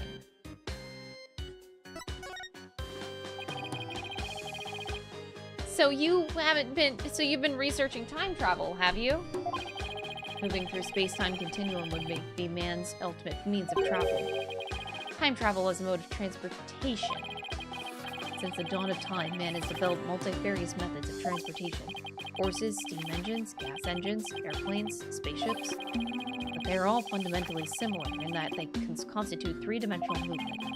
Travel through space-time continuum would shift mankind into a new paradigm.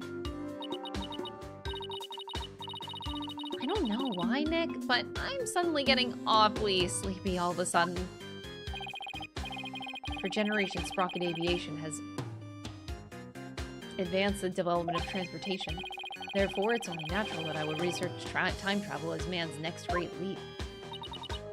Yawn. Is he done? So, what exactly does all that stuff he was saying mean, Nick? Basically, it's like taking a hamburger joint and adding a drive-thru to it, I guess. Oh, I get it. It's the same burger, but with a quicker and more efficient delivery system. So, what Soren really wants to do is launch humanity into the future. Okay.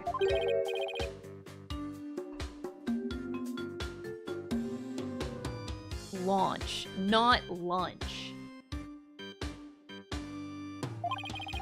Do you really believe that time travel is possible? It only becomes truly impossible when man stops daring to believe. Besides, time travelers do exist, you know. But you wouldn't understand. Did you hear that, Nick? Time travels really do exist. All I know is Soren isn't the easiest guy to wrap your head around. Oh, I don't know. I kind of like the way he talks. It's full of hope for the future. He's more passionate than I thought, too, when it comes to inventions anyway. Yeah, his apparent lack of concern for Ellen is troubling, though.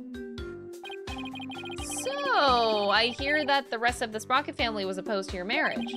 What are your thoughts on that?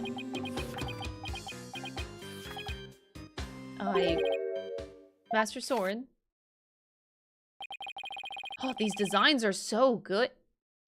These designs are speaking to my aesthetic. I don't care who's the murderer. I don't care who died. I don't care who's the victim. Like hell, even, yeah, the victim looks hella good. I love everybody. Why does everyone just look so good? It is time for the meeting on next term's project.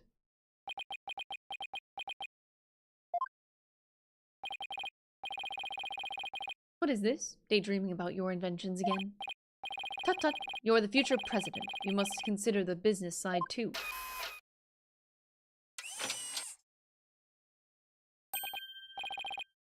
It is I found Soren. Send the car over at once.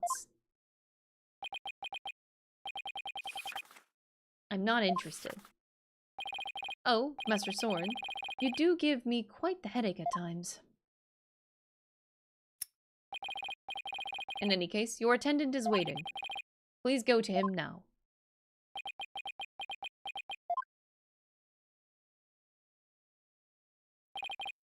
Excuse me, but who are you? Oh, where are my manners? My name is Pierce Nichety. Pierce Nichety. Please call me Pierce. I am the Sprocket family butler. It's always the butlers, man. It's always the fucking butlers. Nick, a butler! I didn't know they actually still existed. I thought they were just on TV and stuff. And who might you be, if you don't mind my asking? Oh, I'm Phoenix Wright, Ellen Watt's lawyer. And I'm his assistant, Maya Fey. I'm a spirit medium. What? Oh, so it is you.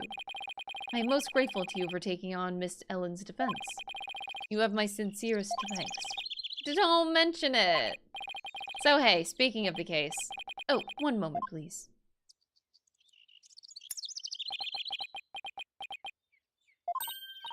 Wow, what a beautiful pocket watch. Oh, this? It's just a bit of good luck charm. That's one expensive good luck charm. But I guess it makes sense, knowing this time it's pretty important. Knowing the time is pretty important in his line of work.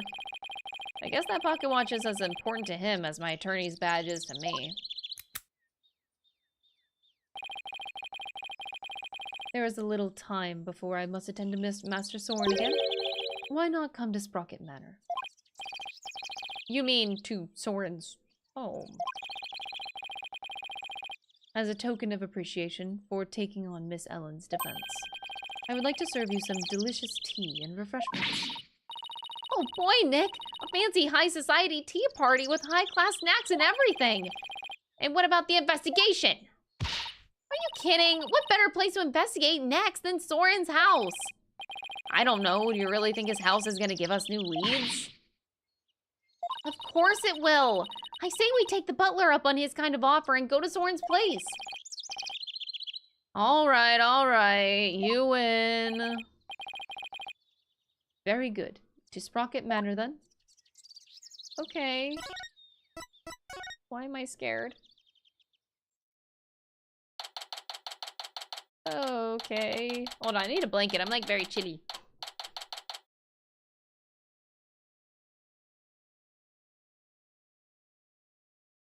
It's a chilly day.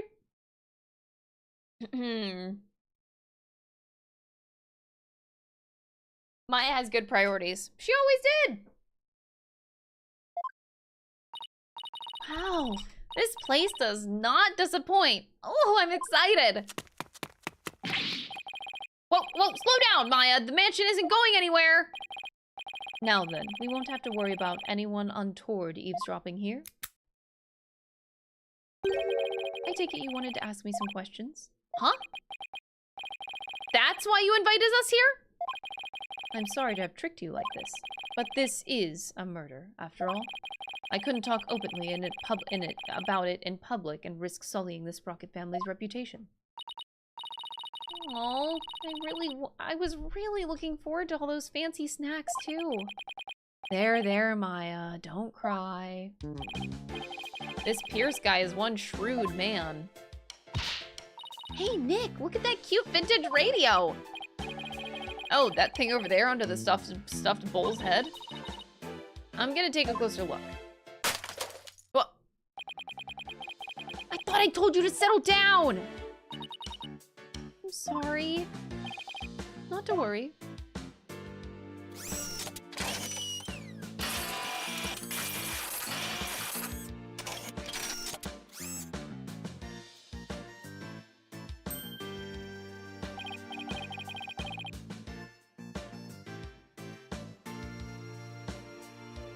Wow.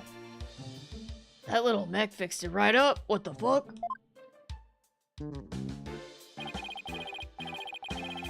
I am not only the butler, but I am also Sprocket Aviation's repair department director. One might say that patching things up is my specialty. That was incredible! What is that little doohickey on your shoulder anyway? It's my fixer-upper, shoulder mech. Master Soren made it for me. It has too many features and functions to effectively enumerate at the moment, though. That's so cool! I wish I had one of those! Fixing things is a simple matter, but fixing people is a different matter. Even a skilled physician can't bring back the dead. Oh, but forgive me. I seem to have gotten sidetracked. He must be in shock over Mr. Gloomsbury's death. Still, I do need to ask him some questions about this case. I should take a look around and see what I can find out while I'm here, too.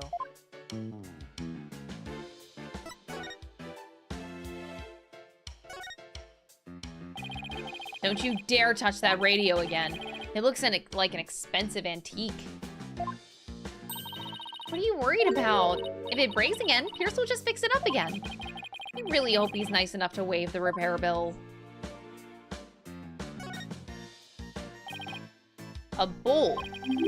Come to think of it, there was a bull logo on the side of the Flying Chapel, too. Chado Maniac, thank you so much for the 15-month resub. I really appreciate the support. Thank you. The president of the company must have a thing for cattle. The bull is the symbol of Sprocket Aviation, to be as strong and steady as a bull. That's the company creed, you know. Probably for all the back-breaking labor that they bring their employees through. By the way, that bull logo on the Flying Chapel, the one with the rainbow wings, his name is Rainy the Rainbow. Get it? I get it. He's a rainbow-colored bull, so he's a rainbow, right? What a memorable name, huh, Nick? Yeah, for the lameness of puns. Agreed. Oh, it's a bridal bouquet. Hey, Nick, how about you throw it? And you try to catch it. Why me? Just because. You know what that means.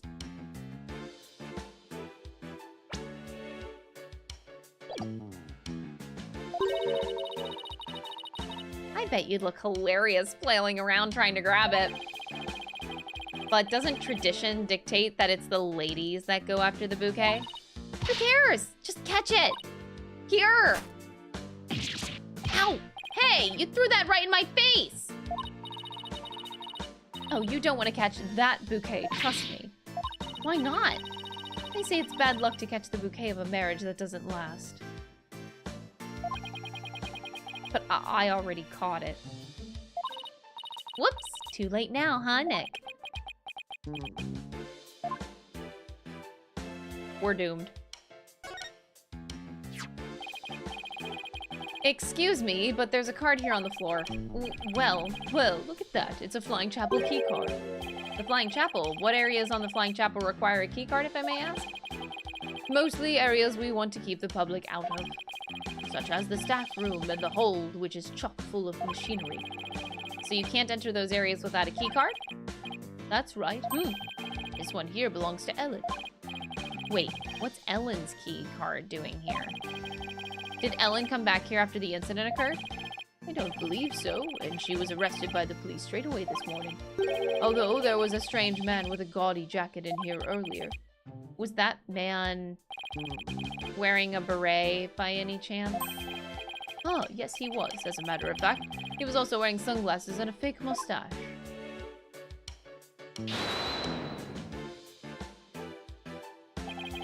I knew it. The only question is, what was he doing here? You know where this goes, chat? Larry is gonna be on the witness stand eventually. And somehow shit's gonna work out. Cause that's how it always goes when Larry's on the witness stand. Are those pictures of the wedding reception?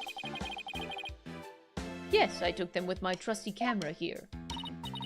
Do you mind if we have a look at that photo? Be my guest. Take as long as of a look as you like.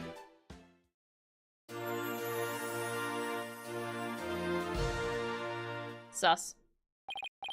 Didn't I just call out the butler? Look at the butler looking sus back there.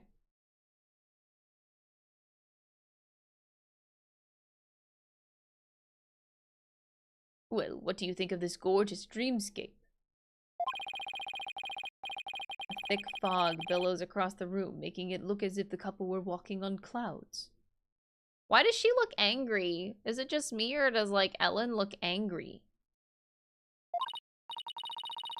Wow, look at how beautiful Ellen is here! She looks a little nervous, though. She does, doesn't she? No, she looks mad.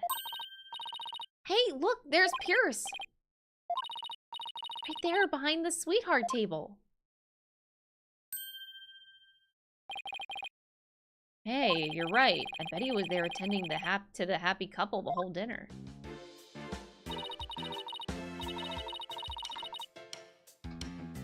What do you think, Nick? Does anything in this photo stick out to you? Not at the moment, anyway.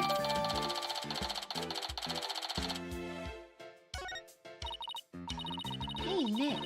If Ellen really did travel back in time, do you think that this photo is of the second reception? You know, after the time jump? I wonder... Excuse me, sir? Yes, can I help you? Ellen told us that she traveled back in time. Would you happen to know anything about that? Oh, no, I haven't the foggiest idea what you're talking about. He clammed up faster than a clam!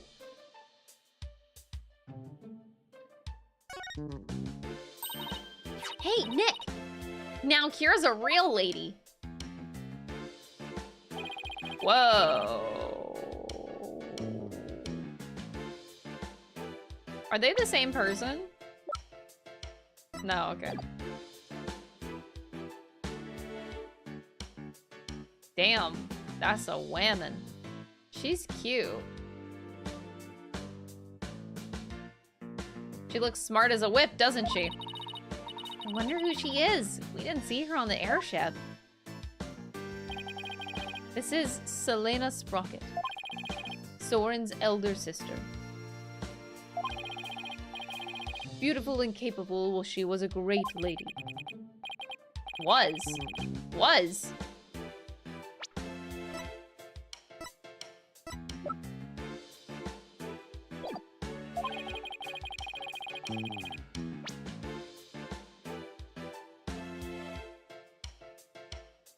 think I see the resemblance. Maybe I'll show Pierce this photo later and ask him about her. Ah, that creates an easy motive right there.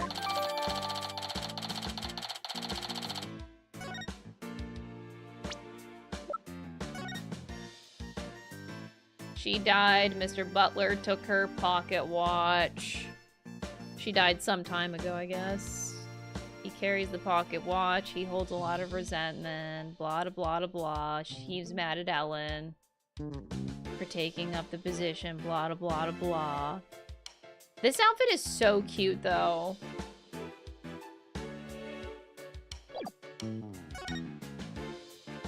She's a cutie patootie.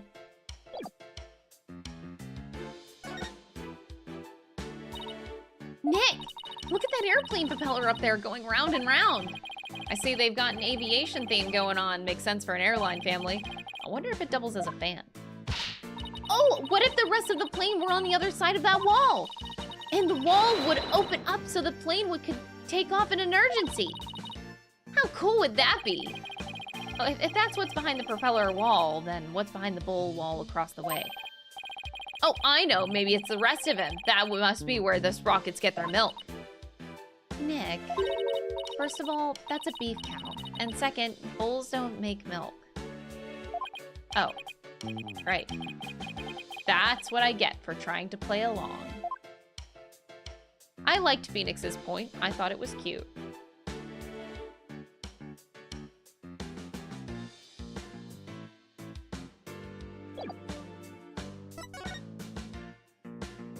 I'm sorry. I guess I should talk to him. I was gonna... About the incident Miss Ellen was arrested for. Do you think she did it? Well, I can't prove it yet, no. But no, I don't think she could have done it. I guess you could call it a gut feeling.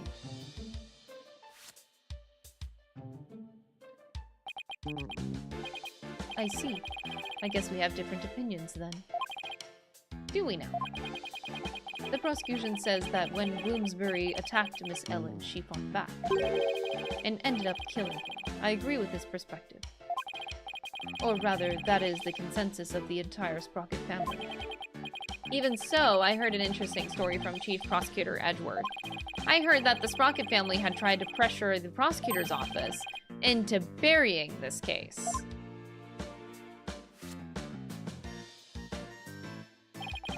I fear you are mistaken. All we sought was merely a legal consultation. Edgeworth wouldn't lie to me.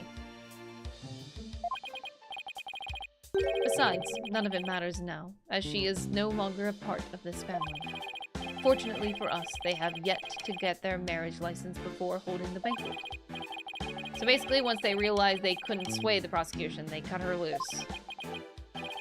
I realize how callous I must sound, but my duty is to protect the Sprocket family, and more specifically, Sprocket Aviation's future and Master Soren, whose genius is essential to the company. I will do anything to achieve that goal. That is my job as the Sprocket family butler. Oh boy. You know, I think Pierce and Mr. Edgeworth would get along really well, don't you think? Yeah, I could easily picture Edgeworth with a butler. Oh, and by the way, I suppose I should tell you about this as well. It's about when the members of the extended family and I discovered the crime. Oh boy.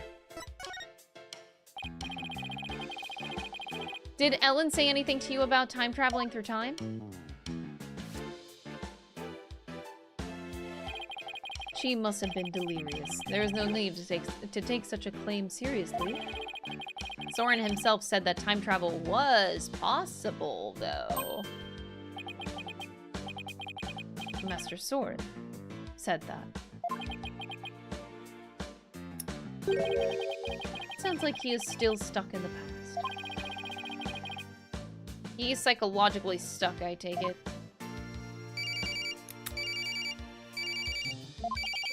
Excuse me.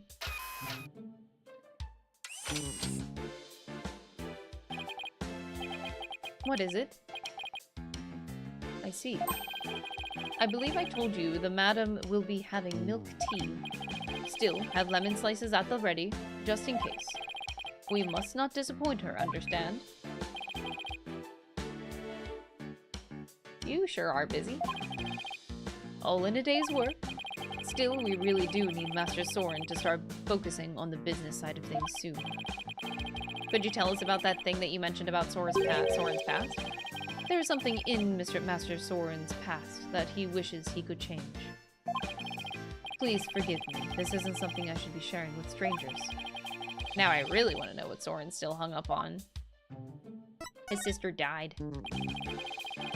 It was sometime after the reception, some of the Master's relatives and I went to clean up the reception hall. And that is when I saw it. We saw it. A woman standing in front of the victim with the bloody murder weapon in her hand. It was none other than Miss Ellen. But Pierce, it wasn't what it looked like. That's right. She just happened to find the body.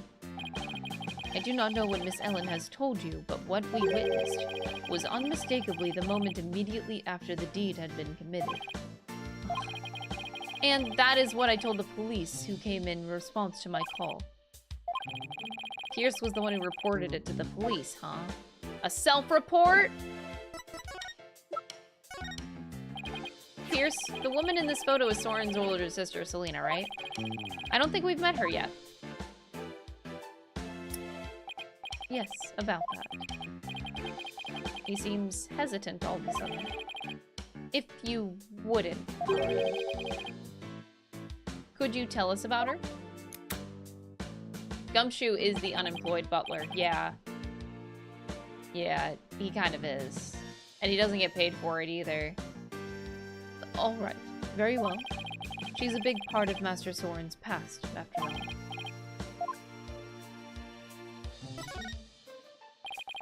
Master Soren will become the next president of Sprocket Aviation. However, that wasn't always so. Miss Selena Sprocket, Master Soren's elder sister, was next in line.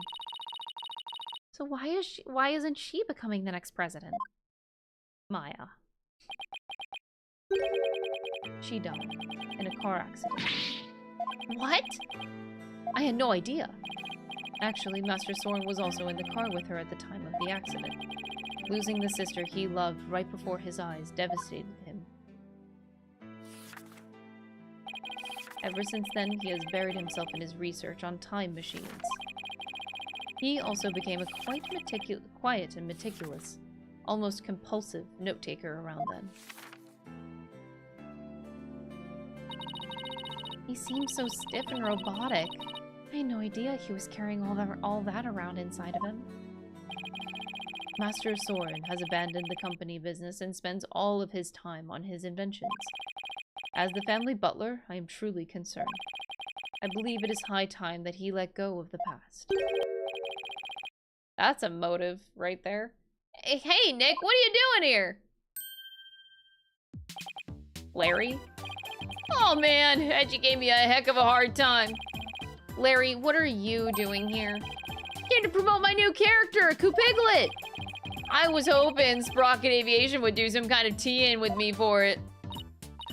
Wow, I didn't know that Larry was such an aggressive businessman.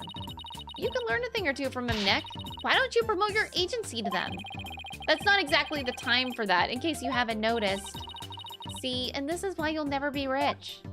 Just marry rich, like I already did. Actually, Larry, I've been meaning to ask you something. You were there on the Flying Chapel yesterday, right? Huh? Was I? What were you doing there? Nothing. Whatever it was. I bet it wasn't anything to be proud of, but never mind that. Did you see anything that had to do with this case?